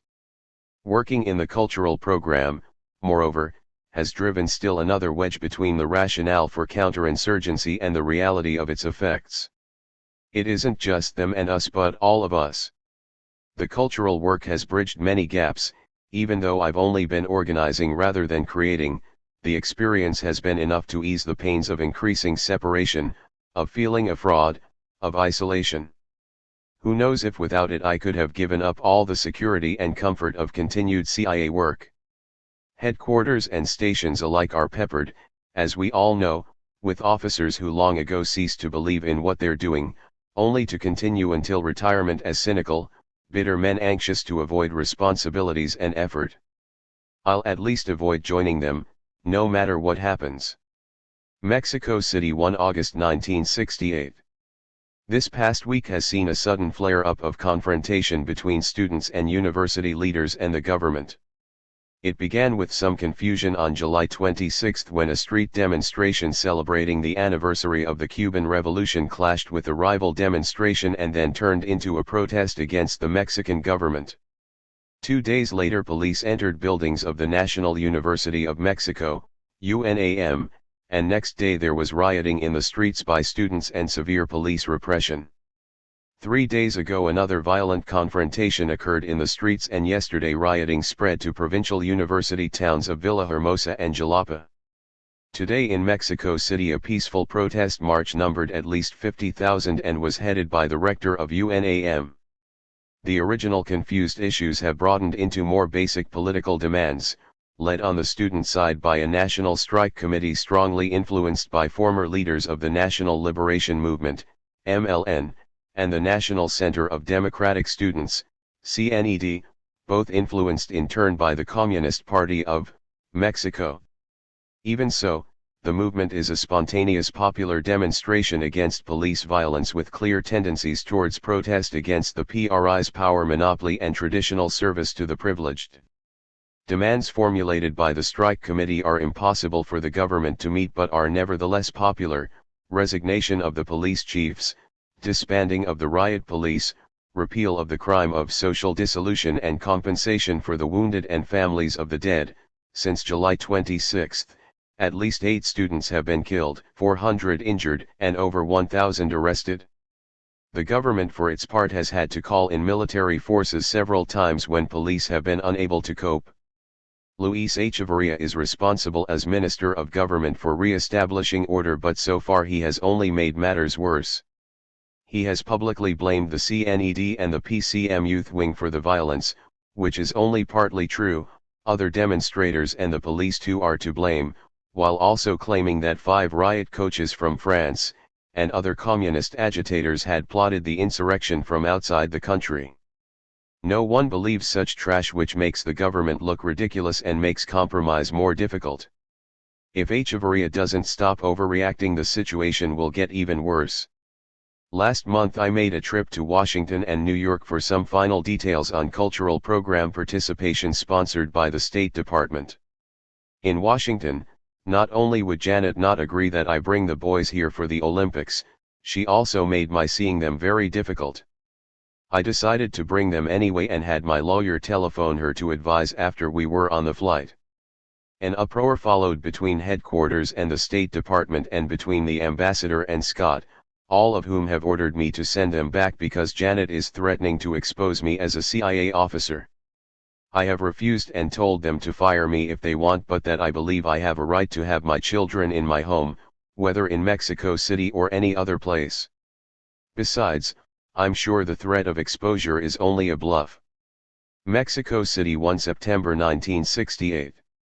Throughout the greater part of August the government had taken a fairly gentle line about the massive demonstrations taking place. Then on August 27 a huge demonstration of some 200,000 marchers turned out to protest against the cost of the Olympics to Mexico, which will be at least $175 million. The turning point in government policy came early the following morning when the considerable concentration of demonstrators that remained in the main downtown plaza was forcibly broken up. On the 29th another 3,000 demonstrators turned up and were driven off. Today Diaz Ordaz, in his annual message to the country, pledged the use of the armed forces to ensure that the games will be held. However, he also promised to consider changing the penal code on social dissolution. The strike committee has added to its demands the release of all political prisoners, and in this speech Diaz Ordaz took the trouble to claim that in Mexico there are no political prisoners, a claim so widely known to be false that it is ridiculous. In the station the CP section is very busy getting information from agents on planning by the strike committee and on positions taken by the communists and other far-left groups. Highlights of this intelligence are being passed to Diaz Ordaz and Echeverria for use by the security forces. It's almost like being in Ecuador or Uruguay again, but I'm glad I'm not working on the government's side this time. Mexico City, 19 September 1968. So far the only significant demonstration this month was a silent march of protest on the day that Diaz Ordaz opened the new Olympic sports installations. Protesters are increasingly saying that the police have burned the bodies of those students killed in repressive action and that the students' families have been frightened into silence. Student brigades have been going daily to factories, offices, and homes to explain the student position and have been doing so with considerable effect. Last night, as a result of this activity, the government seized the National University in violation of the university's traditional autonomy. Echeverria justified this invasion by saying that the university has been used for political rather than for educational purposes. Thousands of troops with tanks and armored cars were employed in the takeover of the university, and although hundreds of people were arrested, the student strike leaders all escaped. The student brigades exposing government policies to serve minority interests have now made their headquarters in the Polytechnic Institute, where a battle is now going on between students and police. Two of the big exhibits for the Olympic cultural program are being delayed because of the violence. At the National University we had a huge Jupiter missile set up for the space exhibit, but it had to be taken down rather quickly before it got torn down by the demonstrators. The organizing committee is now looking for somewhere else to put it. Similarly, the atomic energy exhibit at the Polytechnic has had to be put off while another site is found. The space exhibit was to be opened yesterday by Michael Collins, an Air Force astronaut, but I have had to cancel much of his program. Mexico City, 25 September 1968. Each day since the UNAM was invaded has been filled with violence. Some 10 to 20 more students have been killed and over 100 wounded in riots which have broken out in different parts of Mexico City but are now most frequent in the Plaza of the Three Cultures in the Tlatelolco section, where one of the main vocational schools of the Polytechnic Institute is located. Yesterday a pitched battle lasted about 12 hours as students defended the Polytechnic and the vocational school at the plaza, but finally both were occupied by the army and police. All street demonstrations are now being suppressed with much violence. After a PRI campaign against him of several weeks, the rector of UNAM resigned, but the Professors Association voted to resign with him if his resignation was accepted. Today the UNAM Governing Council refused the resignation and the rector is expected to withdraw it. Increasingly the protest is turning towards the cost of the Olympic Games. Parents and teachers have joined the students, while vigilante groups controlled by the government have begun night raids on schools to intimidate the occupying students. This afternoon I went up to the station offices to read the intelligence reports sent to headquarters over the past week. One report was on a meeting between Scott and President Diaz Ordaz in which Scott got the strong impression that the president is confused and disoriented, without a plan or decision on what to do next. Mexico City, 3 October 1968. In one savage display of firepower at the Plaza of the Three Cultures, the government wiped out the protest movement and probably several hundred lives.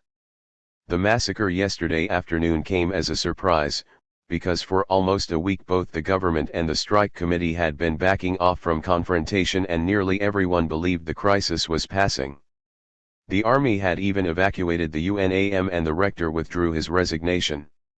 Nevertheless, yesterday about 5 p.m. some 3,000 people, students, teachers, parents, and some workers and peasants, gathered at the Plaza of the Three Cultures for a march in protest against continued government occupation of the Polytechnic Institute and several of its vocational schools. The first speaker at the rally, however, called off the march because of a concentration of about 1,000 troops with armored vehicles and jeep-mounted machine guns along the route. The rally continued peacefully but the military units surrounded the plaza. Just after 6 p.m. the army opened fire on the crowd and on the surrounding buildings believed to be sheltering sympathizers.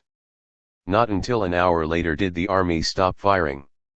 Officially the toll is set at 28 dead and 200 wounded, but several hundred were probably killed and many more wounded. Over 1,500 were taken prisoner. Today mass confusion reigned as thousands of parents and relatives sought to find the bodies, already disappeared, of those unable to be located in hospitals or jails.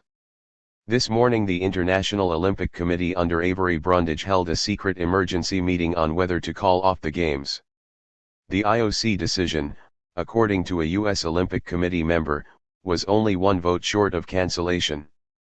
Afterwards Brundage announced that the Games will proceed as scheduled and that local student problems have no connection with the Olympics. Mexico City, 28 October 1968. Suddenly it's all over, capped by the gushing of color and sound from what must have been history's most spectacular display of fireworks.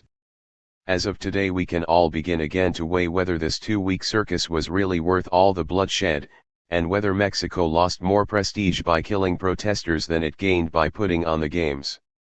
My resignation will be effective early next year, although for practical purposes my service with the agency is ending now.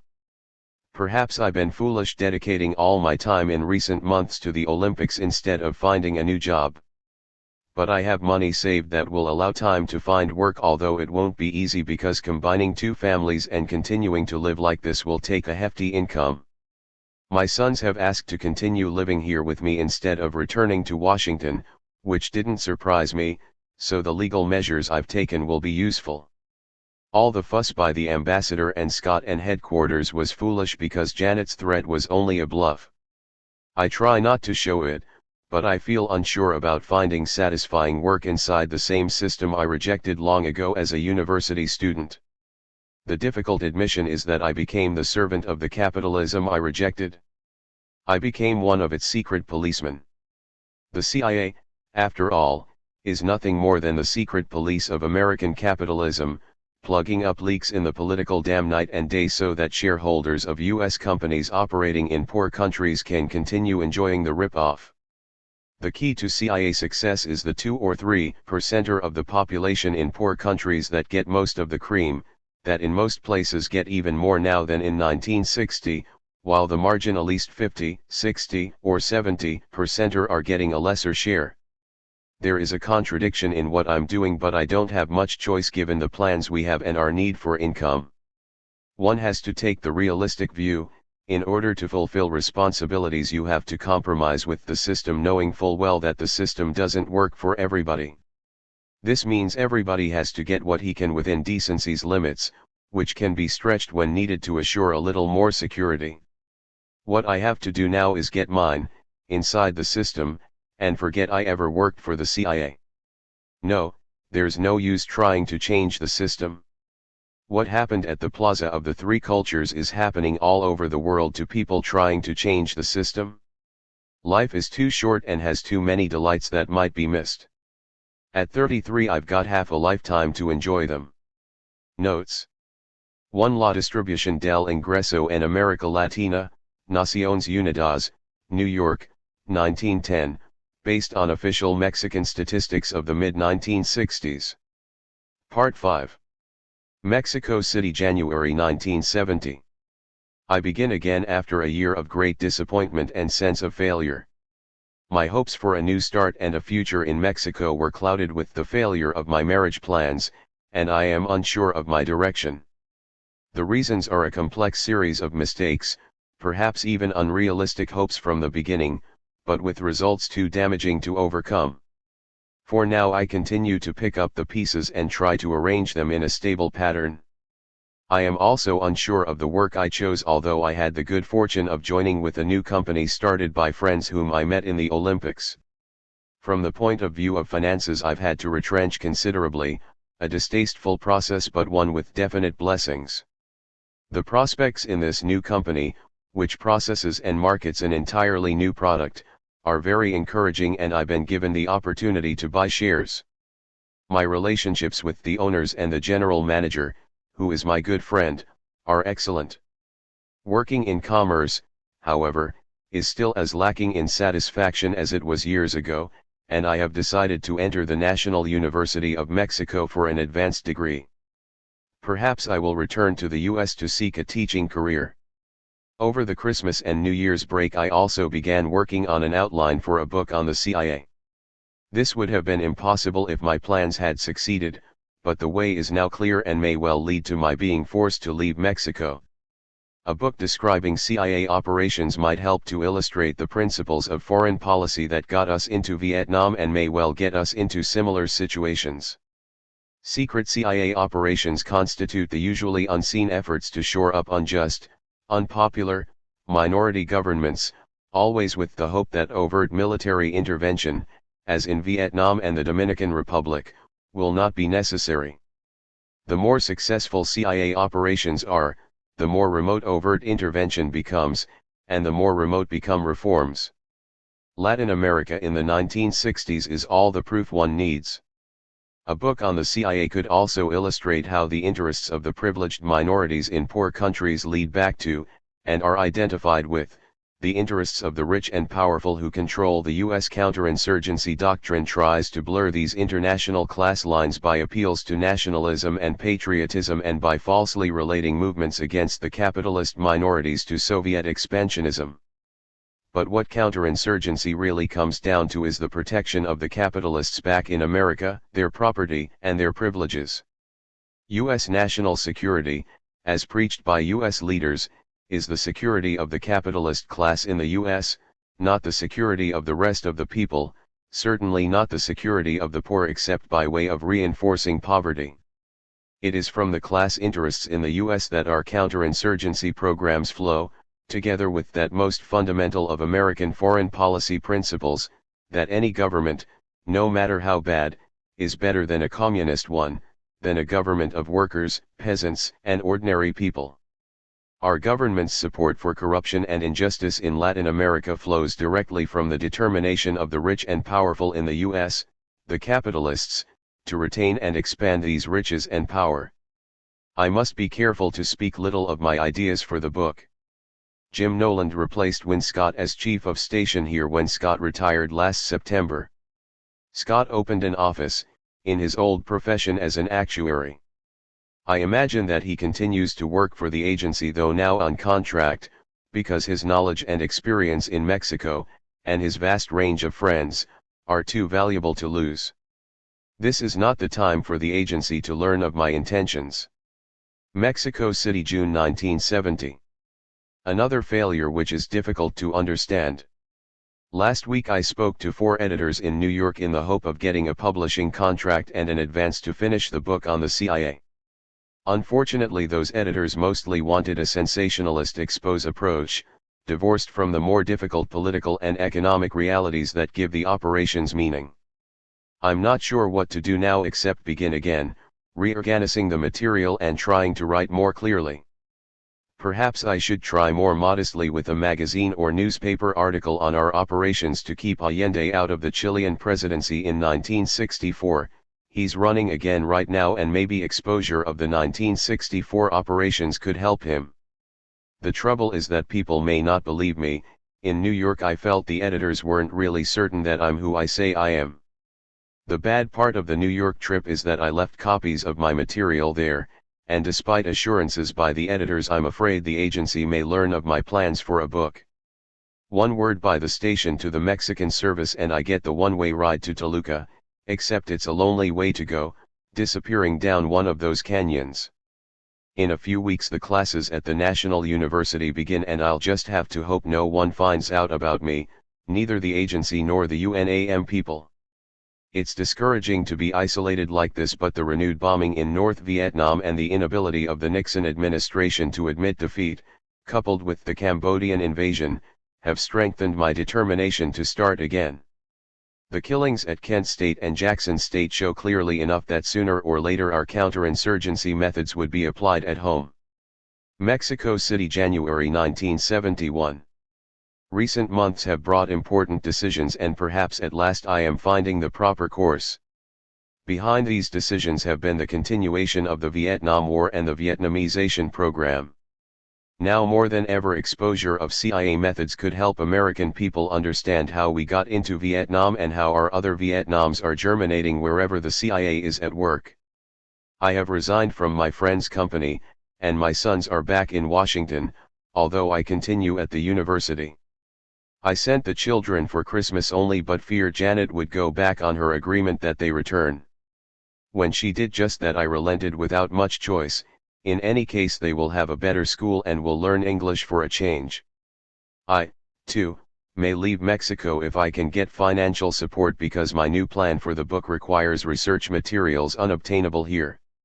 I have decided now to name all the names and organizations connected with CIA operations and to reconstruct as accurately as possible the events in which I participated. No more hiding behind theory and hypothetical cases to protect the tools of CIA adventures. The problem now will be documentation. I have also decided to seek ways of getting useful information on the CIA to revolutionary organizations that could use it to defend themselves better. The key to adopting increasingly radical views has been my fuller comprehension of the class divisions of capitalist society based on property or the lack of it. The divisions were always there, of course, for me to see, but until recently I simply failed to grasp their meaning and consequences: adversary relationships, exploitation, labor as a marketplace commodity, etc. But by getting behind the liberal concept of society, that concept that attempts to paint out the irreconcilable class conflicts, I think I have grasped an understanding of why liberal reform programs in Latin America have failed. At the same time I have seen more clearly the identity of interests of the classes in Latin America, and other underdeveloped areas, with the corresponding classes in the US, and other developed areas. The result of this class conception, of seeing that class identity comes before nationality, leads to rejection of liberal reform as the continuous renovating process leading step by step to the better society. Reform may indeed represent improvement, but it is fundamentally a maneuver by the ruling class in capitalist society, the capitalists, to allow exploitation to continue, to give a little in order to avoid losing everything. The Alliance for Progress was just this kind of fraud, although it was heralded as a Marshall Plan for Latin America that would permit, indeed encourage, a Latin American New Deal to sweep through the region behind the leadership of liberals like Betancourt, Haya de la Torre, Kubitschek, and Muñoz Marin.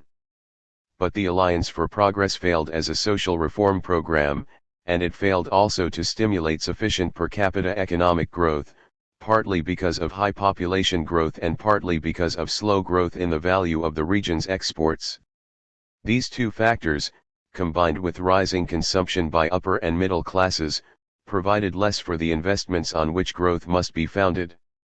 Result: the division in Latin American society widened between the modern core, dependent largely on the external sector, and the marginalist majority.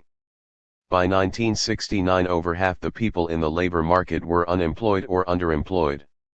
Where progress occurred in education, healthcare, and housing, it accrued mostly to the core societies in cities. Flight to cities by rural unemployed continued with the cities unable to absorb them productively. The vicious circle of small internal markets and lack of internal growth momentum also continued. Particularly in countries like Brazil, where economies have grown rapidly, wealth and income have tended to even greater concentration. Latest figures of the UN Economic Commission for Latin America, ECLA, show that the poorest 20% of the Latin American population now receive only 3.1% of total income, and that the entire lower 50% receives only 13.4% of total income. The upper 5% income bracket, on the other hand, receives 33.4% of total income.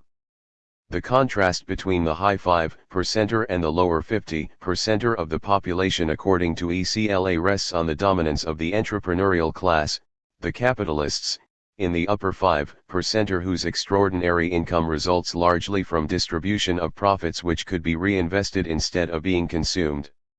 In Mexico, for example, 60% of the income of the top 5% is dividends, in El Salvador 80%, in Argentina 85%. Most important, income of the high 5% is growing more rapidly than the middle and lower income levels, thus aggravating income imbalance still more. The assumption, therefore, that economic growth under the Alliance for Progress would result in higher standards of living for the poorer half of the population is now demonstrated to have been false. Land reform programs have also failed. During the 1960s, virtually every country in Latin America began some program to reform restrictive, precarious, and uneconomical tenure systems, long accepted as the most serious structural cause of imbalance in wealth and income. But with the exceptions of Cuba, Peru, and Chile, the impulse has been lost and little progress made where the bulk of the potential income-producing resources lies. Concentration continues. The upper 1.8% of the rural income scale holds more than 50% of the farmland, while the small landholders, who number 25% of the farm population, hold only 2.4% of farmland. During these past 10 years, while Latin American countries failed to establish more equitable distribution of land, wealth, and income, considerable success could be claimed in counterinsurgency, including propaganda to attract people away from the Cuban solution as well as repression. As part of the counterinsurgency campaign, the Alliance for Progress in the short run did indeed raise many hopes and capture many imaginations in favor of the peaceful reform solutions that would not fundamentally jeopardize the dominance of the ruling capitalist minorities and their system. Since the 1960s, however, as the psychological appeal of peaceful reform diminished in the face of failure, compensatory measures have been increasingly needed, repression and special programs, as in the field of organized labor, to divide the victims and neutralize their leaders. These measures constitute the four most important counterinsurgency programs through which the U.S. government strengthens the ruling minorities in Latin America: CIA operations, military assistance and training missions, aid public safety programs to help police, and trade union operations through ORID, the International Trade Secretariats and the IFLD, all largely controlled by the CIA. Taken together, these are the crutches given by the capitalist rulers of the U.S. to their counterparts in Latin America in order to obtain reciprocal support against threats to American capitalism. Never mind all those marginals, what's good for capitalists in Latin America is good for capitalists in the USA. A liberal reform program like the Alliance for Progress is a safety valve for capitalist injustice and exploitation, as the frontier served for release and escape from oppression in American cities during the last century. Such a program is only what the ruling class will allow by way of redistribution during a time of danger to the system as a whole, something that runs against the current and the inherent drive to concentrate wealth and political power in ever fewer hands. Once the sense of urgency and danger fades, so also the pressure on the safety valve declines and the natural forces for accumulation recuperate, soon wiping out the relative gains that the exploited obtain through reform. Reforms are temporary palliatives that can never eliminate the exploitative relationship on which capitalism is based. Increasingly, as the oppressed in capitalist society comprehend the myth of liberal reform, their ruling minorities have no choice but to increase repression in order to avert socialist revolution. Eliminate CIA stations, U.S. military missions, aid public safety missions and the free trade union programs, and those minorities would disappear, faster perhaps, than they themselves would imagine. My security situation is the same, although I am puzzled that the CIA does not seem to have discovered that I am writing, or if they know, why they haven't visited me. John Horton is now chief of station here, and others with whom I served at other stations have been assigned here, although they have shown no interest in me. Through friends I have sent copies of my new outline to a publisher in Paris. Perhaps at last I will get some encouragement. Mexico City, March 1971. A quick trip to Montreal for conversations with a publisher's representative has given me new hope for both financial and research support. Although my outline and written material are acceptable, the problem remains where to find the information needed to reconstruct the events in which I participated in order to show precisely how the agency operates. We discussed Paris or Brussels after agreeing that for security reasons anywhere in the US would be unwise. We also discussed Cuba, where possibly the research materials could be found and even research assistance arranged. I said I would be fearful of going to Cuba for several reasons: my past work against Cuba and communism, possible Soviet pressures, my reluctance to engage in sessions for counterintelligence ploys, problems with the CIA afterwards. Mostly, I suppose, I am fearful that if the CIA learned that I had gone to Cuba they would begin a campaign to denigrate me as a traitor. As my hope is to return as quickly as possible to the US after finishing, I would be increasing the odds for prosecution for publishing secrets if I had gone to Cuba. There are some advantages, however, in going there. First, the security situation vis-a-vis CIA would be better, and if the research materials are available I could work more calmly and faster. Moreover, in Havana I could arrange to get information on the CIA to interested Latin American revolutionary organizations through their representatives, efficiently and securely. Then, too, I would have the chance to see firsthand what the Cuban Revolution has meant to the people and what their problems are. Such a trip is something I thought would be possible only after I finished. After sleeping on the idea I agreed that I would go to Cuba if the trip can be arranged. Presumably the book will have to be politically acceptable to the Cubans and the research materials available. If I do not go to Cuba I will go to Paris to finish, so my security situation will be improved in any case. At present I will say nothing, and hope that the CIA doesn't get wind of these plans. Paris, August 1971. Great leaps of progress, but so much work remains. In May I went to Havana to discuss the research materials needed, and they agreed to assist with what they have available, which appears to be a good deal. They also invited me to stay there to finish as much as possible, which I accepted. However, as I was committed to visit my sons in Washington, I returned to Paris for conversations with the publisher and then went to the US for 2 weeks with the boys. I have returned to check availability of research materials here and will proceed shortly to Havana. While in Cuba, I traveled for several weeks around the island visiting a variety of development projects in agriculture, livestock, housing, health, and education. The sense of pride and purpose evident in the Cubans is impressive. My worries about going to Cuba were unfounded and were more than replaced by fears of returning to the US to see my sons. I shouldn't have returned, because I had gone to Cuba openly, but strangely I must have eluded the travel control, or the system failed to identify me in time. I wonder if my luck will make the Cubans suspicious. Havana, October 1971. I begin to wonder whether writing this book was such a good idea. I have found considerable material to refresh my memory and to reconstruct events, and I have written a respectable number of pages. Trouble is that I'm running far afield into matters that are peripheral to my CIA work. At the same time, the material here is more limited than I had thought, and I may have to risk returning to Mexico and South America to continue the research. In any case, I will return next month to Paris to continue there. My mood is gloomy as I feel disorganized and still quite far from having a presentable book. The events I want to describe get further into history each day, and each day the sense of urgency to finish quickly gets stronger. Aside from specific information for reconstructing events, I have found here a number of excellent economic reports and essays on Latin American problems and their roots in U.S. exploitation of the region. One report by the Organization of American States describes clearly how the real beneficiary of the Alliance for Progress was the U.S. economy rather than the Latin American economies. This report recognizes the failure to make substantial beginnings in land reform and income redistribution, similarly the failure of foreign aid and private investment to stimulate accelerated economic growth, which the report projects as the key to integration of the masses. The functioning of the external sectors of Latin American economies, excepting Venezuela as a special case, during these 10 years demonstrates how these economies have supported the U.S. standard of living to the detriment of the Latin American people. Americans, in other words, can thank Latin American workers for having contributed to our ease and comfort.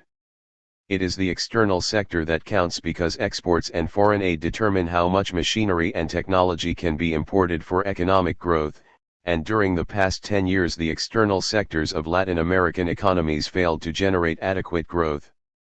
From 1961 to 1970, Latin America paid out to other regions, mostly to the U.S., a little over $20 billion, practically all in financial services, royalties, interest, and repatriated profits to foreign capital. About 30% of this potential deficit was offset by export surpluses, while the remaining 70% was paid through new indebtedness, new private foreign investment and other capital movements. The new indebtedness, representing as it does new costs for financial services, raised still higher the proportion of export earnings required for repatriation of royalties, interest, and profits to foreigners, mostly U.S., thus decreasing amounts available for investment. During these 10 years, private foreign capital provided new investment of only $5.5 billion while taking out $20 billion. The lion's share went to U.S. investors whose investment, which averaged about $12 billion in value, returned about $13 billion to the U.S. Without the loans and grants from the U.S. under the Alliance for Progress, Latin America would have had to devote about 10% or more of its export earnings to the services account so that fair return on investment could be satisfied. Otherwise, a moratorium or some other extreme measure would have been necessary, hardly conducive to new credit and investment. The Alliance for Progress has been, in effect, a subsidy program for U.S. exporters and private investors, in many cases the same firms. For Latin America, this has meant a deficit in the external sector of about $6 billion that limited the importation of equipment and technology needed for faster economic growth, the deficit compensated by new indebtedness. For the United States, this has meant a return to private investors of about $5 for every dollar sent from the US to Latin America during the period, plus a favorable trade balance, plus billions of dollars in loans that are earning interest and will someday be repaid. In other words, Latin America through the Alliance for Progress has contributed to the economic development of the United States and has gone into debt to do it. No wonder we prop up these governments and put down the revolutionaries. In contrast to the myth of the Alliance for Progress, which ensures that the gap between the US and Latin American economies will grow, the interesting alternative does not assume that economic growth is the determinant for integration of the marginalist majority. Based on a distinction between economic growth and social development, the revolutionary solution begins with integration. The Cuban position paper for this year's sessions of ECLA, entitled Latin America and the Second United Nations Decade for Development, views social integration through structural changes in institutions, revolutionary change rather than reform, as the condition for development. Economic growth alone, with benefits concentrated in the modern core minority, cannot be considered as national development because the whole society doesn't participate. Institutional change, social integration, and economic growth is the revolutionary order of priorities rather than economic growth, reform and eventual extension of benefits to the marginals, little by little so as not to affect the wealthy. The institutional changes: first, the land tenure system must be altered to break the injustices and low productivity resulting from the latifundia-minifundia problem. Second, the foreign economic enterprises must be nationalist so that the product of labor is used for national development instead of being channeled to shareholders in a highly developed, capital exporting country. Third, the most important national economic activities must come under state control and be subjected to overall development planning with new criteria for marketing, expansion, and general operations. Fourth, personal income must be redistributed in order to give purchasing power to the previously marginalized. Fifth, a real working union between government and people must be nurtured so that the sacrifices ahead can be endured and national unity strengthened. During this early period of institutional change, attained with few exceptions, in the Cuban view, through armed struggle, the basic problems of priorities emerge: immediate development of social overhead projects in health and education v. expansion of consumption of the formerly marginalist v. investment in infrastructure. The redistribution of income, new costs of social projects, and increased internal consumption leave even less productive capacity for reinvestment than before. High demand causes inflationary pressures and black markets, while rationing is necessary to assure equity in distribution. The only source of relief to offset the investment deficit, according to the Cubans, is foreign aid. Aggravating the development problem is the exodus of managers and professionals who join the overthrown landed gentry and upper middle classes in seeking to avoid participation in national development by fleeing to free countries.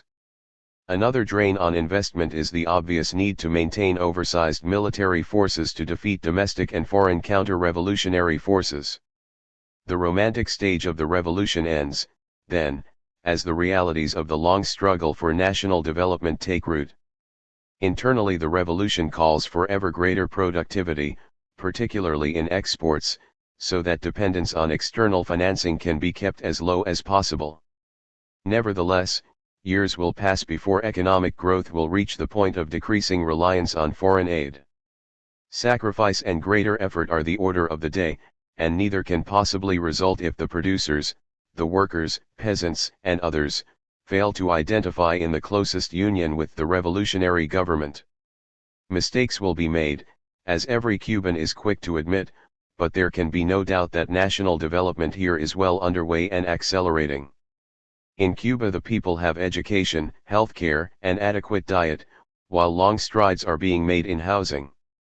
When one considers that over half the population of Latin America, over 150 million people, are still deprived of participation in these minimal benefits of modern culture and technology, it becomes clear that the only country that has really attained the social goals of the Alliance for Progress is Cuba. I still have no indication that the CIA knows I am writing this book or that I have come to Cuba. During recent months I have tried to follow the growth of the Frente Amplio in Uruguay in preparation for the national elections next month. The situation is so ready for election operations by the Montevideo station that I have yielded to the compulsion to denounce this possibility. I wrote a letter to Marca in Montevideo describing some of the standard covert action operations and suggesting that the agency may well be involved right now in operations against the Frente and in support of candidates of the traditional parties. If Marca publishes even part of it, any doubts about my intentions on the part of the CIA must disappear.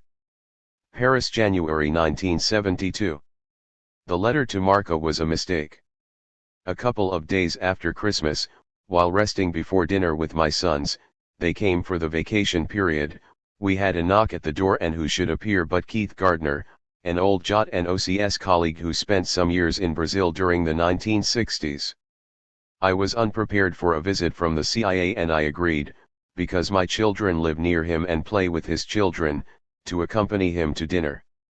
On leaving our hotel he disappeared for a few moments in order, he said, to release a colleague who was standing by in case I had received him in an unfriendly manner.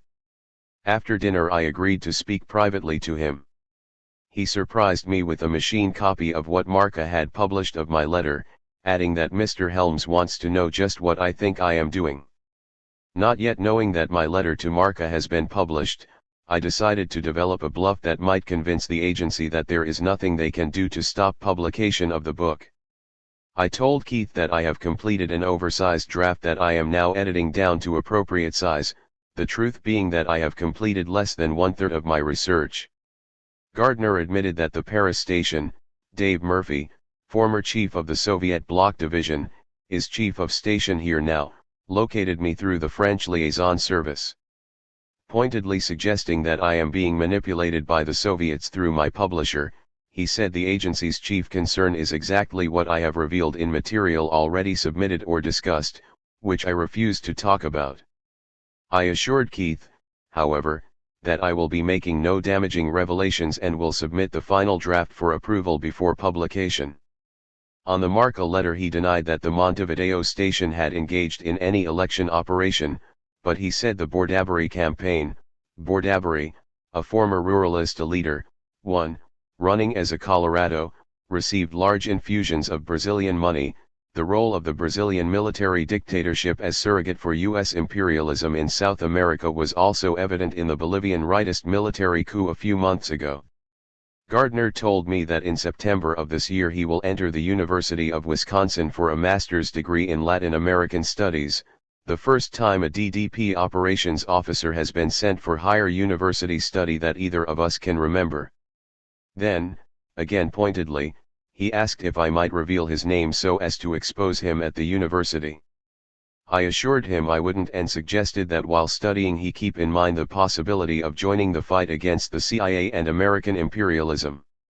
After all, why be a secret policeman for US capitalists when the system itself is disappearing? Not knowing to what ends the French service will go to please the agency, I feared after meeting Keith that I might be deported under some pretext on a flight having New York as its first stop. So the next day I took the boys to Spain for the final week before their return to school. Now I continue here, and I must be careful to avoid provocation while finishing as fast as I can. I don't know if my bluff will work or whether the French service or the agency will take action against me. I shouldn't have written the letter to Marca.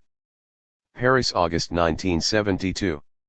Events in the past 3 months have taken unfavorable turns, and I am fearful that the CIA is now closing in. My money has run out and I am living on small donations from friends. Street surveillance has forced me to live in hiding. Research still pending in Cuba was cancelled. I still cannot find the information I need, and people who have befriended me and on whom I am depending show frequent signs of being infiltrators. In May I went to Havana again for discussions on research left from last year, and on additional needs that have arisen since. For reasons I fail to understand, there is a lack of confidence in my intentions about the book's political content. As a result, research I left pending with them last year has not been done, the same as cancellation if I have to do it myself. Very disappointing, although understandable. the Cubans wouldn't want to be embarrassed by a politically unacceptable book, and political content is something that must come at the end, after the research is finished. In June my publisher's advance ran out, and in order to get another advance I would have had to amend the contract to allow for publication first in France. It may be chauvinism, but as I am seriously criticizing American institutions, I'm determined to make every effort for publication there first, or at least simultaneously with publication elsewhere. I couldn't accept the amendment and I am depending on a few friends for sustenance. A few days after returning from Cuba I suddenly began to recognize street surveillances in Paris, which I suspect may be the French service, possibly at CIA request. But being unsure of the sponsorship and purpose of the surveillance, I went to live secretly at the studio of a friend, Catherine, who agreed that I could stay there until the problem is resolved. About the same time as the surveillance began I was befriended by several Americans, two of whom display excessive curiosity and other indications that suggest they may be CIA agents trying to get close to me for different purposes. One of these, a supposed freelance journalist named Sal Ferreira, claims to write for College Press Service, Alternative Features Service and other underground organizations in the U.S. As a means to get some financial relief I agreed to an interview with Sal on my work in the CIA which he will try to sell. Meanwhile he gives me small loans and tries to find out where I am living. With Sal I met Leslie Donegan who claims to be a Venezuelan heiress, graduate of Boston University and currently studying at the University of Geneva. At Sal's suggestion I discussed the book and my financial situation with Leslie and allowed her to keep copies of the manuscript to read over a weekend. She agreed to finance me until I finish. Right now I am rushing to prepare what I have written so far, for presentation to an American publisher who will be here in early October. Sal is also helping. He obtained a typewriter for me when I had to turn in my hired one for the deposit. Strangely, he refused to tell me where he got it, only that it's borrowed and that I may have to give it back quickly when the owner returns from London. I shouldn't have allowed Leslie to read the manuscript, nor should I continue associating with either her or Sal. However, I need the loans they are giving me in order to survive until getting the contract with the American publisher in October. If indeed they are working for the CIA, relatively little harm is done because the cryptonyms and pseudonyms I have used will confuse, and I have assured them both that I do not intend to reveal true names, just as I did with Gardner. I have also hidden away copies and preserved my notes so that the unfinished portions could be finished by someone else. Leslie tried to persuade me to accompany her to Spain, but I begged off in order to work with Therese, another friend who is typing the manuscript for presentation to the American publisher, and who is being paid by Leslie. I certainly wouldn't go to Spain at Leslie's invitation. If she is working for the CIA, they may have planned a dope plant with the cooperation of the Spanish service to get me put on ice for a few years. Under Spanish-style justice, prisoners can probably be kept from writing books. If my suspicions about these two are ever confirmed, it will be ironic that the CIA, while trying to follow my writing and set a trap, actually financed me through the most difficult period. Of all these recent problems, the worst is that I haven't had the money for the boys to come for the summer. By Christmas, when they have their next vacation, a year will have passed without seeing them. Nevertheless, I'm sure that in October I'll get new financial support so that they can come in December. On no account can I return to the US until I finish. After meeting with the publisher in October, I'll go to London for final research at the British Museum Newspaper Library. They have all the newspapers from Quito, Montevideo, and Mexico City for the periods when I was at those stations, and I will be able to reconstruct the most important operational episodes accurately. These weeks are black. I am very unsure of what may happen. Paris, October 6, 1972. How is it possible? I cannot believe that somewhere in the 500 or 600 pages I've written, this editor couldn't see a book. Or if he could, perhaps he thinks I'm a bad risk. What he wants is drama, romance, and glorification of what I did. When he left 2 days ago for Orly, he barely showed any interest.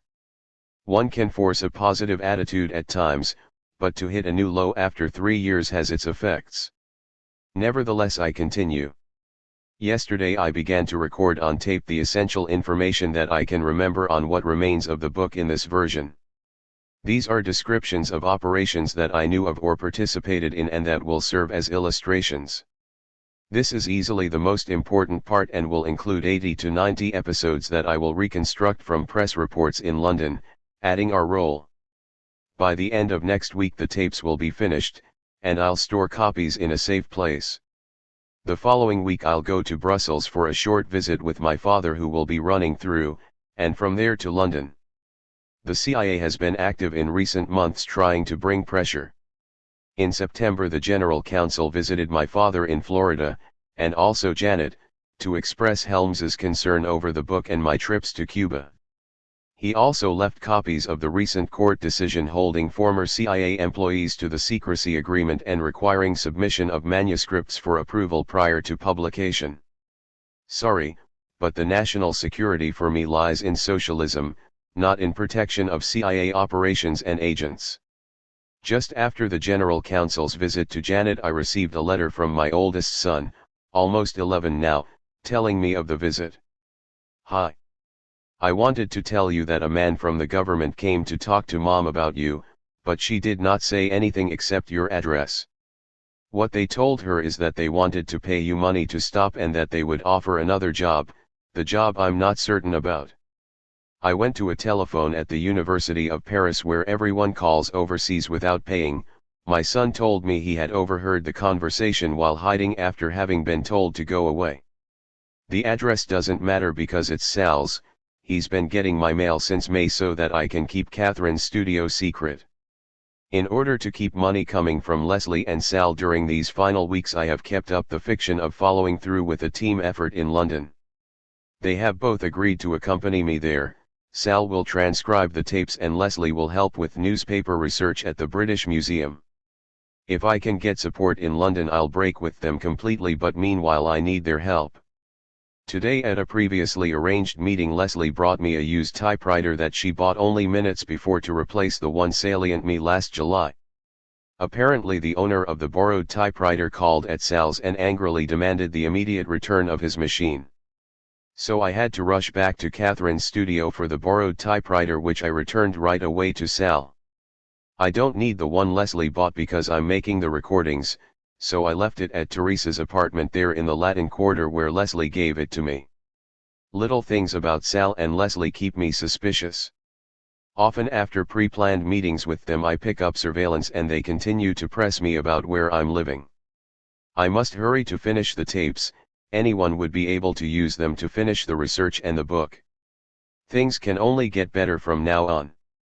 Paris, October 14, 1972. Today my doubts about Sal and Leslie were resolved in the case of Leslie, completely, and in the case of Sal, almost. It began 2 days ago over pizza when Leslie gave me money for the trip to Brussels and London. When she asked how I liked the typewriter she bought me, I told her I haven't used it because of the recordings, adding that I left it at Teresa's apartment.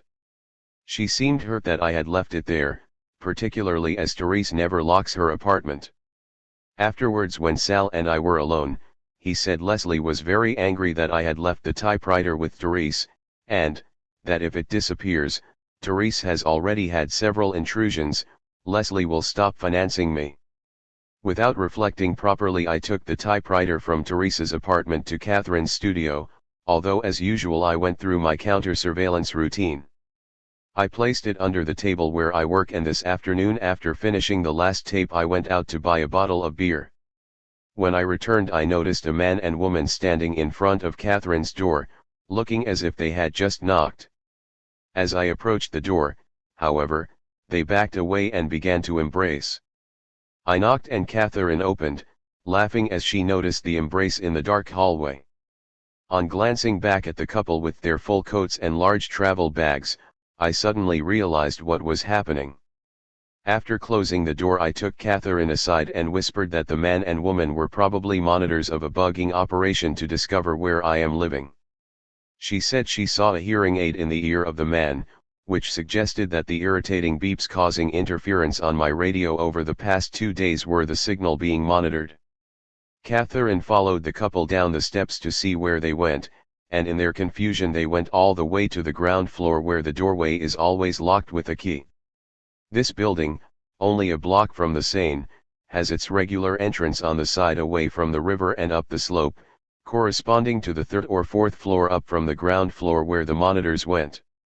As they had no key, they stood around for a moment, embraced again as Catherine passed, said nothing, and began to walk back up the stairs. Catherine, who had been watching them from the garbage room, came back to the studio and told me that they seemed to have portable radios or cases beneath their coats. Now it was clear. Since bringing the typewriter that Leslie bought for me to Catherine's studio, I have been hearing a beeping sound on my own portable FM radio. I paid little attention, however, because of the nearness to ORTF and the frequent other interference I get. I reached under the table, raised the typewriter case with the machine inside, and began to turn it. As I turned it, the beeping sound on my radio got louder and softer in direct relation to the turning. Catherine carried it out of the building and the beeping completely disappeared. When she returned, it began again. Later I tore open the lining of the inside roof of the case and found an elaborate installation of transistors, batteries, circuits, wiring and antennas, also a tiny microphone for picking up voices. The objects were all very small, mounted in spaces cut out of a piece of 1/4-inch plywood cut exactly the size of the case and glued against the roof. Not only was the object designed to discover where I live through direction finding, it appears also made for transmitting conversations. I shall leave for Brussels in 3 days and Catherine will go to the country for a few days. There is certainly nothing they can do to her.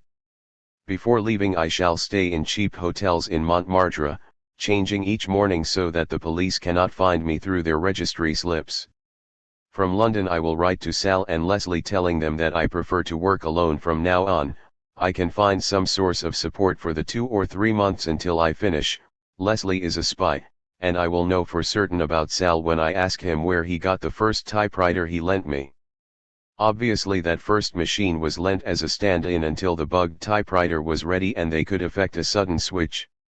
Leslie's feigned resentment when I left the typewriter at Teresa's apartment was the ploy to get me to take the typewriter to where I live. The damage may have been slight, but I've been foolish.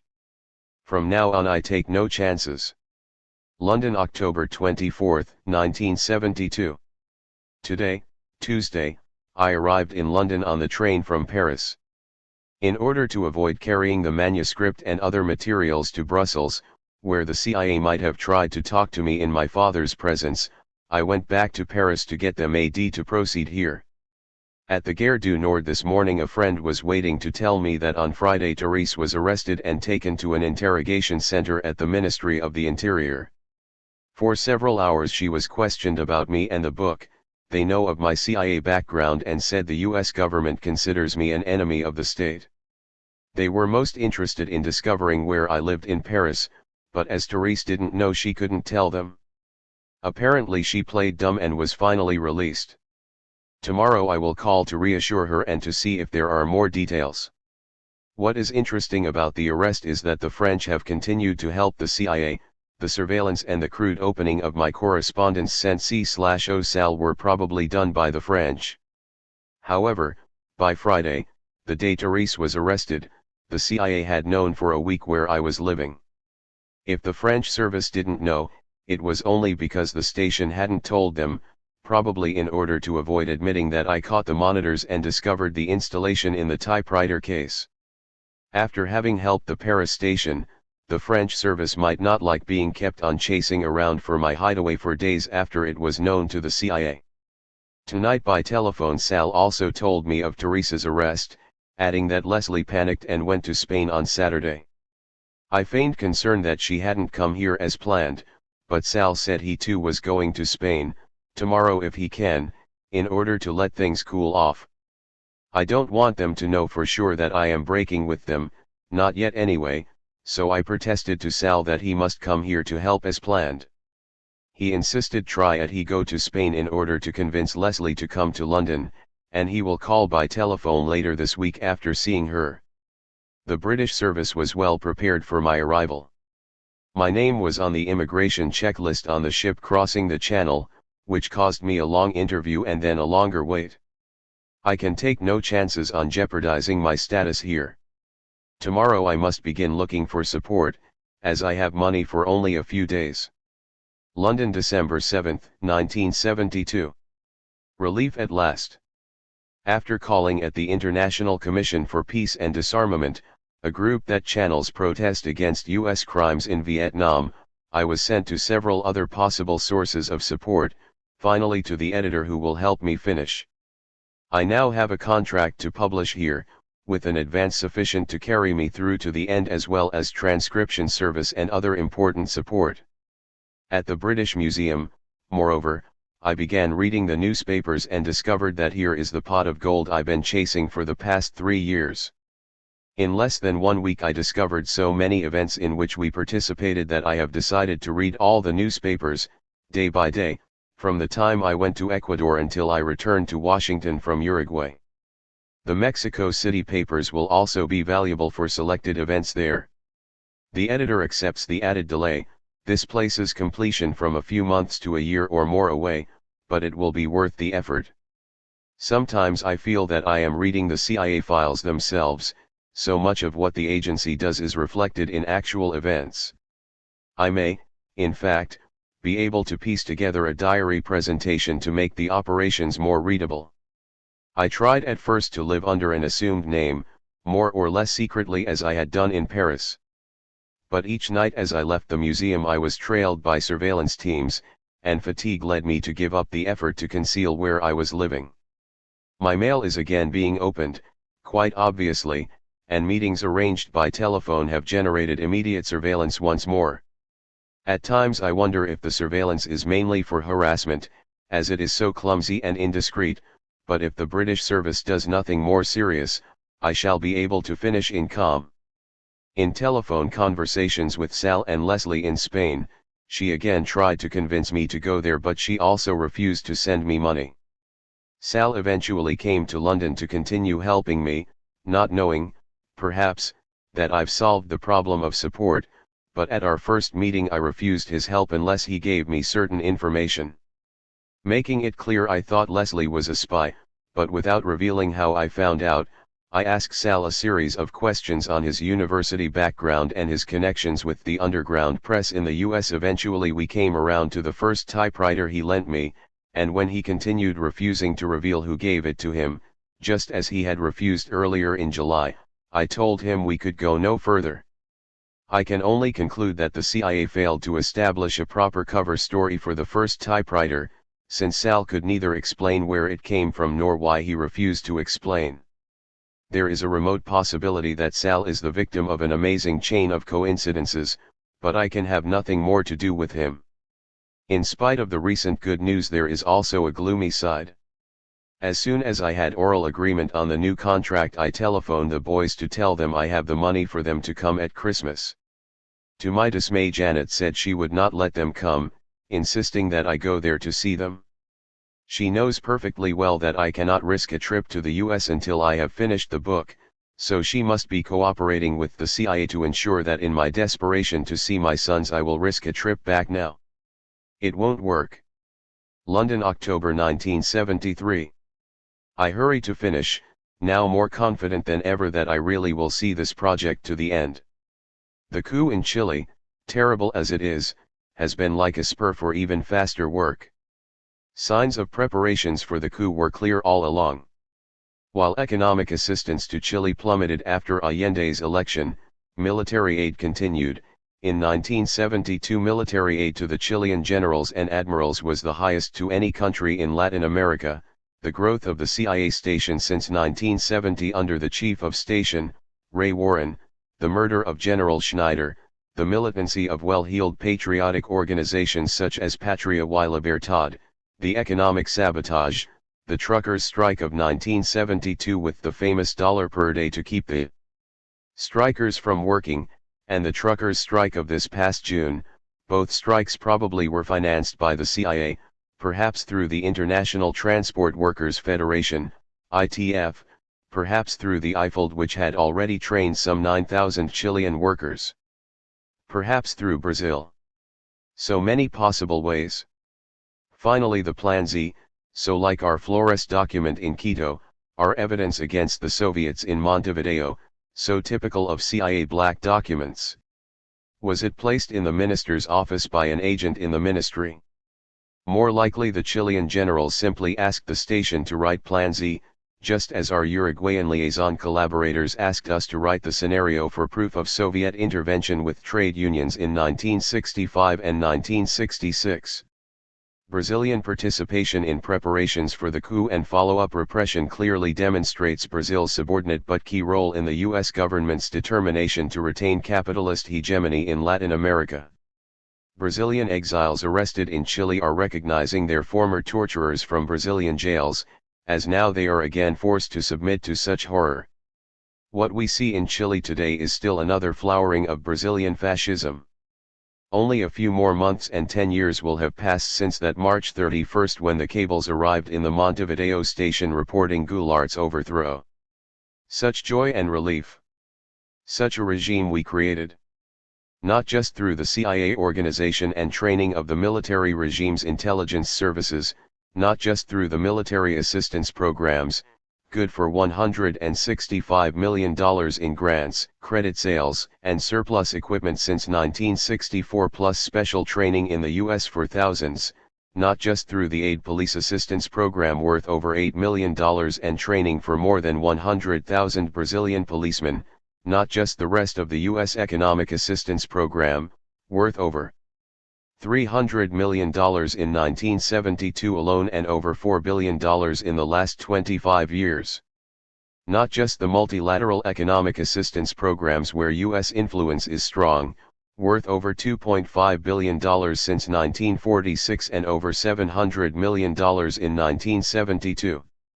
Most important, every one of the hundreds of millions of private U.S. dollars invested in Brazil is a dollar in support of fascism. All this to support a regime in which the destitute, marginalized half of the population, some 50 million people, are getting still poorer while the small ruling elite and their military puppets get an ever larger share. All this to support a regime under which the income of the high 5% of the income scale now gets almost 40% of total income, while half the population has to struggle for survival on 15% of total income.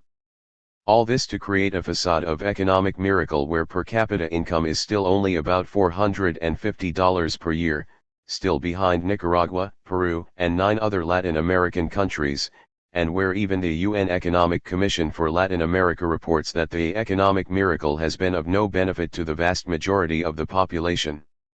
All this for a regime that has to clamor for export markets because creation of an internal market would imply reforms such as redistribution of income and a slackening of repression, possibly even a weakening of the dictatorship. All this to support a regime denounced the world over for the barbaric torture and inhuman treatment inflicted as a matter of routine on its thousands of political prisoners, including priests, nuns, and many non-Marxists, many of whom fail to survive the brutality or are murdered outright.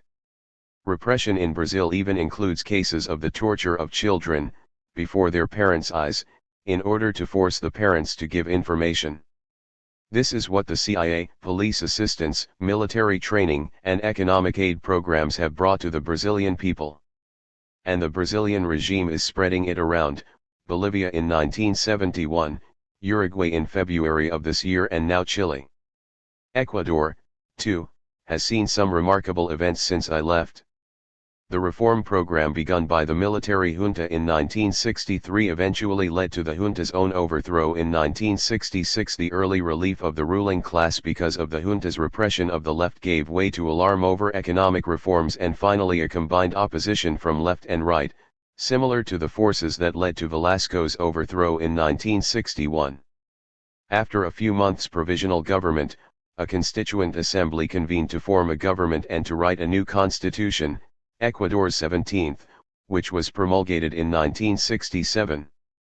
The 1968 election provided in the new constitution developed into a new struggle between Camilo Ponce, on the right, and yes, Velasco, on the, well, wherever he happened to be.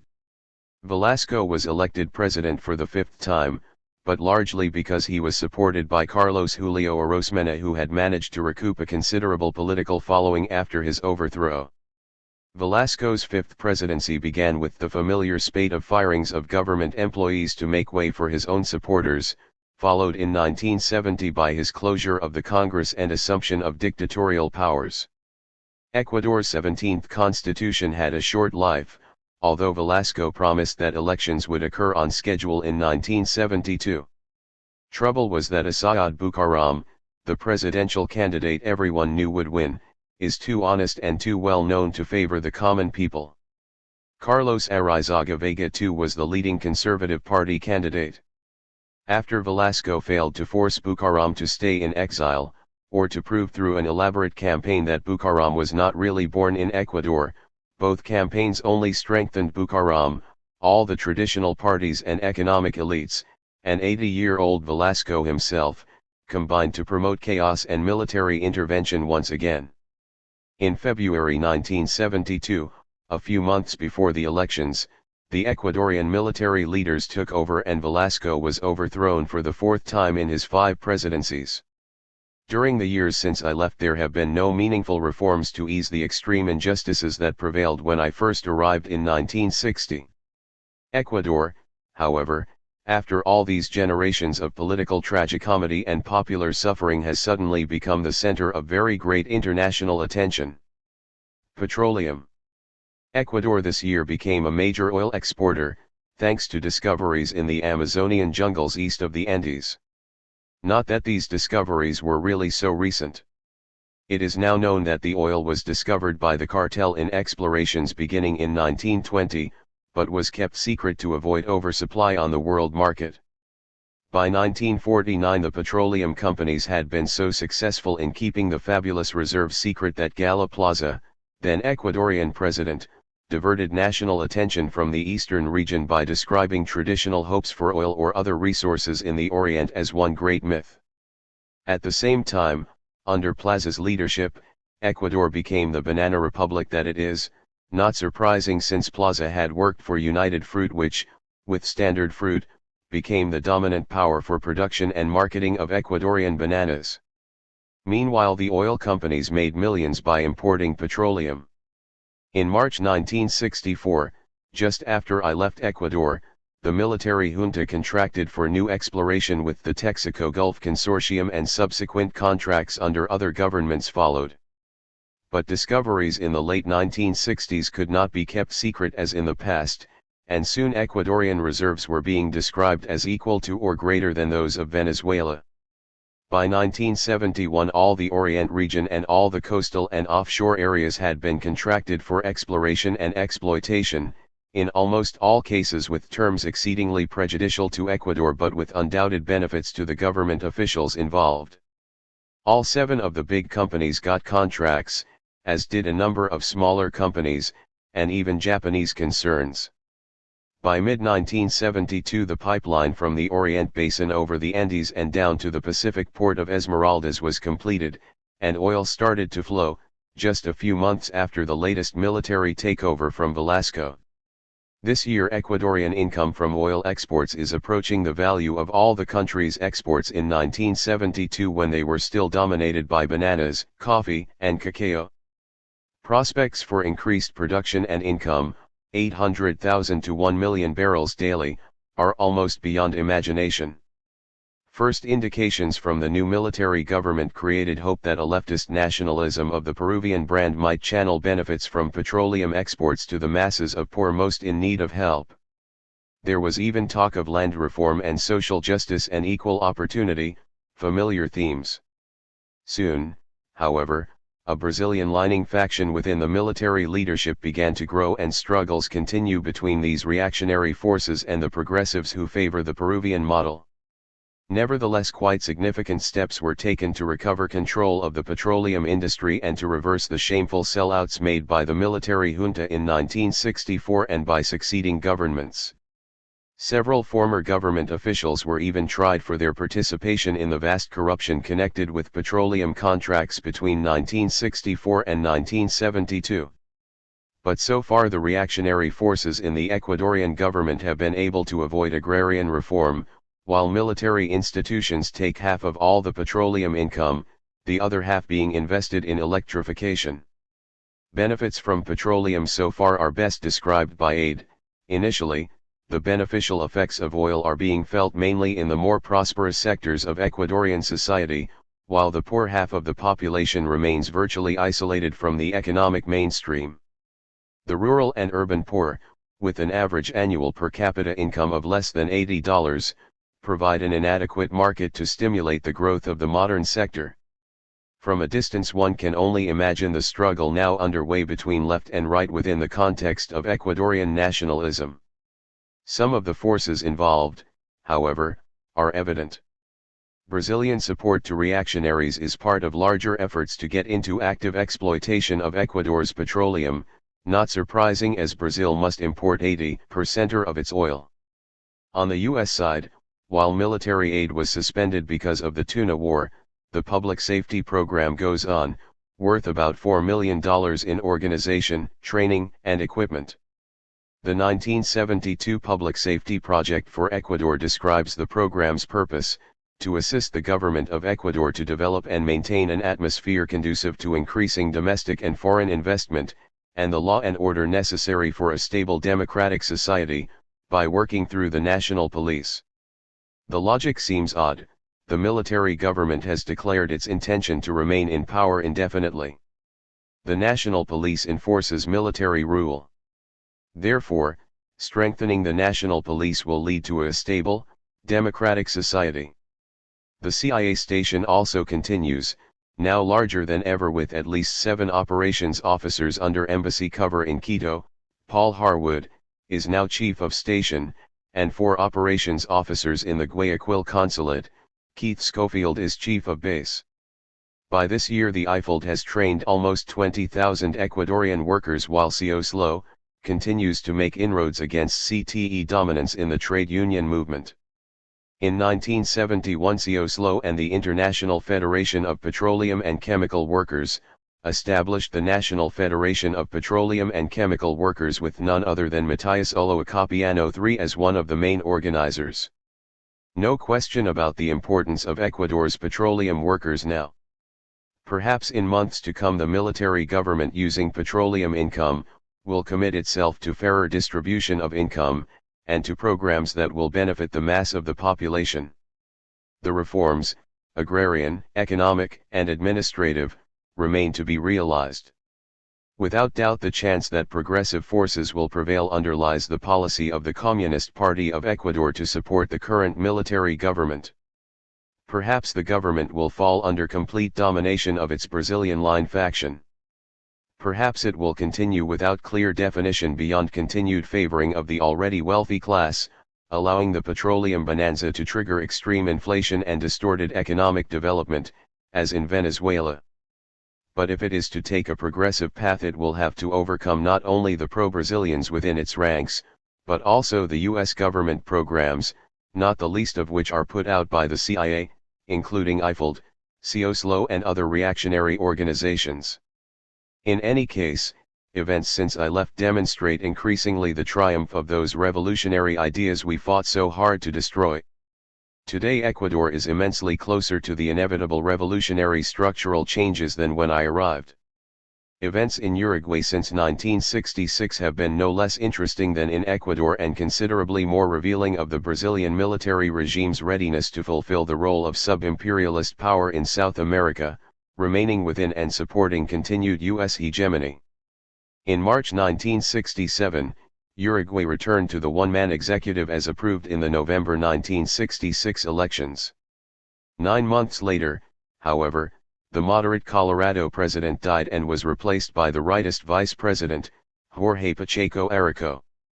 Pacheco's 4 years in office were marked by continuing inflation, continuing financial and governmental corruption, no reforms, and failure to repress the Tupamaro movement in spite of widening use of torture, right-wing civilian terror organizations, of the type financed by the Montevideo station in the early 1960s, and police death squads on the well-known Brazilian model. The full flowering of the Tupamaro movement during the Pacheco presidency brought long periods of state of siege and suppression of constitutional liberties, but with little success. Brazilian official policy of strengthening conservative influence in Uruguay, begun in 1964 by Manuel Pio Correa, resulted in the formation during the Pacheco presidency of Brazilian line factions, both in military institutions and in the traditional political parties. In the November 1971 elections, Pacheco was defeated in his attempt at re-election through constitutional amendment, but the winner was Juan Manuel Bordaberry, Pacheco's next choice after himself. There was wide belief that the Chief Blanco contender had actually won the close election, but through fraud the presidency was given to Bordaberry, an admitted advocate of Brazilian-style solutions and a prominent landowner. In the early 1960s, Bordaberry had been a leader of the Federal League for Ruralist Action dominated by Benito Nardon. He resigned his Senate seat in 1965 and in 1971 was running as a Colorado. Results of the 1971 elections indicate the remarkable growth of leftist sentiment in recent years. In 1958, the Electoral Front of the Communist Party of Uruguay received 2.6%, 27,000, of the total vote, in 1962 3.5%, 41,000, in 1966 5.7%, 70,000, and in 1971, strengthened with other groups in the Frente Amplio, 18.4%, 304,000. CIA estimates of PCU membership, published by the Department of State in World Strength of Communist Organizations, also grew correspondingly from 3,000 in 1962 to 6,000 in 1964 to 20,000 in 1969. With all this and the Tupamaros, too, something had to be done. On taking office in March 1972, Bordaberry reportedly intensified the use of torture on Tupamaro prisoners, which, in combination with errors by the Tupamaros themselves, led to severe setbacks for the movement. By September 1972, the Tupamaros were forced into a period of reorganization. Successes against the Tupamaros, however, created greater consciousness within the Uruguayan military of the injustices and corruption against which the Tupamaros had been fighting.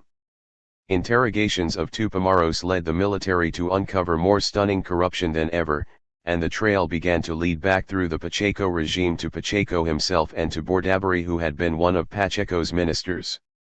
Investigations led to the arrest of some 80 business leaders in late 1972, and to an increasing tendency for military intervention in the civilian government. In February 1973, the military finally took over but kept Bordaberry in office as chief executive, establishing a National Security Council as the mechanism for controlling the government. The Uruguayan military justified their intervention as necessary for rooting out corruption and effecting agrarian, tax and credit reforms. Combating Marxism-Leninism was another justification offered by the military, which was itself divided among those under Brazilian influence, those favoring a leftist nationalism of the Peruvian variety, and those favoring closer relations with Argentina to preserve independence from Brazil. In June, the Congress was closed and Brazilian line military leaders were clearly in control. With the ascendancy of Brazilian influence in Uruguay during the Pacheco and Bordaberry military governments, repression of the entire left has reached previously unimaginable proportions. Leftist parties have been proscribed, the National Workers' Convention outlawed, prisons overflow with political prisoners, freedom of the press has been eliminated, and left-wingers have been rooted out of the entire educational system. For having covered the Chilean coup, 3 newspapers and 1 radio station were closed. The University of the Republic has been closed and the rector and deans of all the faculties are facing military courts. Torture of political prisoners, already widespread under Pacheco, now seems to be equaling Brazilian proportions. Meanwhile, since I left Uruguay in 1966, the economic crisis has deepened even more. Per capita economic growth during 1960 to 71 was 0. Inflation, according to the government's own figures, was 47%er in 1971, 96%er in 1972, and will reach 100%er this year. For 1962 to 72 inflation was near 6,500%er. The peso, in the 70s when I left, is now down to 750 officially, and to over 900 on the black market. Purchasing power of the ordinary Uruguayan has declined 60 to 80% in the past 6 years. Little wonder that latest polls indicate that 40%er of the population would emigrate if they could. In March this year it was revealed that Bordaberry had secretly sold 20%er of the country's gold reserves in order to pay foreign creditors, and he continues to pursue his admitted economic goal of integration with the Brazilian economy. Assistance by the U.S. government to the Pacheco and the Bordaberry/military regime has of course not been lacking. Military aid to Uruguay during 1967 to 71, grants, surplus equipment, and credit sales, totaled $10.3 million, and for the financial year 1972 was just over $4 million, equivalent to almost $1.50 for each Uruguayan. Training of the Uruguayan military also continues with a total of over 2,000 trained since 1950. Economic assistance to Uruguay through aid and other official U.S. agencies rose from $6.5 million in 1971 to $10 million last year. The public safety program also continues, worth $225,000 last year with a cumulative total, since it was started by Ned Holman, in 1964, of $2.5 million. About 120 Uruguayan policemen have been trained in the U.S., and over 700 in Uruguay, in riot control, communications, and investigative procedures. CIA support? Montevideo station officers under embassy cover grew from 6 to 8 between 1966 and 1973, not to mention increases under non-official cover or within the aid public safety mission. Significantly, the chief of station since early this year, Gardner Hathaway, served in the Rio de Janeiro station during 1962-5 when the Goulart government was brought down and the military regime was cemented in power. Similarly, the deputy chief of station, Fisher Ames, served in the Dominican Republic during the repression following U.S. military invasion. Prominent among leaders of the Bordaberry/military government is Juan José Garifur, the old ruralista political action agent who is one of Bordaberry's chief advisors and, with Bordaberry, one of the leading opponents of the reforms mentioned but not yet started by military leaders. Important too is Mario A. Garando, close liaison collaborator of the station when he was Montevideo chief of police in 1958-62. He's now a retired Army general and was a leader of the military coup in February. Progress can also be noted in station labor operations. Since starting the Eiffel operation in Uruguay in 1963, over 7,500 workers have been trained. This program enabled the station to form a new National Trade Union Confederation, finally replacing the old Uruguayan Labor Confederation, CSU, that was scrapped in 1967. The new organization, called the Uruguayan Confederation of Workers, CUT, was formed in 1970 and is safely inside the fold of ORIT, ICFTU, and the ITS. The pattern for formation of the CUT is almost a carbon copy of the formation of the COSLO in Ecuador. For the time being, power lies with the Brazilian line reactionary elements in the Uruguayan military. As in Ecuador, the chance exists that those military officers who prefer a nationalist and progressive solution will eventually triumph, so that some of the reforms so drastically needed can be imposed. But as in Chile and in Brazil itself, this terrible repression only raises the people's consciousness of the injustices and can only speed the day for revolutionary structural transformation. Events in Mexico have been less spectacular than in Ecuador and Uruguay. The one-party dictatorship of necessity lacks the violent lurches of political free-for-all and military coup, but no less indicative of rising revolutionary consciousness. While the country's remarkable per capita income growth, an average 3.2% increase annually during 1960-71, reached just under $800 last year, the benefits continue to be enjoyed by very few.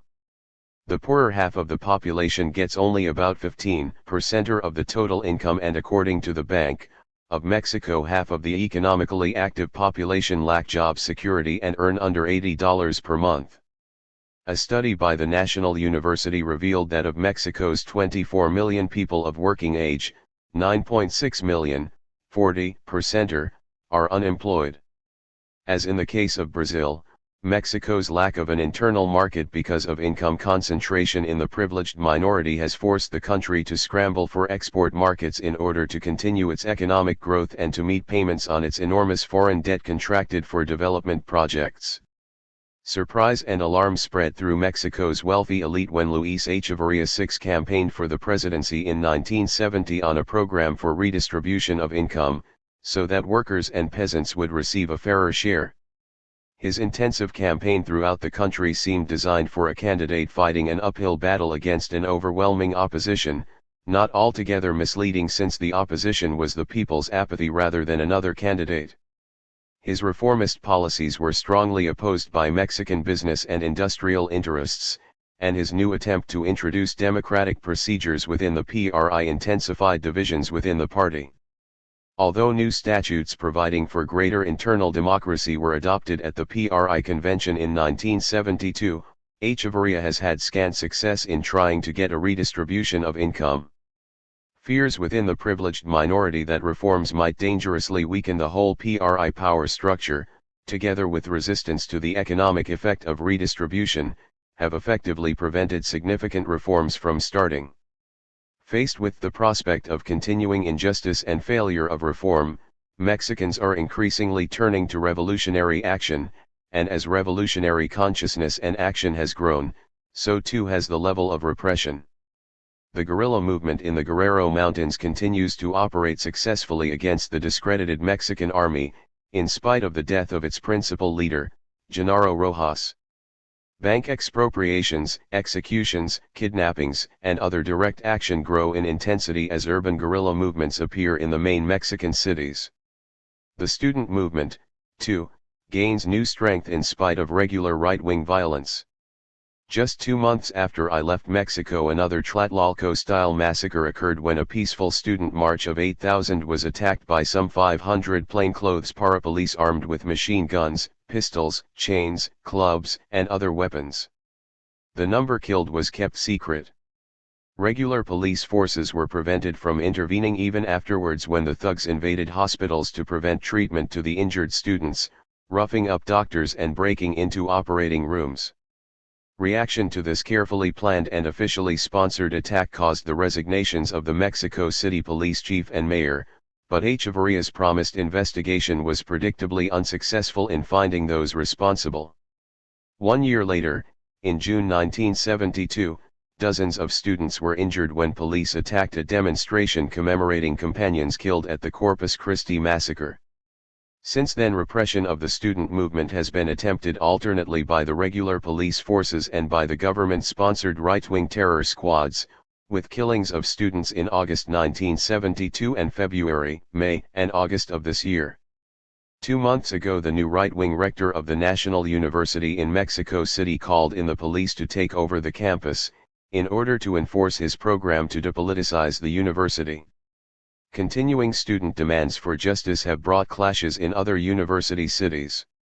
Meanwhile, U.S. official support to the Mexican government and military continues. The CIA station in Mexico City remains the largest in Latin America.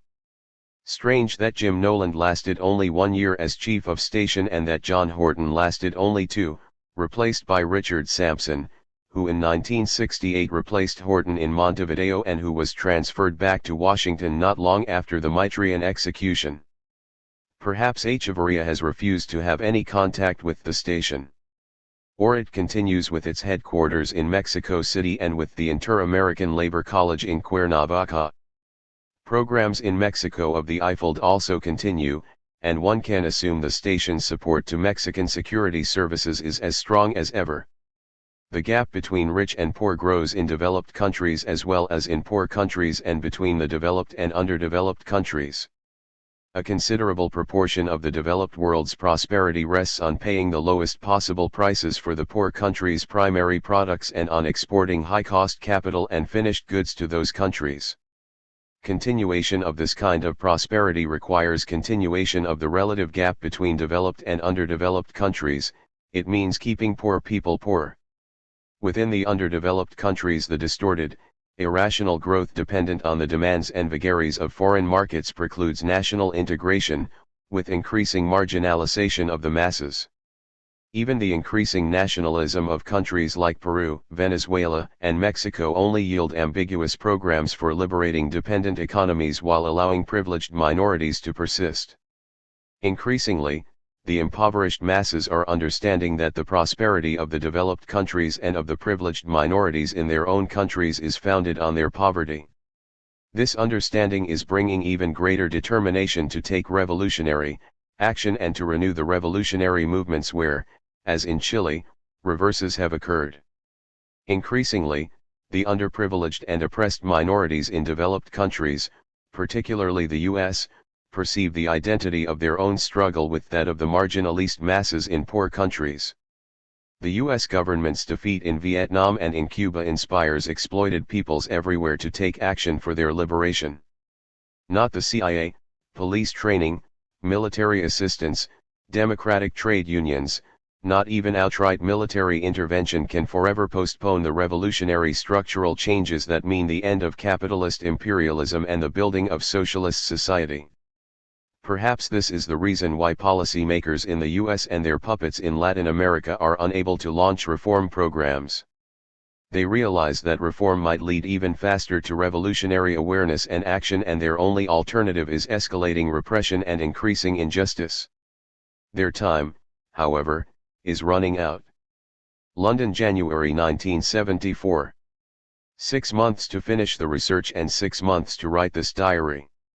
If it is successful, I shall be able to support other current and former CIA employees who want to describe their experiences and to open more windows on this activity. There must be many other CIA diaries to be written, and I pledge my support and experience to make them possible. Had I found the advice and support I needed at the beginning, I might have finished in 2 years rather than 4, and many problems might have been avoided.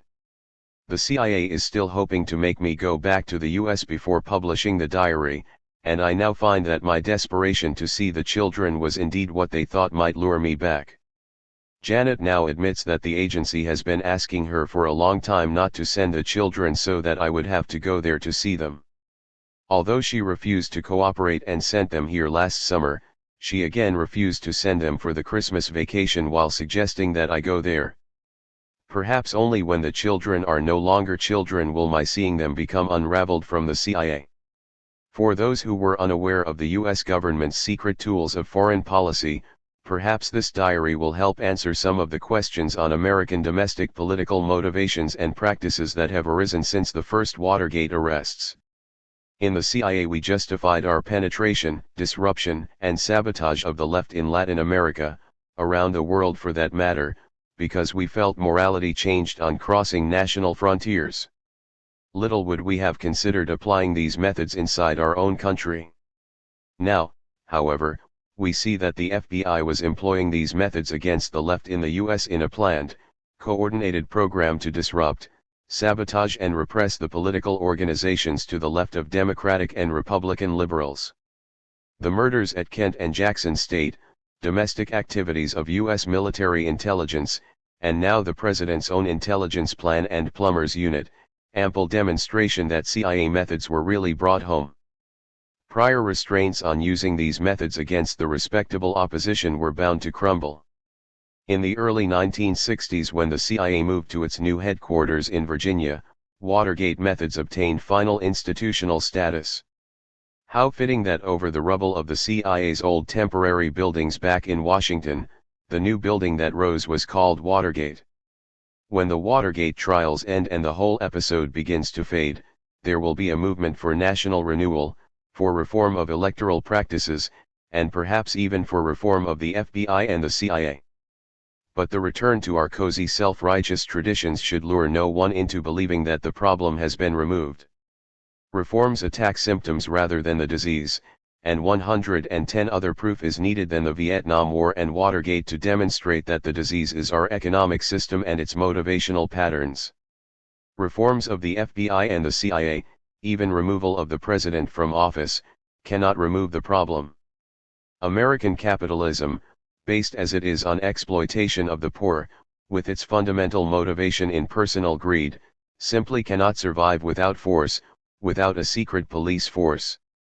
The argument is with capitalism, and it is capitalism that must be opposed, with its CIA, FBI, and other security agencies understood as logical, necessary manifestations of a ruling class's determination to retain power and privilege. Now, more than ever, indifference to injustice at home and abroad is impossible. Now, more clearly than ever, the extremes of poverty and wealth demonstrate the irreconcilable class conflicts that only socialist revolution can resolve.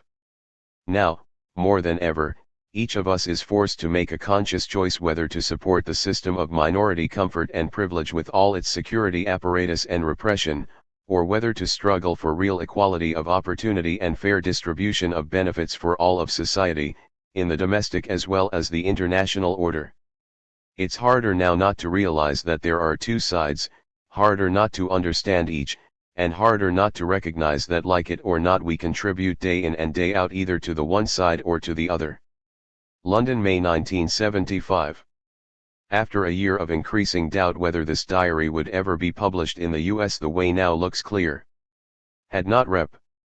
Michael Harrington and Seymour Hersh and others made startling revelations in the year past, the political climate might not have permitted publication in the US even now. Not that the CIA hasn't tried to delay and suppress this work, spurious leaks to discredit me, threats to enjoin publication, hints of expensive litigations. Yet in the end it is the CIA that gives way as its very institutional survival is brought into question. We already know enough of what the CIA does to resolve to oppose it. The CIA is one of the great forces promoting political repression in countries with minority regimes that serve a privileged and powerful elite. One way to neutralize the CIA's support to repression is to expose its officers so that their presence in foreign countries becomes untenable. Already significant revelations have begun, and I will continue to assist those who are interested in identifying and exposing the CIA people in their countries. Probably at no time since World War II have the American people had such an opportunity as now to examine how and why succeeding US administrations have chosen, as in Vietnam, to back minority, oppressive and doomed regimes. The congressional investigating committees can, if they want, illuminate a whole dark world of foreign Watergates covering the past 30 years, and these can be related to the dynamics within our society from which they emerged. The key question is to pass beyond the facts of CIA's operations to the reasons they were established, which inexorably will lead to economic questions, preservation of property relations and other institutions on which rest the interests of our own wealthy and privileged minority. This, not the CIA, is the critical issue.